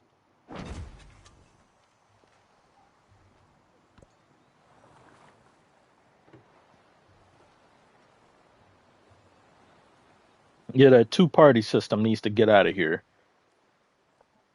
This is why every time an election cycle comes, the American people are angry with whoever gets in there. Everybody doesn't like who's in office. It's just choosing one bad choice from another. Do you want to get kicked in the balls? You want to get just punched? What you doing? Streaming. Sure. No. Where do I want this? Do you play any other games besides this? What do you got against this game? All you do is play it. What's the point of having another game on your PlayStation? You're not gonna play. Well, all you play is Fortnite. Oh yeah, that's because I got boring games on there. I want to play Spider-Man. That's why I want to upgrade my PlayStation. I can't play it because you deleted them. Why would I keep a game on my system taking up space for you to occasionally play it? I want to play it. That's why I can't play it on mine. It's only available on PS5. They got the first Spider-Man available on PS4. I know, but I want to play Spider-Man 2. That one's like the best one out of all of them. Wave into the thing and say hi. They acknowledged you and says that Junior. My name is not Junior, it's Chandler. What do you know what Junior means? Little Timmy. I'm basically Little Timmy. Okay, bro, dang, I'm sending you chats. Oh man, I'm just kind of scared now. What? No reason. It's just I'm gonna be on the call with a bunch of girls and they're gonna be sus. Yeah, I've been hearing some of that. Hearing what? Some of the sus things being said. Yeah, I know the feeling. If I was you, I wouldn't be in. Close that door. Okay. You should drop a top 10 movies video. Oh, yeah. I would do so on that other channel. If I do... He doth bestride the narrow world, and we petty men walk under his huge legs, and peep about to find ourselves dishonorable graves. I said this in one of the videos. I think I did when I announced the Darth Mule merch. Look at how beautiful that is. He doth bestride the narrow world. The verbiage, the vernacular, I love it. That's why I loved drama so much. I excelled in that, reading works of Shakespeare and performing them aloud and doing that for people. That like, oh, I loved it. Still do. That's the ultimate goal. Still want to be an actor and do things like that.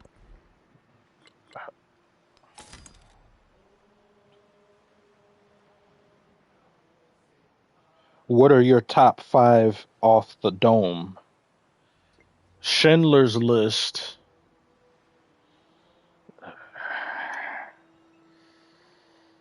A Streetcar Named Desire.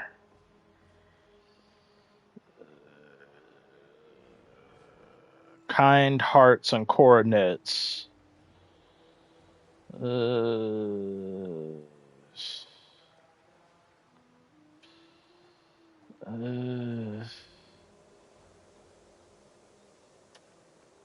it's the other two.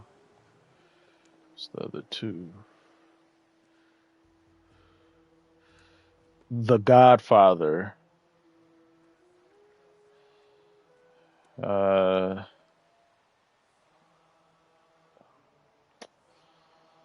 hmm. So it's a lot more. What is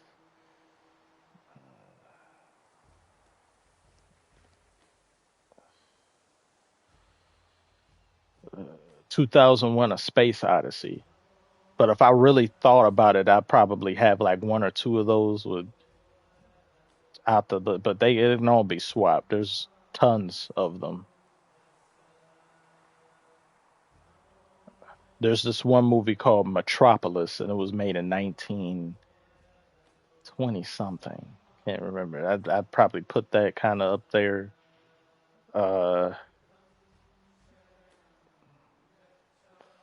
uh, Gone with the Wind, I would have somewhat this up there. It's just the scale of Gone with the Wind is more so the reason with some things. But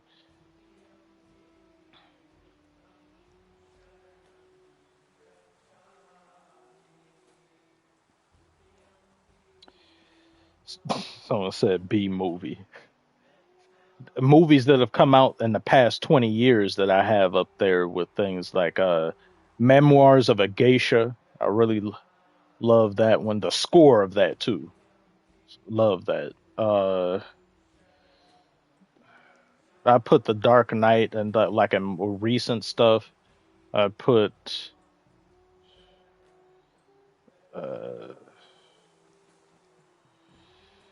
uh, There Will Be Blood. I'd put that there. Some other ones too, but it's easier for me to think of the older ones because I've just lived with them longer. Some of my favorite actors and actresses, like my favorite actress of all time is Elizabeth Taylor. I say that. Uh, Favorite actor would be either Daniel Day Lewis or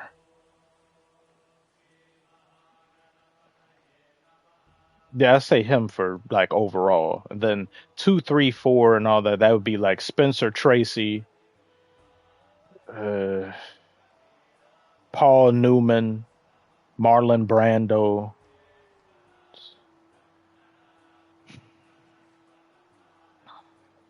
Oh yeah, I forgot about that one movie. Yeah, Peter O'Toole. That was The Lion in Winter and Beckett. Oh, I put those up there. Lion and Winter. Like Beckett, I really like Beckett. I wouldn't, but Lion and Winter is better. Lion and Winter is kind of a little bit of a sequel to that, even though it's not. But it's a Lawrence of Arabia. Damn it! And Doctor Zhivago. Damn it! Damn it! Oh, how ironic! You just so named it. Yeah, yeah. Very ironic. Yeah, I think.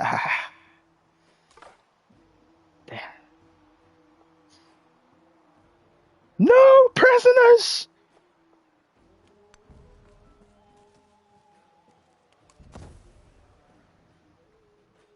I forgot what was his one thing. He said, Sheriff Ali, so long as the Arabian people fight tribe against tribe, so long will they be a little people, a silly people, greedy, barbarous, and cruel, as you are.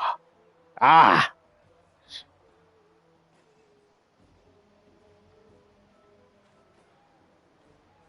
let's missing some Tarantino.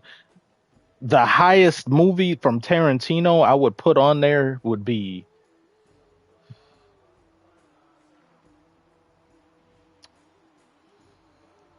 uh,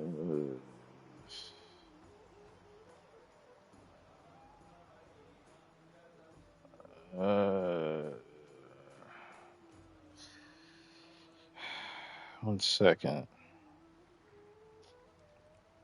Christoph Waltz is very, very good with that. Uh, I want to say, Kill Bill too.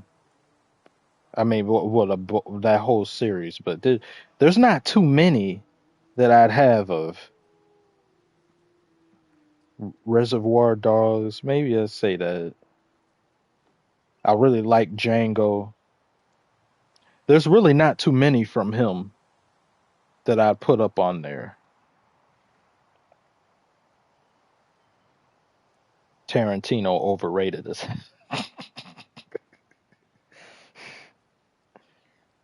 I see a little bit. I see it, some of that a little bit with that.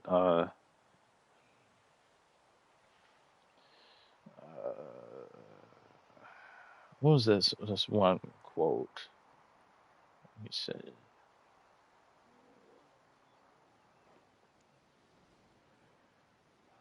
It was something that someone said. Damn it.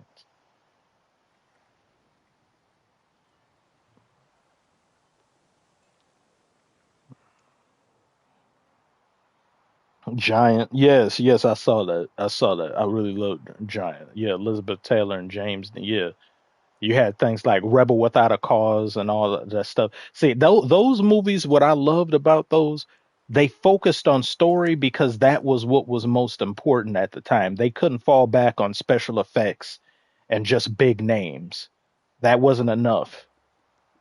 When the modern day blockbuster came with the likes of Jaws, setting the stage for that stuff, it changed the dynamic of what could be gotten away with. Because prior to Jaws, it was mostly pieces concerning character driven narratives.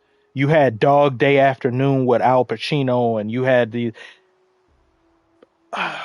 It was all about the character they started going into. Directors made movies for other directors almost in a way.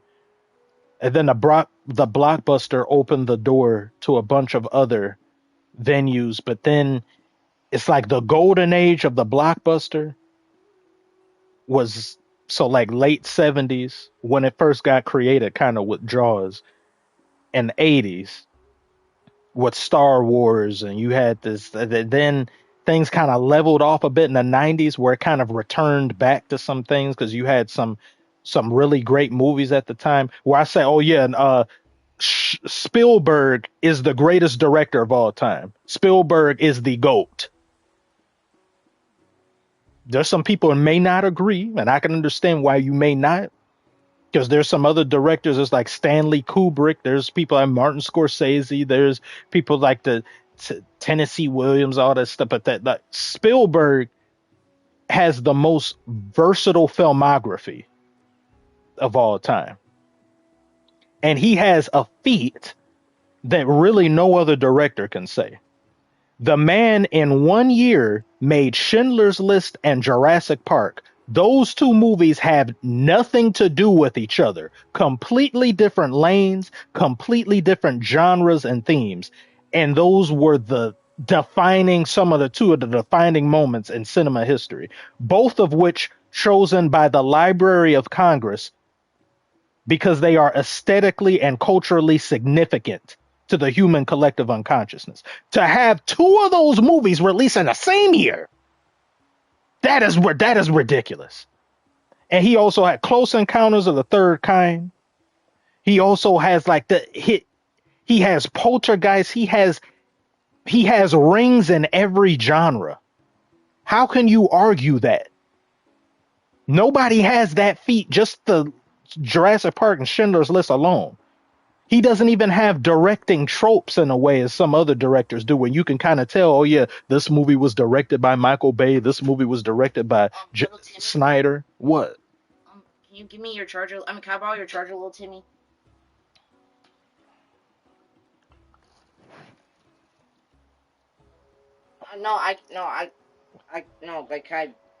It won't fit in there. Like, no. What do you mean? Why? Why not? Well, I don't know. Every time I plug my phone up in there, my phone is not charging. So I think the outlet in my room is broke. You got other outlets in there. I know, but that one's connected to the PlayStation. Well, what do you want to borrow then, if not this? Can I put my phone in here so I can charge? Oh. Can you plug it up?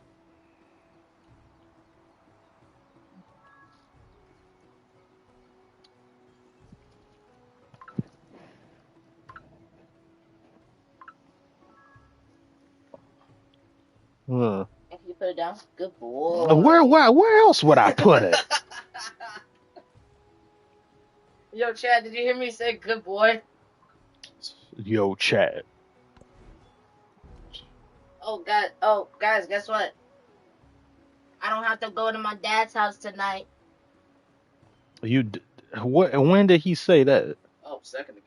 He asked me, do you want me to come pick you up today or tomorrow? Oh. And I said tomorrow.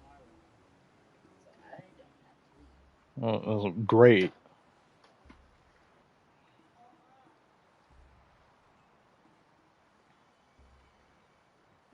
Chat wants Spider-Man 2 on PS5. That game is overrated. That game was that. I was disappointed by that game. That game could have been something else, and it wasn't. They were too busy prioritizing Mary Jane mission. Like somebody asked for that. Hey, let's play as Mary Jane. Over here dodging symbiotes and stuff. It's like, man, please. And then if you pay attention to Spider-Man 2, Peter gets shat on so many different times. Even when he gets the symbiote, it's like Miles is just better than him. Miles is able to do things Peter can't. It's like, get this guy out of here. I'm the main star of this team. You're my backup. They made a mural of Miles. He got one ring in New York. How do you get one ring in New York and you got a mural next to Spider-Man? But Spider-Man got what? Bill Russell rings? How many times he done saved New York? We giving murals out to dudes with one ring? Please. And it's his fault that even happened. Had a trash friend in Finn. Finn, we're family.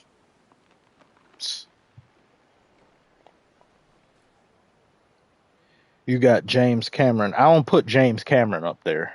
That he's on but his is just more of, it's like scale and spectacle that comes associated with him.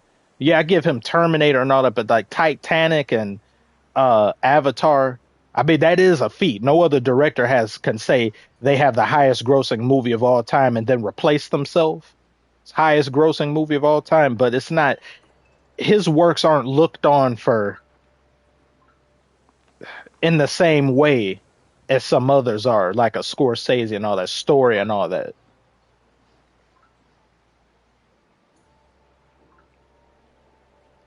I know you saw my comment NBA Trash Part 2. I say you missed the opportunity to do it NWA Whistles with Attitude parody. Which parody? Because I redid the old one that I had in there.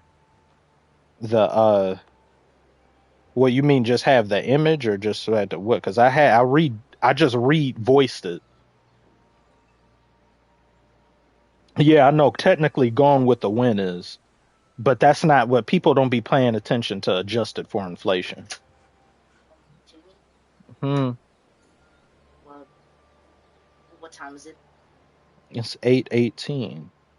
Can you play Spider-Man? No, I don't even have it downloaded. Then re-download it. Do you know how long that would take? 2.5 billion years. No, PC years? no, it would take hours, so it'd be no point. You wanna play Fortnite? Please, I got no one to play with. Liam doesn't want to play with me because his mom's mad at him. If I play Fortnite, I'd have to stop the stream and start another one.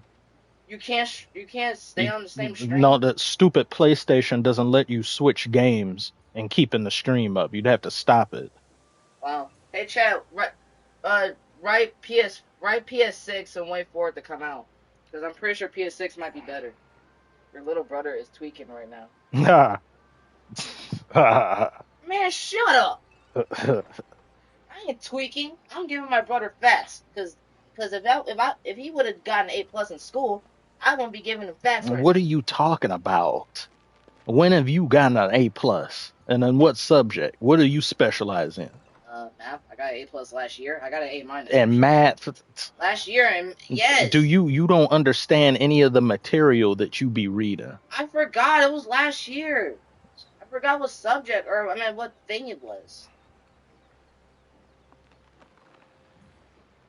Who you on the mic with? Nobody. I'm talking. Hey, wait. Like, fuck the players. Don't say the word. Control your potty mouth. Sorry.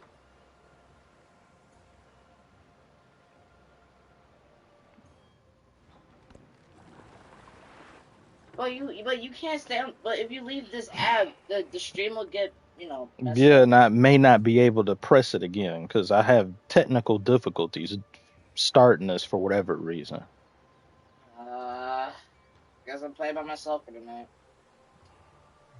Close the door. If I decide to play, I'll tell you. Give my phone back soon, because I'm on a phone call.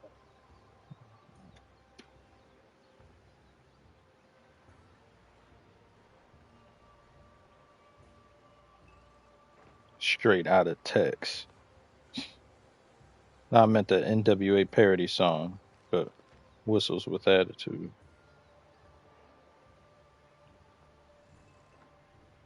But which one, though? You mean the original first one I did? Because I put that in there.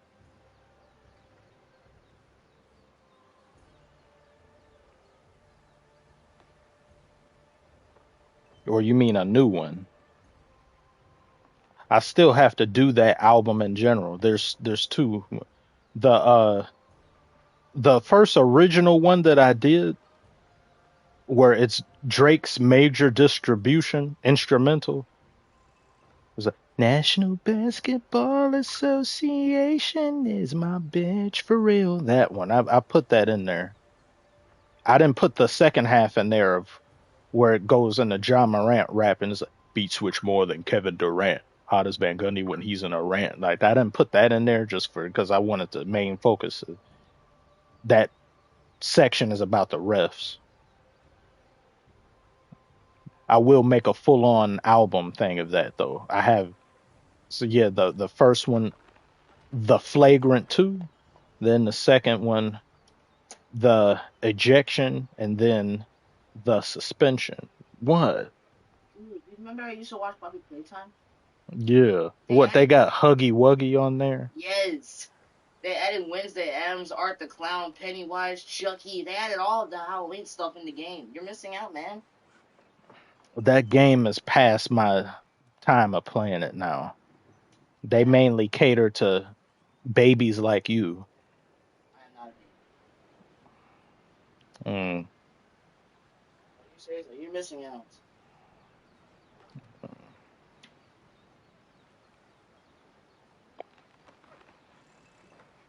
Movies, man. Hello. Oh, Ram 99 official. How are you today? Wait, in the video, what song did you parody? I don't think I've heard it before. Well, in the video, what song did you?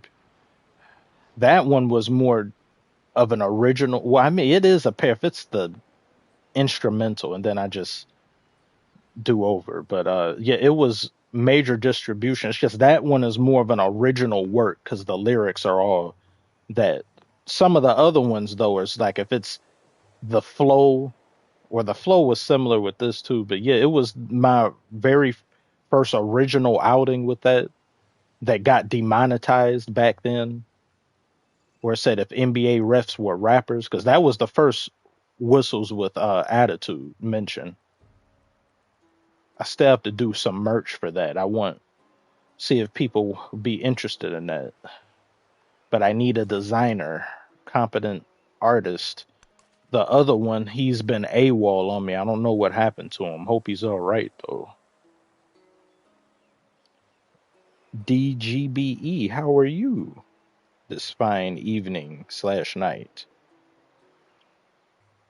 Ram 99, thank you. Your NBA Trash Volume 2 is incredibly well made. Yeah, I went through changes making that. That video got deleted twice. It got the YouTube giving me issues and problems. I'm surprised that it's been up for as long as it's been. Not really any issues or anything. After release, it's still up there fine. And that's a slow burning video, so I wasn't expecting it to do extremely well out the gate. The original didn't. And it's kind of better if a video doesn't do extremely well immediately, because then I know that it's like it kind of reached its ceiling or its zenith, and then it's not going to go anything more past that. This one will be, it gets about a good 1,000 or 2,000 people seeing it every single day. It could randomly take off, or it'll just remain like this. So I would prefer it being like this than just go all the way up and then just stops. But hopefully it surpasses the original one. The original one is 300 some thousand views on it. After I was finished with this though, I was satisfied, and well, just the first 2 minutes I was satisfied enough in saying how it was okay, yeah, this one better than the first one, but it has to, I gotta balance my tomfoolery with talking and all that. I can't goof off too much. I don't want the focus to be taken away too much from what I'm trying to get across.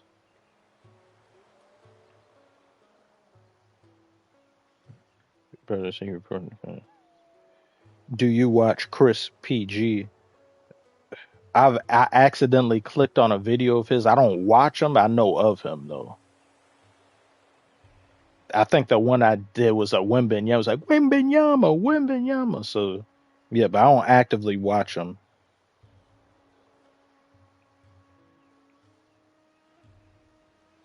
Yet talking about The Godfather made me think of Brian not being able to quote a single line ever saying it's his favorite movie. Yeah, just calling a lie, man. Like that.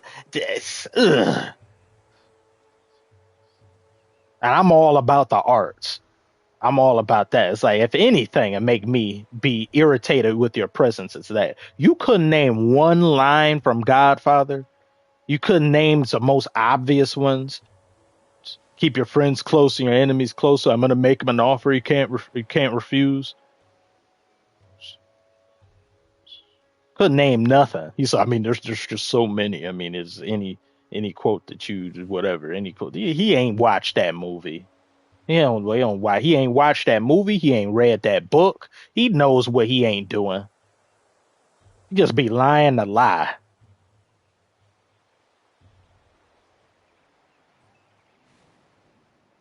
I know it was you, Fredo. You broke my heart. You broke my heart. Couldn't say that either. Look how they massacred my boy. Couldn't say that. Yeah. Couldn't say nothing. He's a pretender, a liar.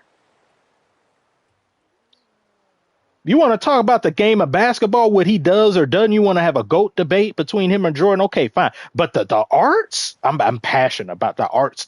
That's my soul. We don't play games with that. That alone is enough to make me hate you. Lying to lie. Can't name one quote from that damn classic movie that everybody done heard of, at least, even if they ain't watched it. You got people that can quote Godfather that ain't even watched Godfather, and you can't quote Godfather? Get them out of here. Retire. See, now I'm letting my anger get the better of me. Oh, D, thank you very much for becoming a member.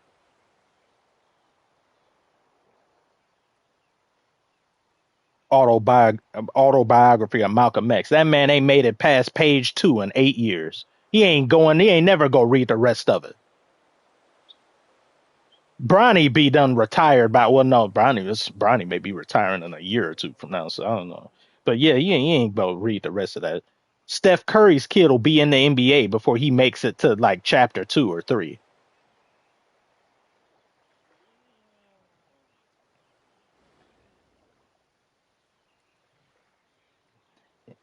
During release ESPN level stream quality. Is that good or bad? I've been trying to find a member link forever. Oh, no problem. Appreciate you for even bothering. They be moving stuff around randomly. They just be doing stuff to do it here. Oh no. D. I've achieved UNC status. Tell brother come get his phone. There's people calling. I've achieved UNC status. What would you do?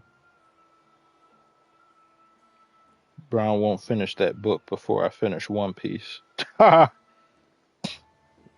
One Piece will finish and be fully animated before he finishes that book. Westbrook making it clear there's beef between LeBron and Larry. Yeah, because he know that stuff be fake.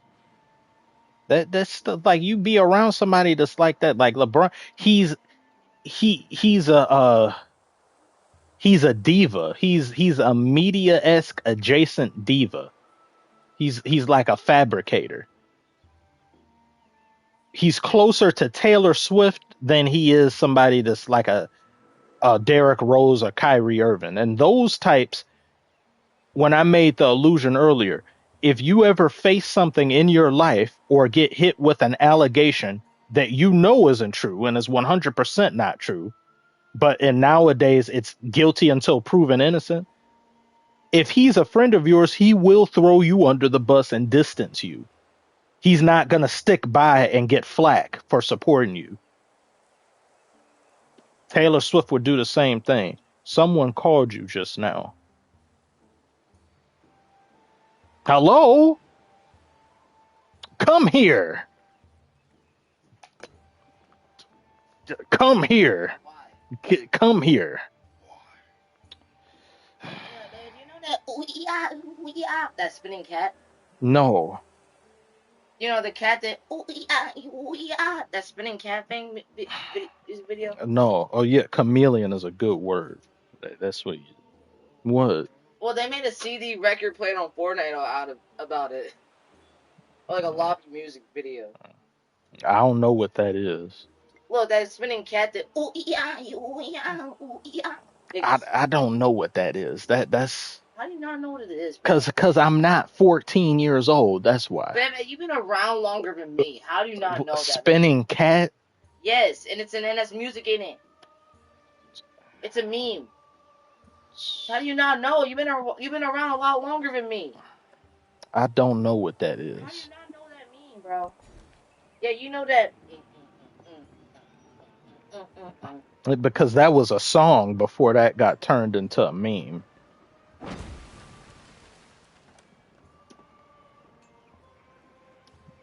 Talking about spinning cat. I don't know nothing about no spinning cat. Spinning cat. I don't know. I have no idea what little bro is referring to. I don't think he knows either. Spinning cat. I gotta support you on here and on Patreon now, brother. Oh, thank you very much for that. Just being a member here is more than enough, because I haven't been doing enough to post on Patreon more, because I make all my videos using my phone, and there's a 2-minute limit with the Patreon uploads, and sometimes I put videos on there and then it just doesn't load properly. I guess it's just because I'm using my phone. So I'm gonna have to upload the videos to the laptop and then from the laptop upload it to there. I'm just very, with this whole technology, and I'm very incompetent being nice, saying the nicest parts about it. Cat, yeah, may have to get you out of here.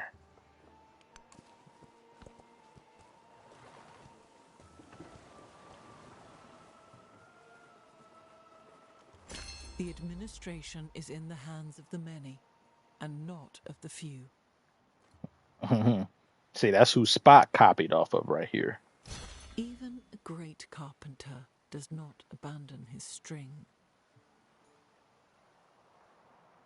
Didn't you notice what worked and didn't in attracting people? Did you notice what worked and what didn't when attracting people? What I also gotta upload a lot of some member stuff I've been meaning to, because when I first started the membership thing, I didn't quite know its scope.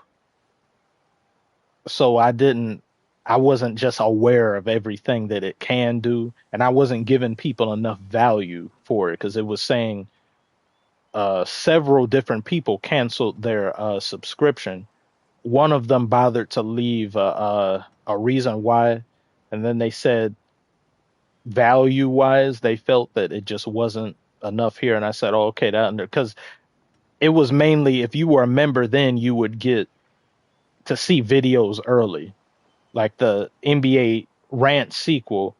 Everybody got to see that a half a day or almost a full day early, but that's not good enough. So I was like, oh no, I have to do better than that. It can't just be early access to videos. You should have exclusive videos and exclusive posts. So I started doing that. There's a good amount of videos that are exclusive there, but there's going to be way more.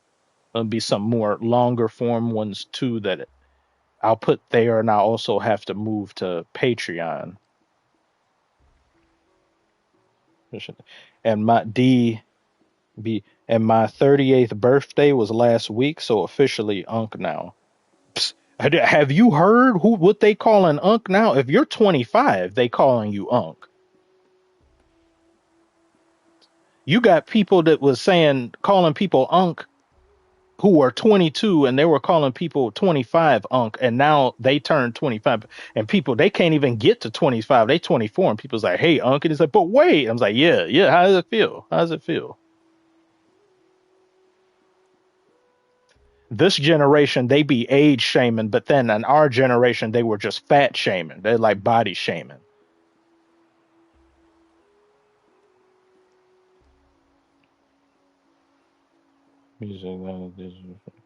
Hopefully that's good value for people. Yeah. Oh wait, I missed some other messages here. Don't let little bro get brain rot. No, he's got it already, and I don't have control over his phone and all that. That's his father, who's an op, a real world op. I don't agree with his. He has custody. He gave him a phone before he was ready. He gave him a system before he was ready. Uh, Cabron Blanco says, "How about Brown telling everyone put his team on Amigos?" Oh, he did that to my Daniel. He says, honest question, do you make good money on YouTube with more than 50K subs or no? It depends on what niche you're in. I myself, I make but I have a lot of videos that will get demonetized and stuff. But I say, like, on good months, I make enough for just myself. But my main problem, and has been a problem since I made this channel, is that you can't support 3 people on this. And I'm the only one that's been able to do anything about the circumstances that we found ourselves in after the events of the past 5 years. So trying to support yourself, your grandmother, and your little brother is too much to do on just 50,000 subs or a little 60,000 subs. You would have, I hope, if I'm lucky enough, how the season is going, maybe, I don't know, but I'm very cynical and pessimistic on a lot of things. I would like to reach 100,000 before the season is concluded in its totality. So including the playoffs, I'd like to be borderline or at least reaching it. But I don't know. Just asking, just be wondering.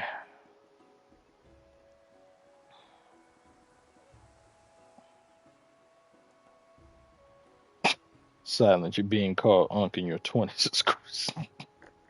Yeah, I know Cass was calling me Unc at 27. I had to shut that down. Had to shut that down.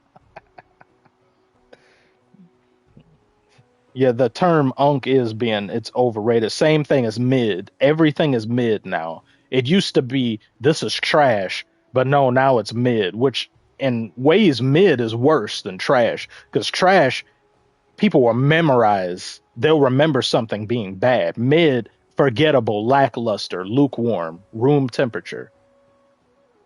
But now everything, they just be throwing mid around over and over again. This is very irritating.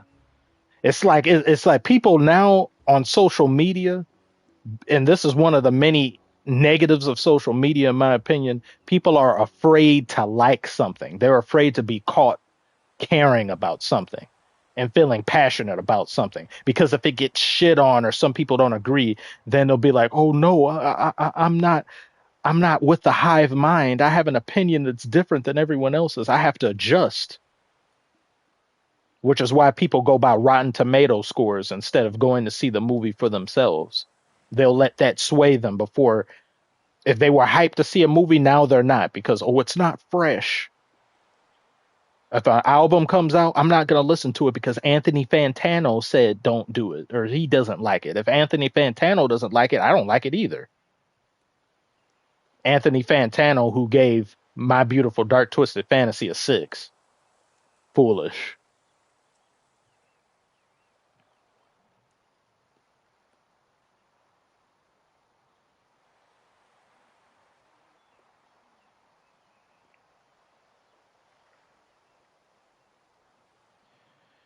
D says, I know the channel would have been blown up, but it's harder when you're independent. It's trash channels with gambling sponsors that are big. Sucks how society is. Yes. It's also a combination of who you know. Some YouTube is it's a slot machine a lot of times. There's ways you can get yourself in a better position of understanding that slot machine to get better pulls more often than not, but it's not where one would like it. It's not dependent on hard work necessarily, because if it was just hard work, the landscape of social media would look a lot different. A lot of these people who are up here aren't working hard. They have a team full of people that assemble the content for them. They probably put in work to get up to that point where they can get a team, but after that, it's just up to them, and they field all of the money.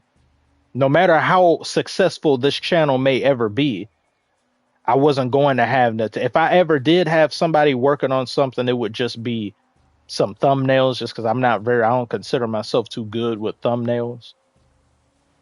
But that's pretty much it. Editing, I would always do myself because I enjoy that part. And I don't like having a vision of something have to be relayed to someone else. There's content creators that do very little content creation now.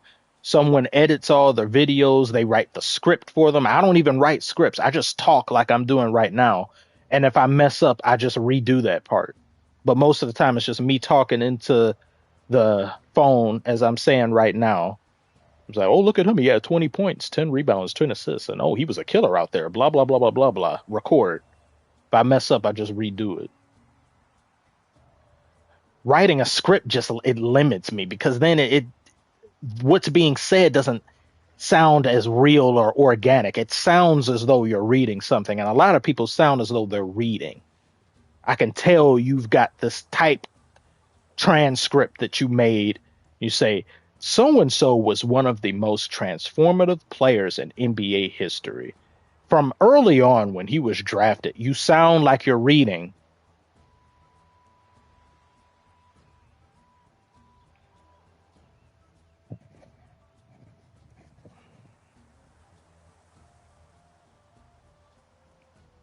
Oh yeah, poor Transformers 1. Yeah, that the marketing. That is the best Transformers movie ever. It's better than the 2007 one. Right? I put 2007 over G1. G1 is it gets more praise than it kind of like it. G1 I say is third. So it'd be Transformers 1, then Transformers, then G1. And then you got that other stuff in the back end, that trash being Age of Extinction and Last Night. Garbage. Hot garbage.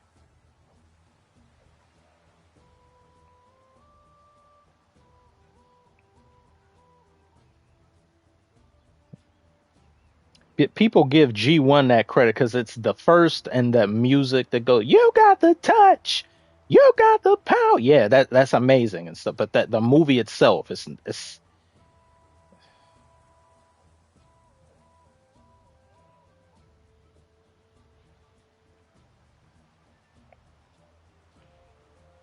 Speaking of Transformers, what happened to Michael Bay? Is he still around? I don't want him coming back. They talking about him coming back to make some other ones. No, no.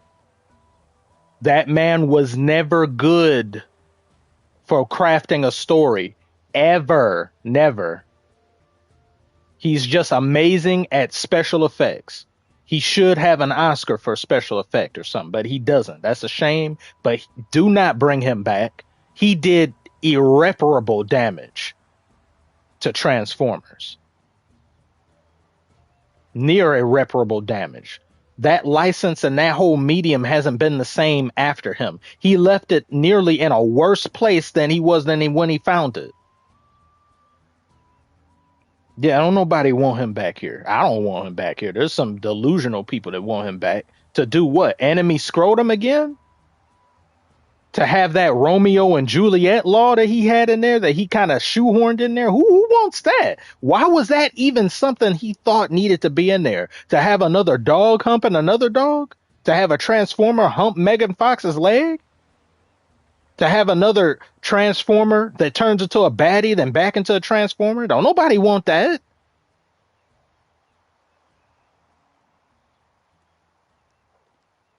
Or have more stereotypical depictions of certain groups, but in the form of robots and the twins. Hey, shrimp taco, why'd you get a haircut with your bitch ass? We don't do much reading. Get that out of here. I'm glad they got killed. If you look at there's an individual comic thing. They got snuffed or killed by Sentinel. Good. I wish I had seen it. Later, Commission, I'm out. I'll see you, Cabron. Keep up the good shit. Yes, I most certainly will. Who's good with explosions last right?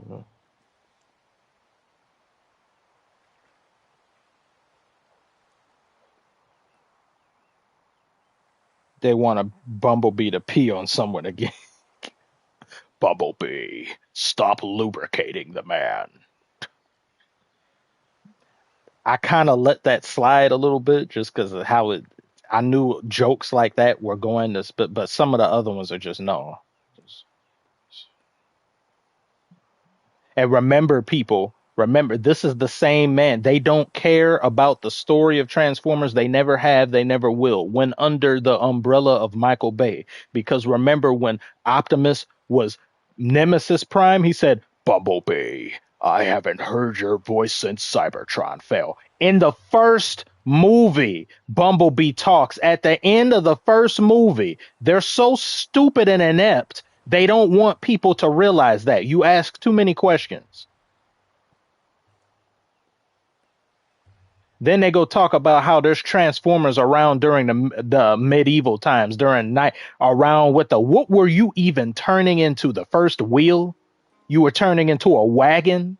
There's no reason to be back there. Bumblebee fighting Nazis? Trash.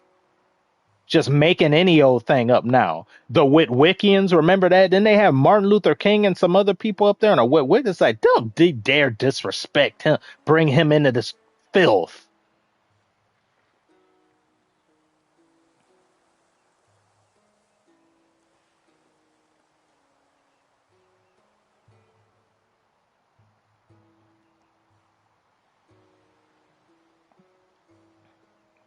I think the script is a good idea as far as formulating your thoughts. You don't need to necessarily read it off while recording so it doesn't feel rehearsed. I make templates of just points, certain things. If it's a game reaction, there's certain standout things that I type down that I just say, oh yeah, if so and so is the first player to do this, mention that. So I do that and stuff. But in terms of just the overall writing thing or like the aspect of just making stuff, I don't write any of it down. It's just easier for me. I get it done way quicker. It's YouTube that makes things take long.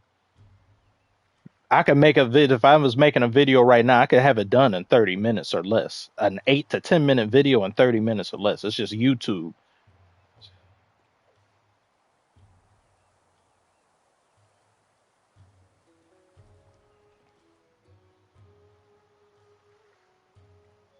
Biblically accurate Transformers. We got Bumblebee talking to Optimus in the first movie. Because he just be making stuff up, just be doing stuff just to do it. I can't. I don't want him back. It's enough.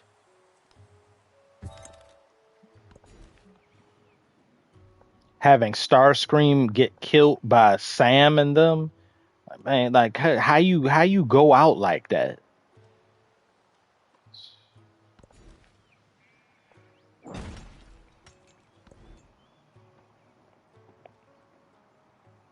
Yo, Commish, you hear that NBA on Prime theme? Shit goes hard for no reason. Oh, I haven't heard it.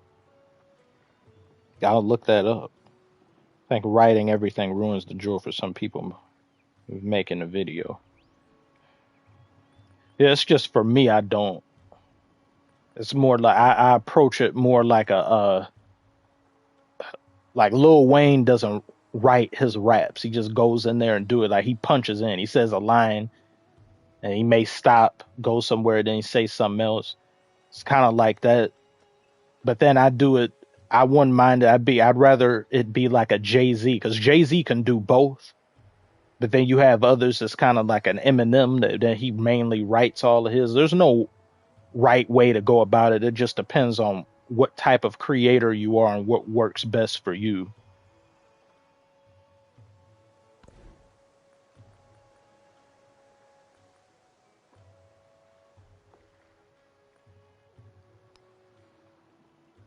What did I want to do here? I don't need that. Just, blacksmith.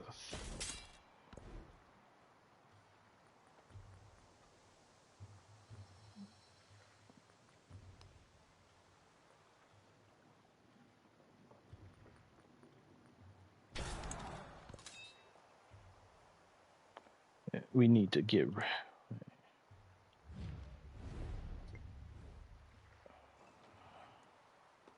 Yeah, we need to get you on up out of here.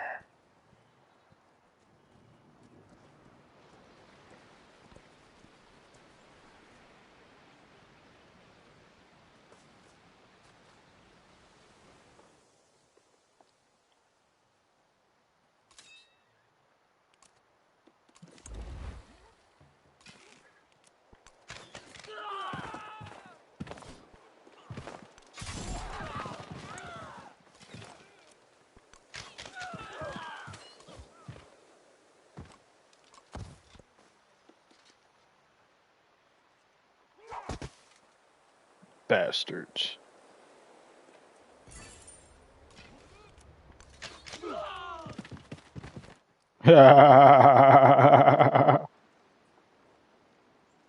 Free technology. Oh, they may give me a.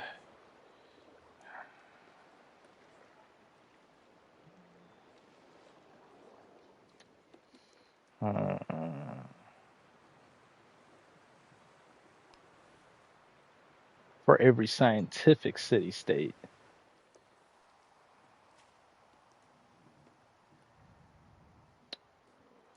That ain't worth it.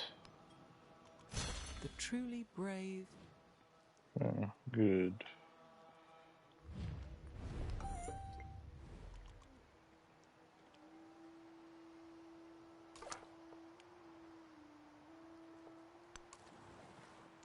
All of this.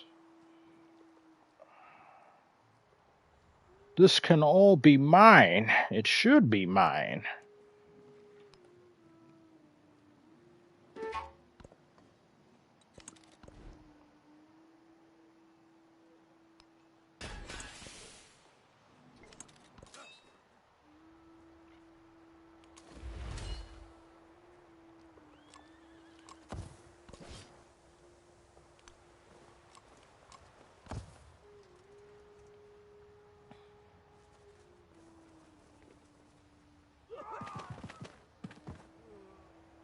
The hell?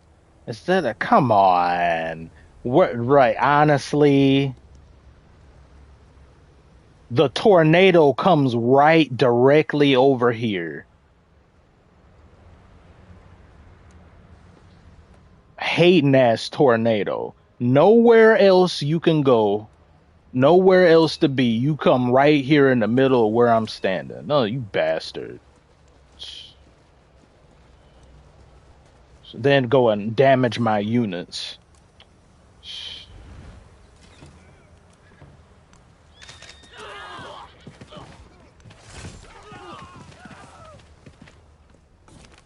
Look at them. They got tornadoes bailing them out of Game 7.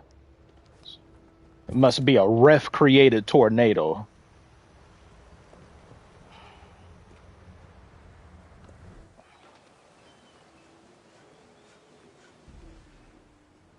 You live in Missouri. I could never. That tornado alley? Hell no. Never.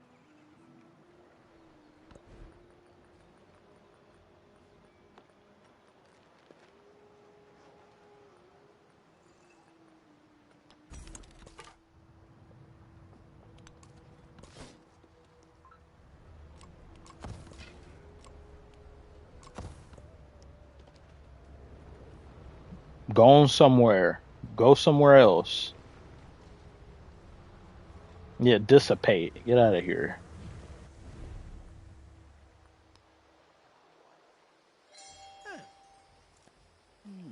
Oh yeah, they got hurricanes in this game too. Volcanoes and all that. Oops, yeah, there's one erupting right now.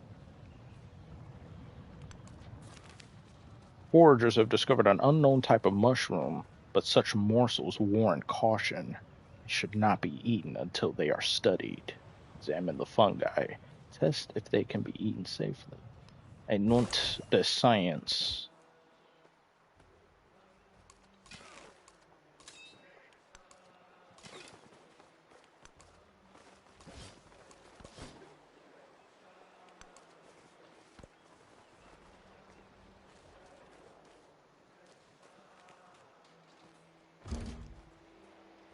Michael Bay ain't even the best director named Michael in cinema.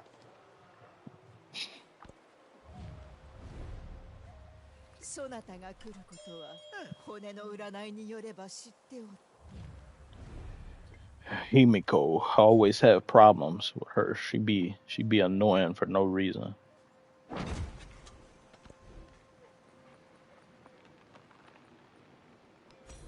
No.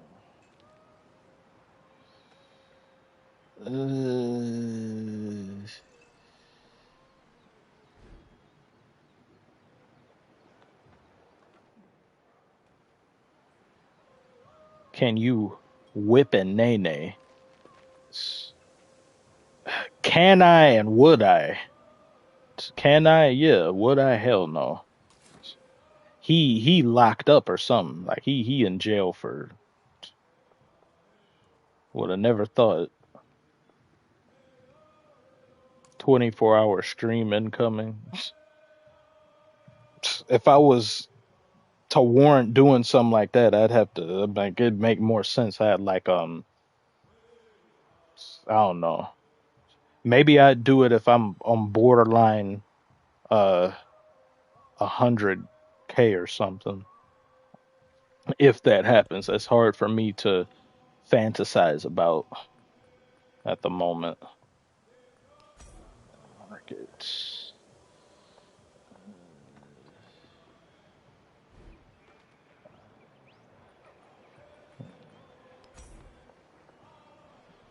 I don't want that.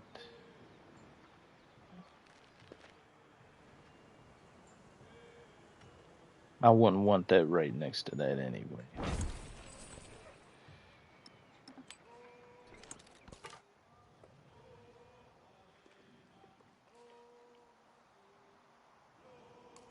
Somebody come here and get that.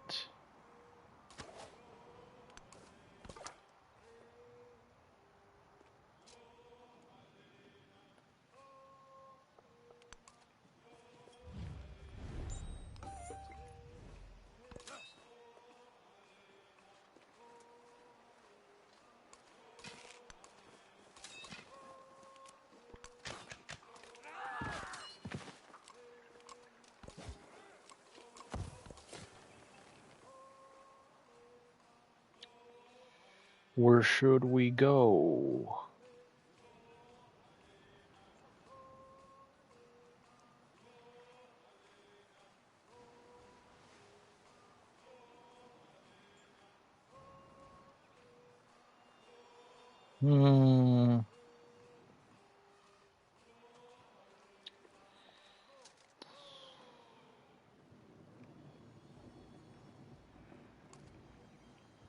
Probably just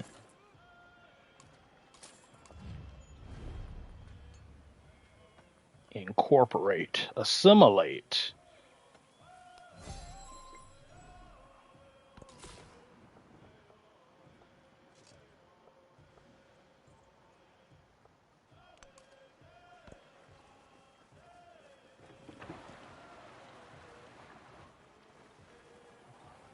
You know, you got the gift of gab with this shit. Keep them videos cooking, chef. Thank you very much. 8, great 8.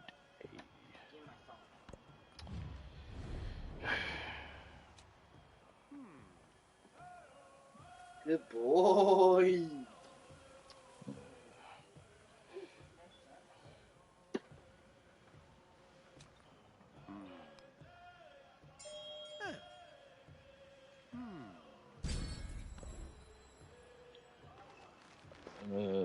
Constructing wonders. What wonder?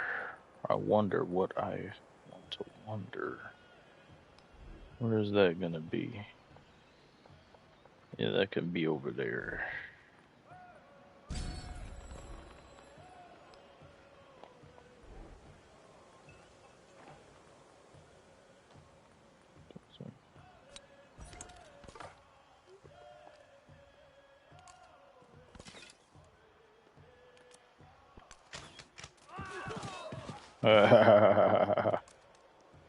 Get him again. Ah, ah, ah, ah, ah, ah.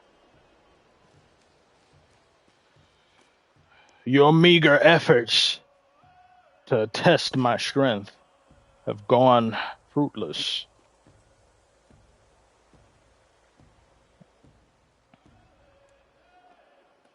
Are you a Civ veteran or is this the first one you're playing? Neither, really. I'm not a veteran and this isn't the first one. I'm still I'm closer to noobish, if anything. But I played Civ 6 a lot. That was my first one.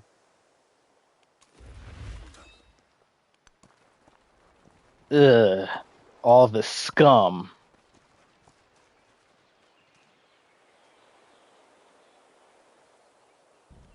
Why didn't they attack? Okay. That's your loss.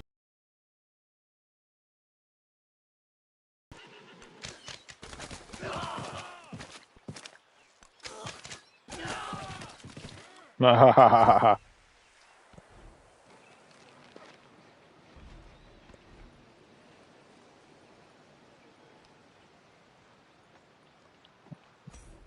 villa.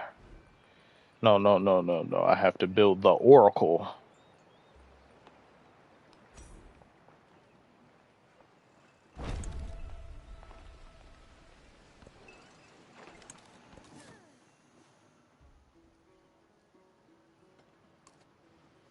Hmm. Hmm.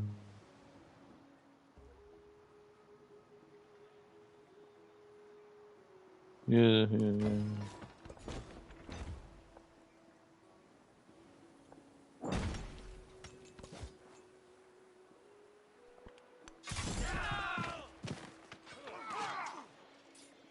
Bring me their heads.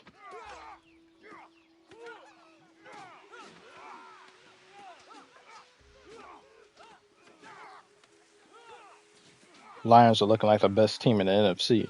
Yeah, we looked like that last year, but I want us to actually make it and do something. We did have too many injuries last year, but we kind of got injuries this year too, but still.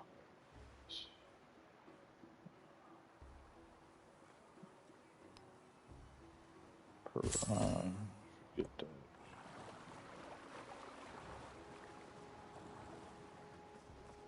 Lost to those damn Swifts, those damn Kansas City Queefs.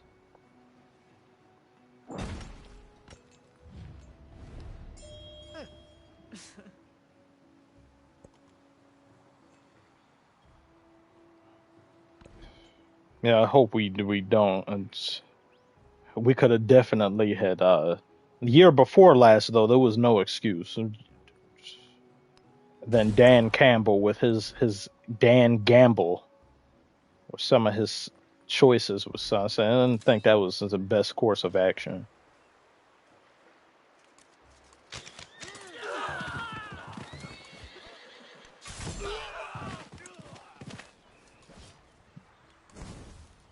Yes. Soldiers were leave the place. Okay, so that. Oh, I got that. Okay, cool.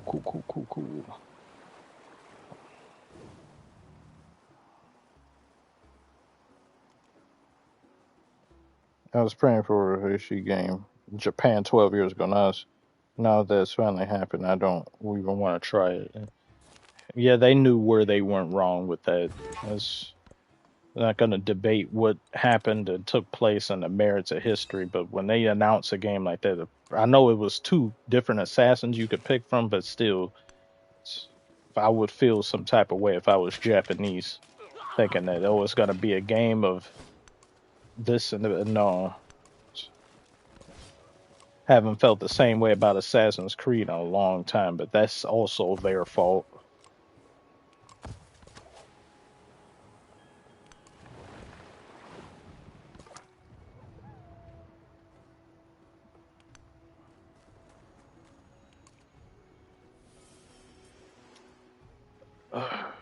Okay, so long as you stay your ass up there, Augustus, don't come down here. Chiefs will go 9-8 and win the Super Bowl, and you will like it. Never.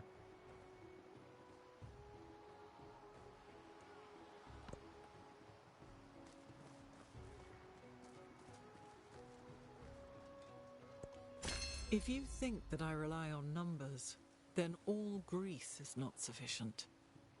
If on men's valor, then this number will do. Ready, our torches. This is Sparta.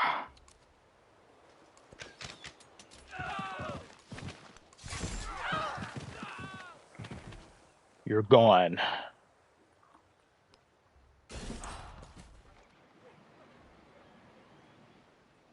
Migrant. Olympia. You go to sleep now. You go to sleep.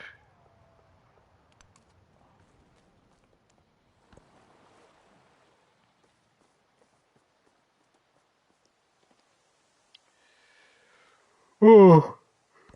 I don't know what I was just saying.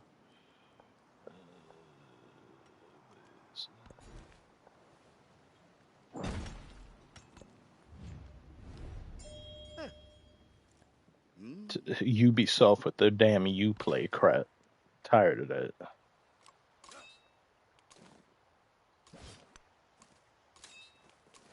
All the AAA studios have been exposed or exposing themselves.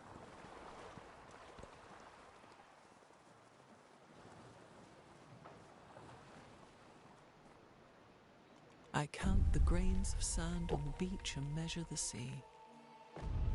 I understand the speech of the dumb and hear the voiceless.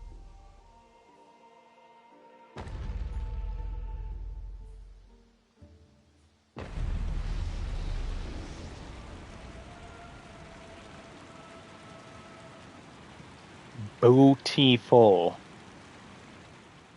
elegant, sublime.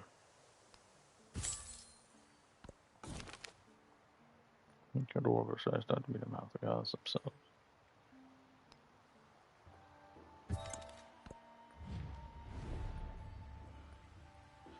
Oh,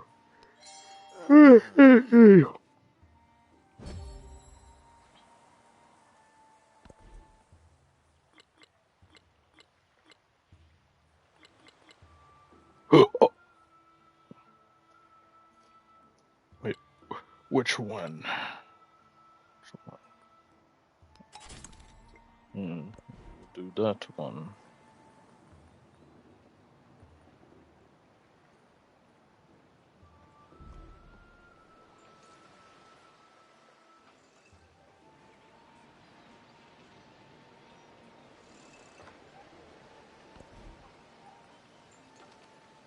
Gotten so bad, I've literally started creating my own game because of it. Yeah, see, another. Fine, I'll do it myself. Situation. They can't be bothered, can't be trusted.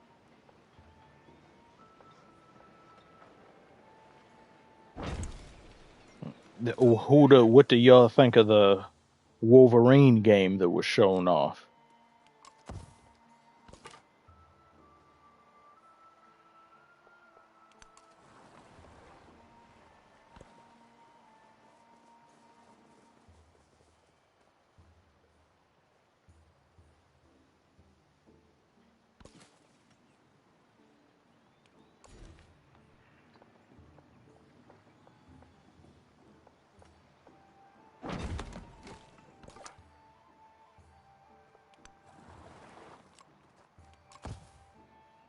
Will be mid.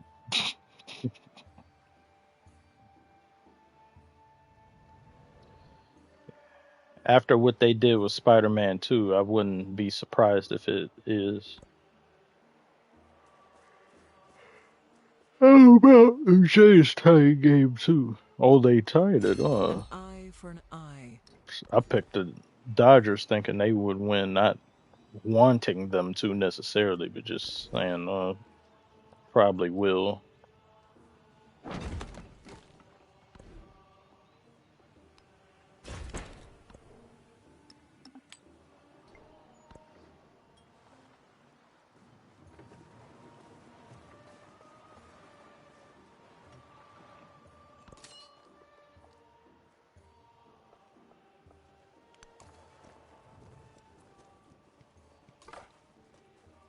How many damn these go make?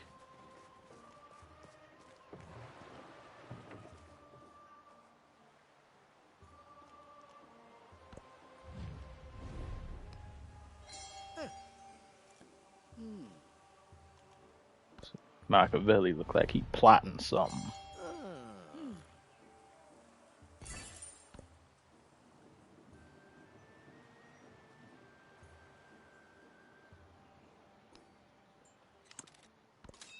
Free settler.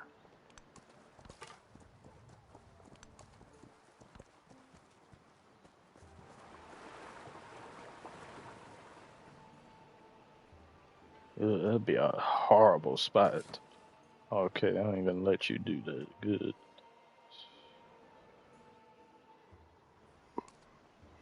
Damn it. Where do I want this to be?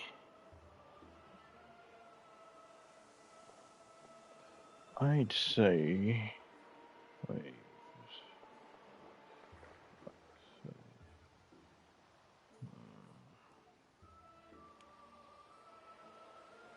Yeah, that should be good. Oh.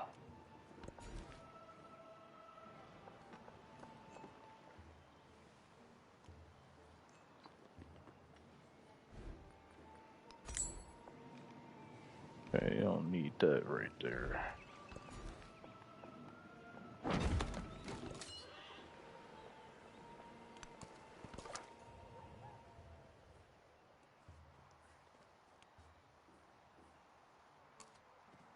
Don't go over there into the enemy.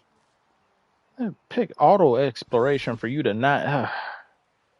Yeah, you go walk right.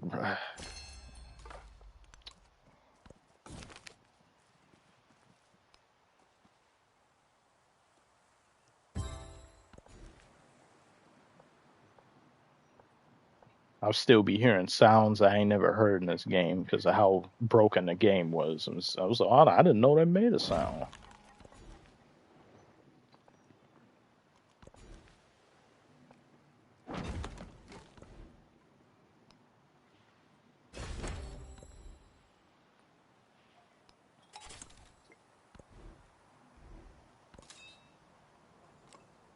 Now you go to sleep.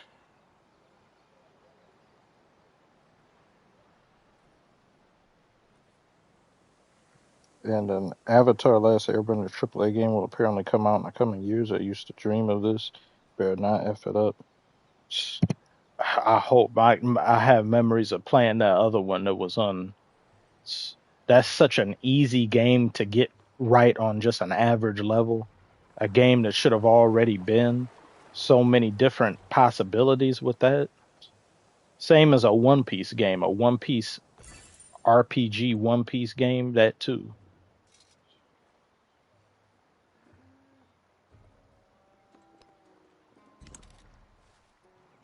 They'll F it up. If you expect them to, then you won't be really disappointed. You'll only be surprised if they don't.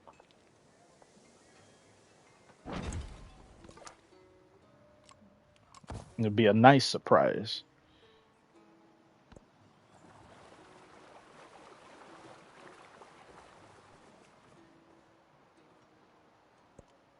Right, as the world goes, is only in question between equals in power, while the strong do what they can and the weak suffer what they must. The people who consumers have fault in themselves too, because with pre-orders being a thing, period, there were a lot of people before Battlefield came out saying no matter what, don't pre-order, and they had some of the most pre-orders they've ever had, so people end up doing it anyway. At least with that was more of a safe pre-order because you got to play the beta and you saw, okay, the game isn't broken. Was with the beta for 2042, it was broken.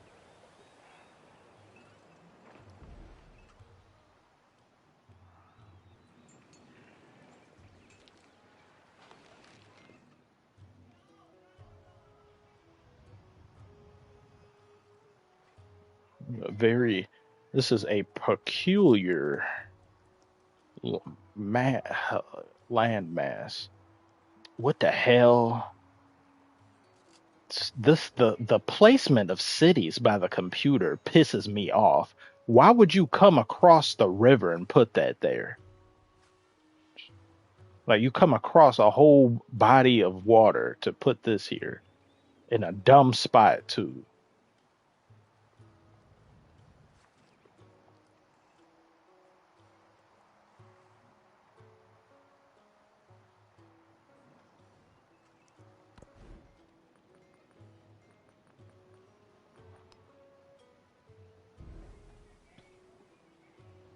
I need more science.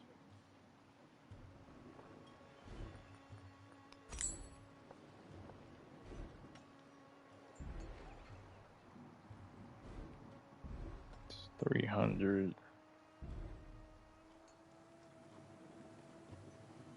Hmm.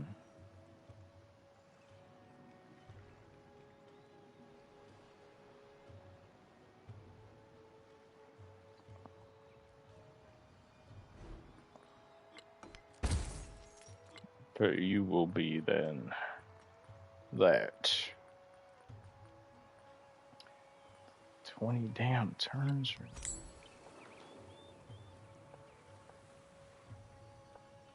Oh, you get 5 with that? Damn, I have to.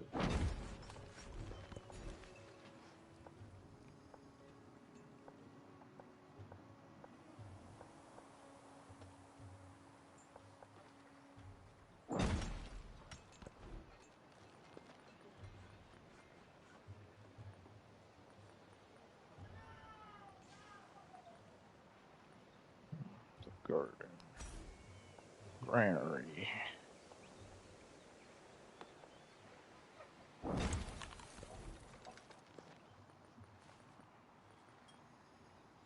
Much of it. I can afford that. I need science. Give me science.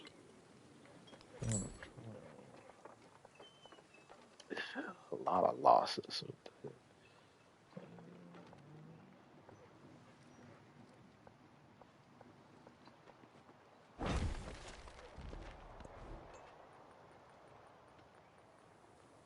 Next one. 5.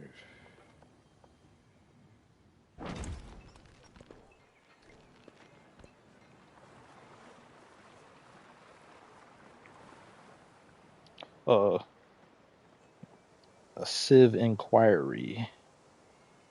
C-libs. I've been hearing Civ 7 is garbage. What are your thoughts?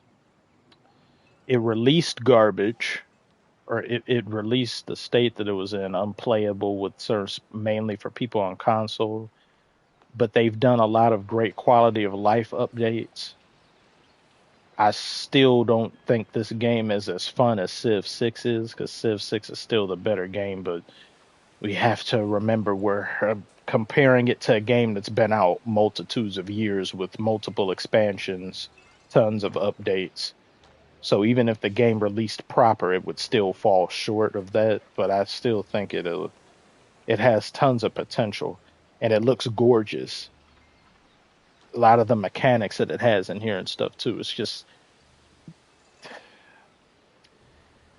it's where it should have been at launch, but it took about 6-7 months to get there.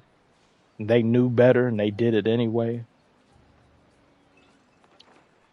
But the Civ switching doesn't bother me. I don't have a problem with it.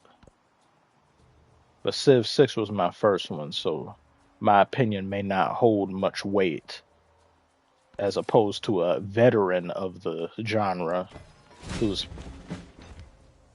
was probably playing since Civ 1 or Civ 2.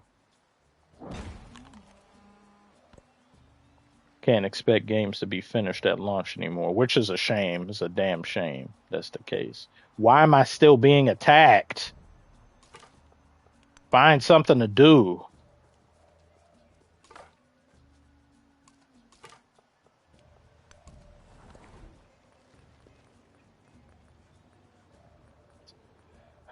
When Battlefield 6 came out, and when I was playing it, I said like, "Whoa, I'm surprised by how functional this game is." I said, that's a shame. Should just go without saying.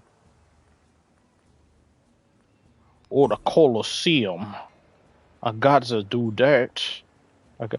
Ooh, the amount of yields. That is, dang. Only had that amount of yields on something once. Let's see. Should I put it there?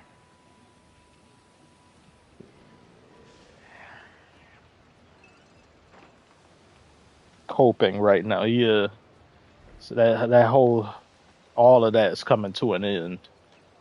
Xbox is barely, like they may just end up turning to just a third party because they messed up so badly with Xbox One and still suffering the effects of that. That is a lot of yield. Oh, that is a lot of yield. But then if I put it there, what is it? So I need either production or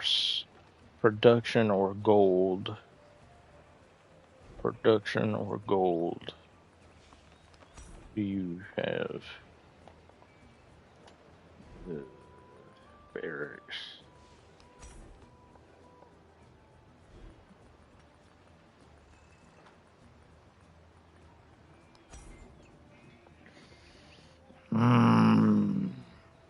It would look so much better right there.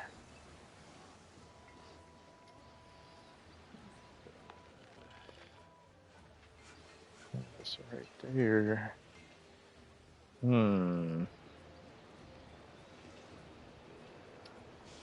Difficult.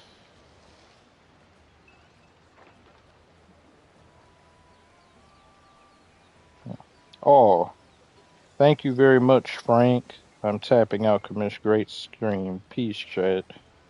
Thank you so much for the donation. Hope to see you again. The collapse of Xbox needs to be studied. One decision with Xbox One doomed them. One Piece chapter video, we need them. Yeah, I'm sorry. I've been out of it, focused on the completion of the Rant 2 video and getting things squared away for this season. So I want to make one. Maybe time I end the stream, I'll get to work on video and then have some other things too. Or I allowed a month to go by. Time goes by so quick now. Swear it was only about a week went by. I check it again. It's like a month since I last made my last video. Howdy do. Dynamo, pray for me. My mom passed. I offer you my profound sympathies and extreme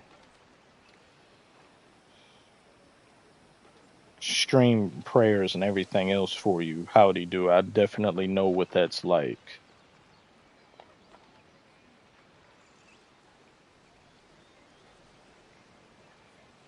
It's real sad to hear that. Very.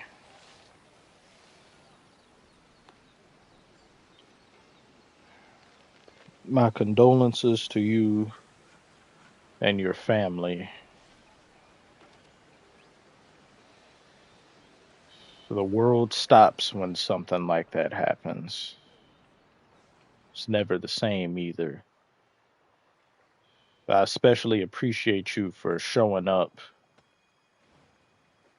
and bothering to hang out during the stream while being faced with something like that. Hope she rests in peace. And again, condolences to you and your family.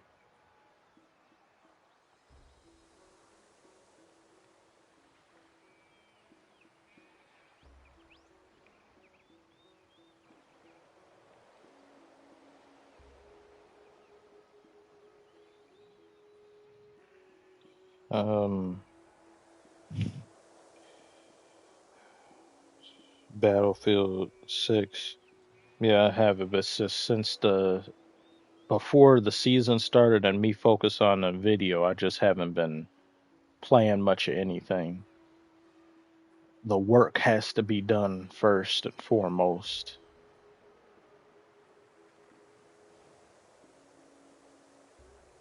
Madison, my goat is still going on the stream. Love you. Love to you too as well. Yep, still doing it. This is probably one of my longer streams ever. Today was a very intriguing day, talking to a lot of different people, and good amount of people showed up to one of the craziest starts to any NBA season, like possibly the craziest, though the gambling stuff, while interesting and a story that does make, I don't see that as something counting the craziness and good type of crazy. That kind of halved the excitement that I had for the season, just because the nature of that.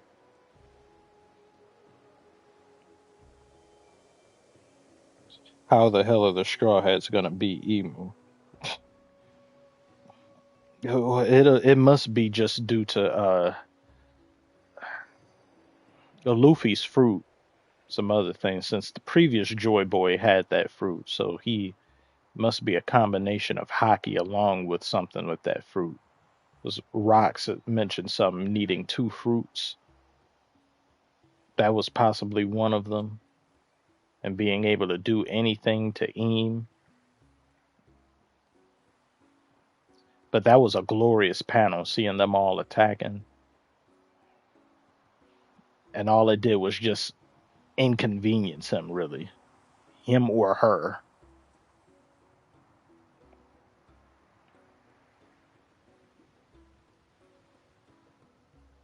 You know Scott Foster next. Scott Foster need to be next for anything. And know he done been entangled in something.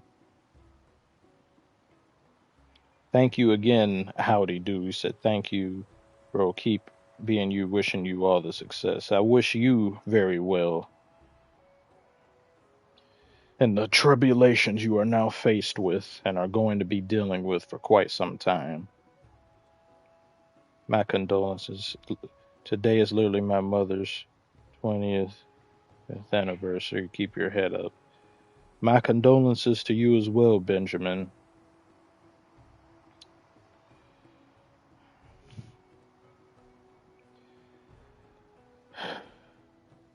In my case, it was April 18th. I made sure I didn't have it in me to upload or do anything on that day for this year. It's hard to really just fathom how much time has gone by. Doesn't feel real. I haven't been able to hold myself to a certain standard that I would have liked at all in the years after.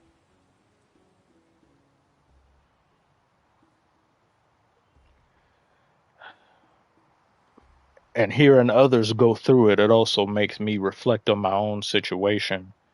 But until it happens to you, you don't truly grasp or comprehend how earth shattering it is.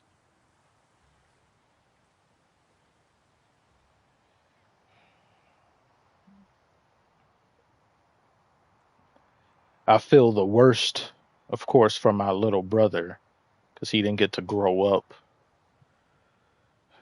with the same just, just splendor and everything that comes associated with having an amazing mother. He won't know what that's like for a certain period of his life, or he just not enough time. He and I both just not enough time with her. At least I got to become a full on adult.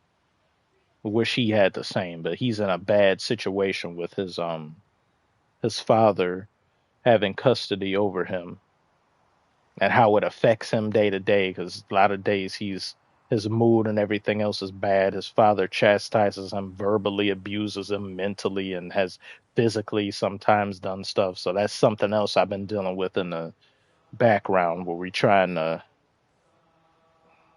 get the beginnings of things going to go back and have another custody battle again after we lost the other one. Try to get him out of that situation because he can't last another 4 years dealing with all that.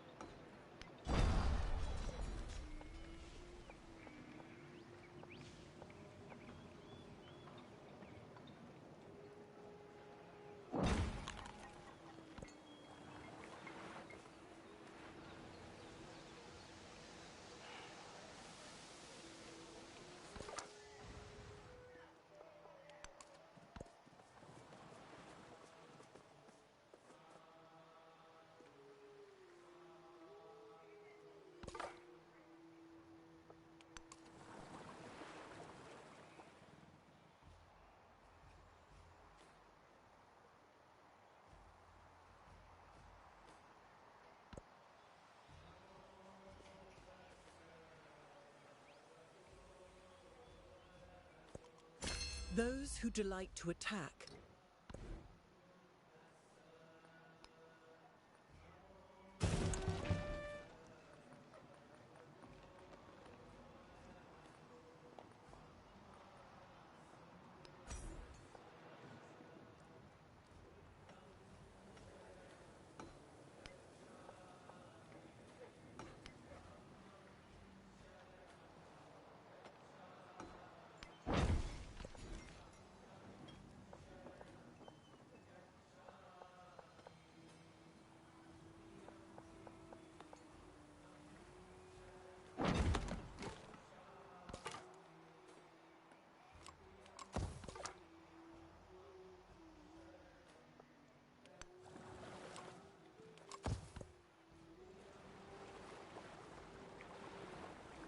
Just not updating.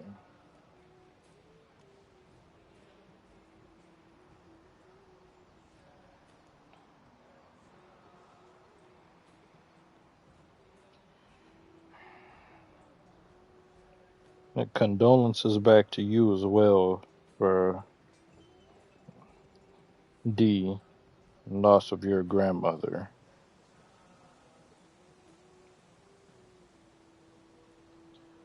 In my case, she's all I really have left. My grandmother and little brother, so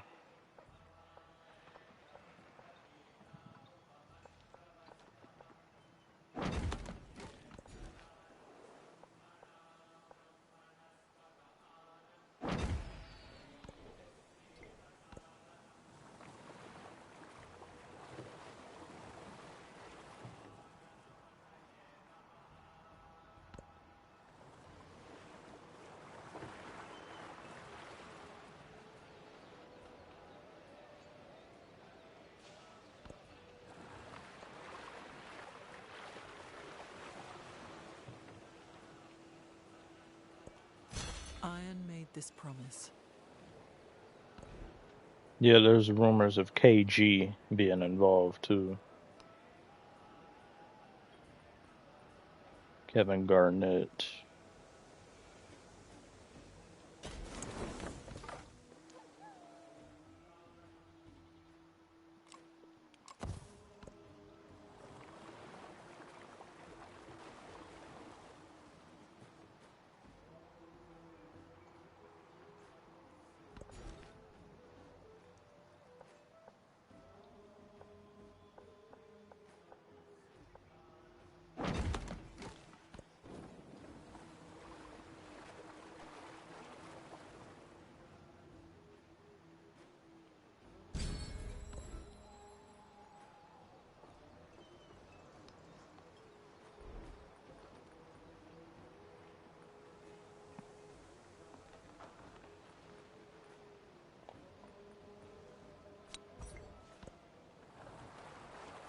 About to finish the Coliseum.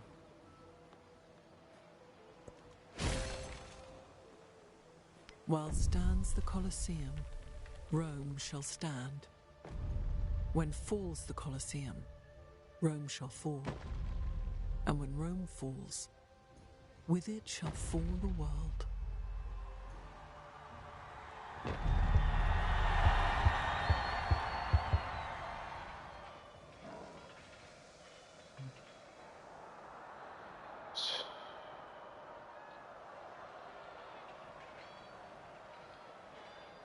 An army is a miniature of the society which produces it. It's probably one of the best Coliseum placements I've made playing a game. Looks absolutely beautiful right there.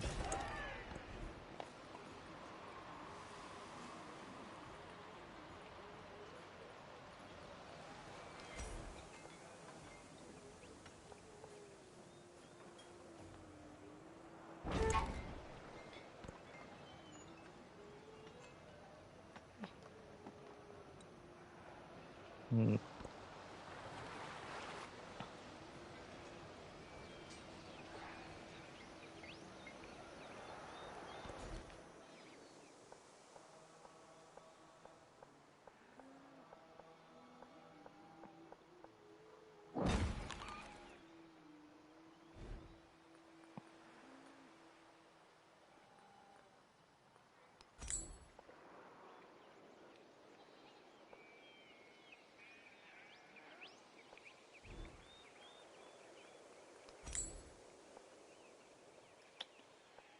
Why is it only two?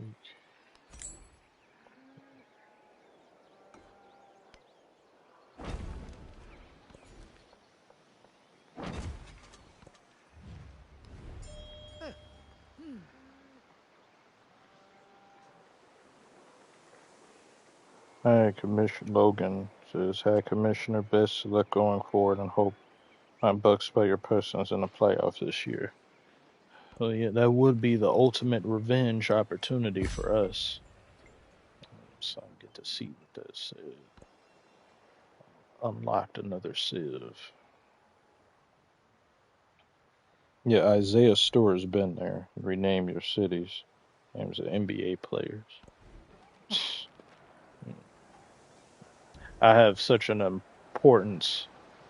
I really like the historical um, continuity or things to be made like that. That I don't be toying with names too much unless it's a special type city. I did the same thing on Civ 6.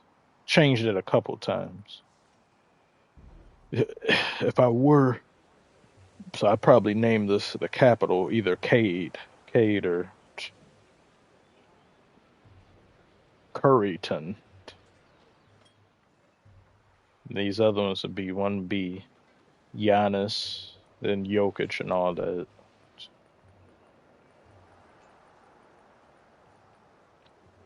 Oh, a mausoleum. Oh, I can build that here. So, uh,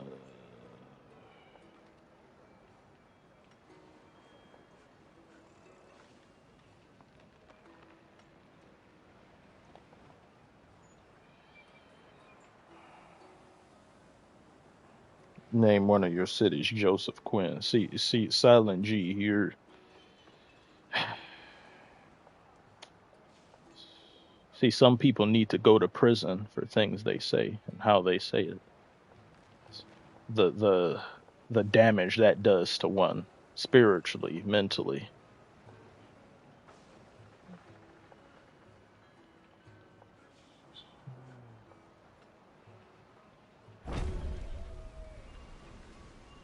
So I put it right there. This is this. Oh yeah, if it was just naming it anybody, then yeah, the capital would be Doja, of course, but easily.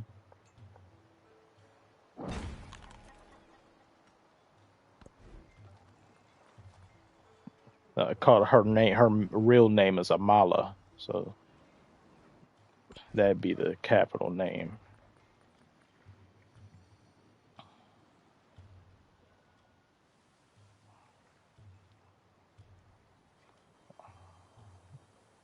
See, this Doja is overrated. That's probably one of the most wrong statements I've heard in my entire life.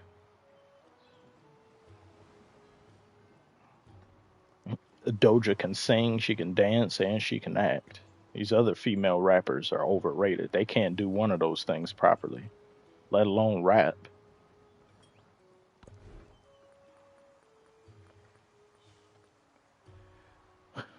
If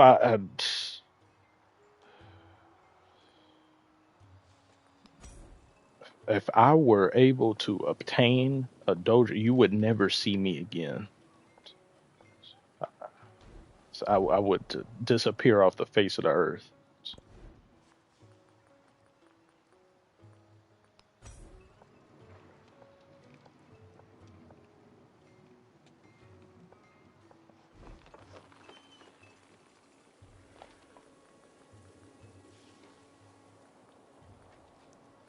Need more science.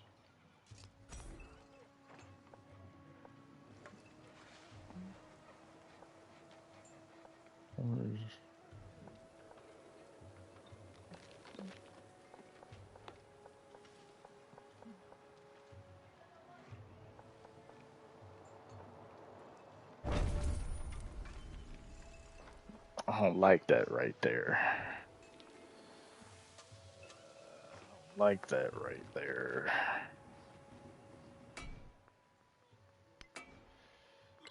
Let me just reload this part. I don't like that right there.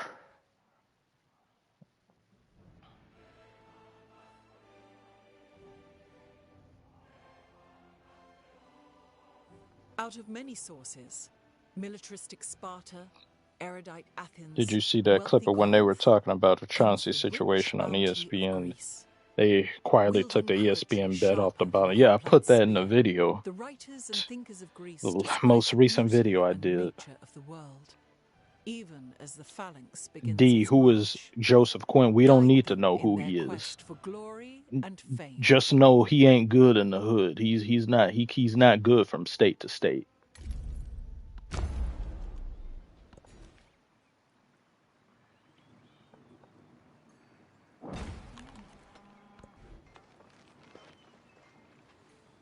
Dylan, how are you doing? And then Silent G proceeds to tell him anyway. What happened to being? How are you Silent G? Yet you're telling people information they don't need to know about a man who's on the no-fly list. His name is no good here.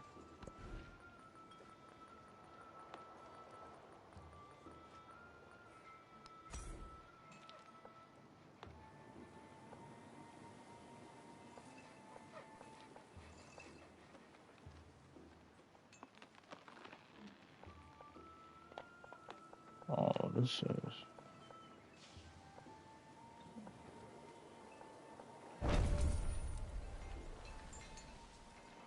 better.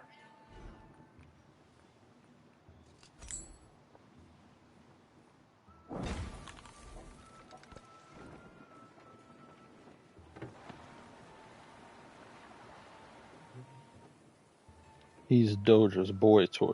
We don't even know that anymore. I ain't seen him anywhere near her. And she's private with stuff. If she break up with someone or get with someone, you won't be finding out about it till later. I ain't seen that man. As far as I'm concerned, he's gone with the wind.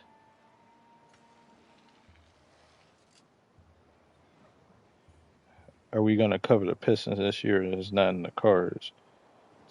Well, that's YouTube's fault. The first video I had with them, that was gone too. But I'm going to have subsequent ones. I may just start putting a couple still images because I'm getting tired of this blocking crap and all that demonetization and all that.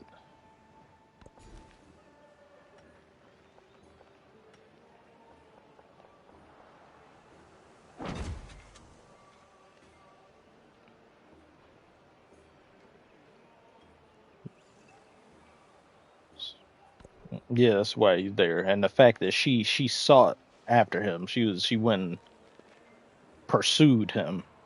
Another white man. It's too many times now, both in real life and in what I'd wish or people that I fancy. Never they black. They seem to always like white guys. I don't get that. You need to stop with that. Knock it off. Well, actually, I don't have a problem with it so long as the black person they do like is me. I don't care if you like that. It don't matter.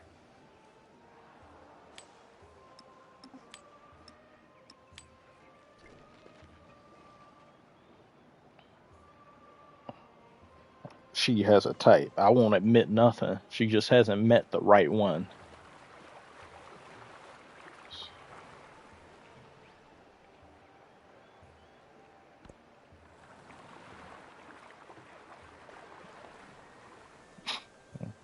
I'm not against being with a white girl or anything like that, but my desire and hope is to eventually marry and be with, settle down with a black woman. Not only just because of preference, but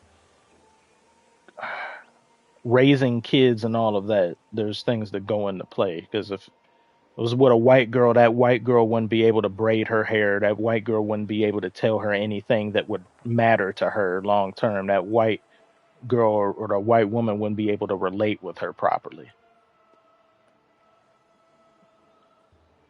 It'd just be this adjustment thing. It'd just be something that is.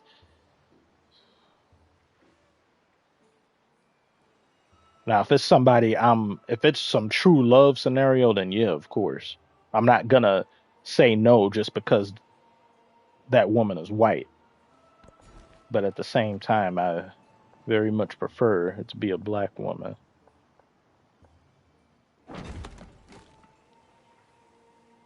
Or mixed.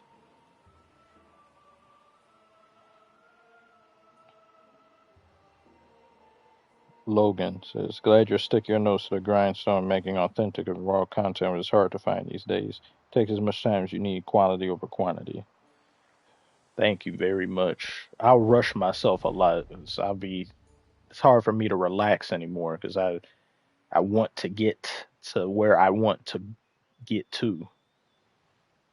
But where I ultimately want to get has nothing to do with sports or the NBA.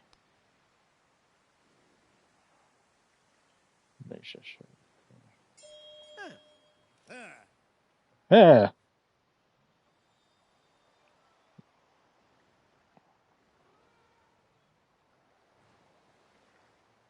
Yeah, my fine has that issue in her future. She's white with mixed kids. She told me how hard it is just talking to the kids about social issues. Yes, it's just not that. It's not that you can't. This bastard, damn. It's not that conversations can't be had. It's just those conversations aren't going to mean much coming from that individual in particular. Because how can they? After the assembly gathered, Unless you live it, you can't relate. Experience plays a great role.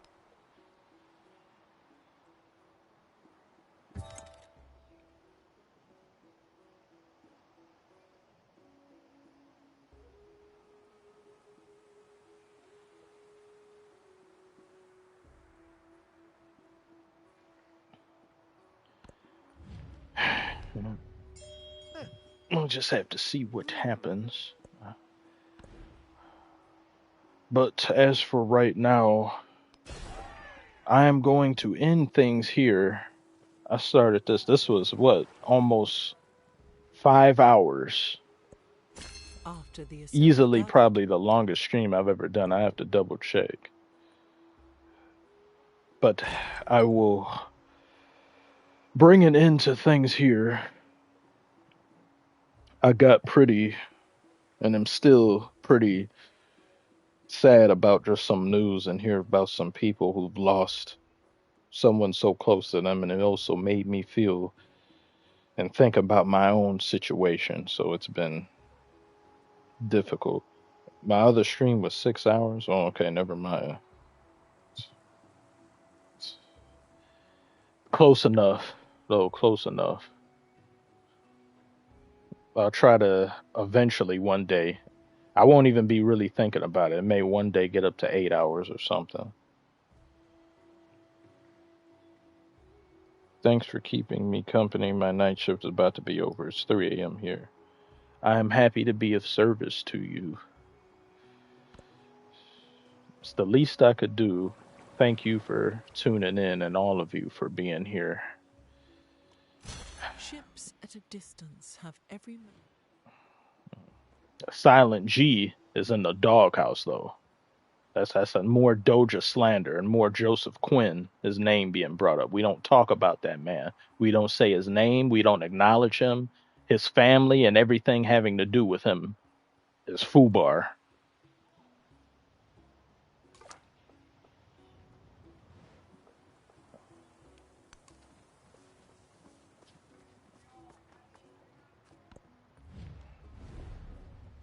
I just have to wish, I have to hope, and that Human Torch gets destroyed and wrecked and killed in a gruesome way when Doomsday comes out. He deserves nothing but.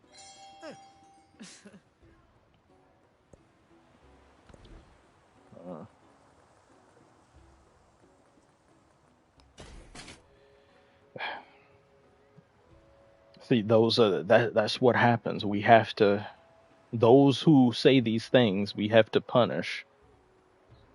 I can't let that slide. I can't. Bringing up that fool Joseph Quinn, that's Voldemort in here. We could, I don't even like saying that. His name burns my tongue, almost as bad as Draymond. But I will see y'all all later. It's a pleasure talking to you all, discussing things. I look forward to do it again sooner rather than later. I hope this time next week too. Or not this time, but the 4 or 5 next week too.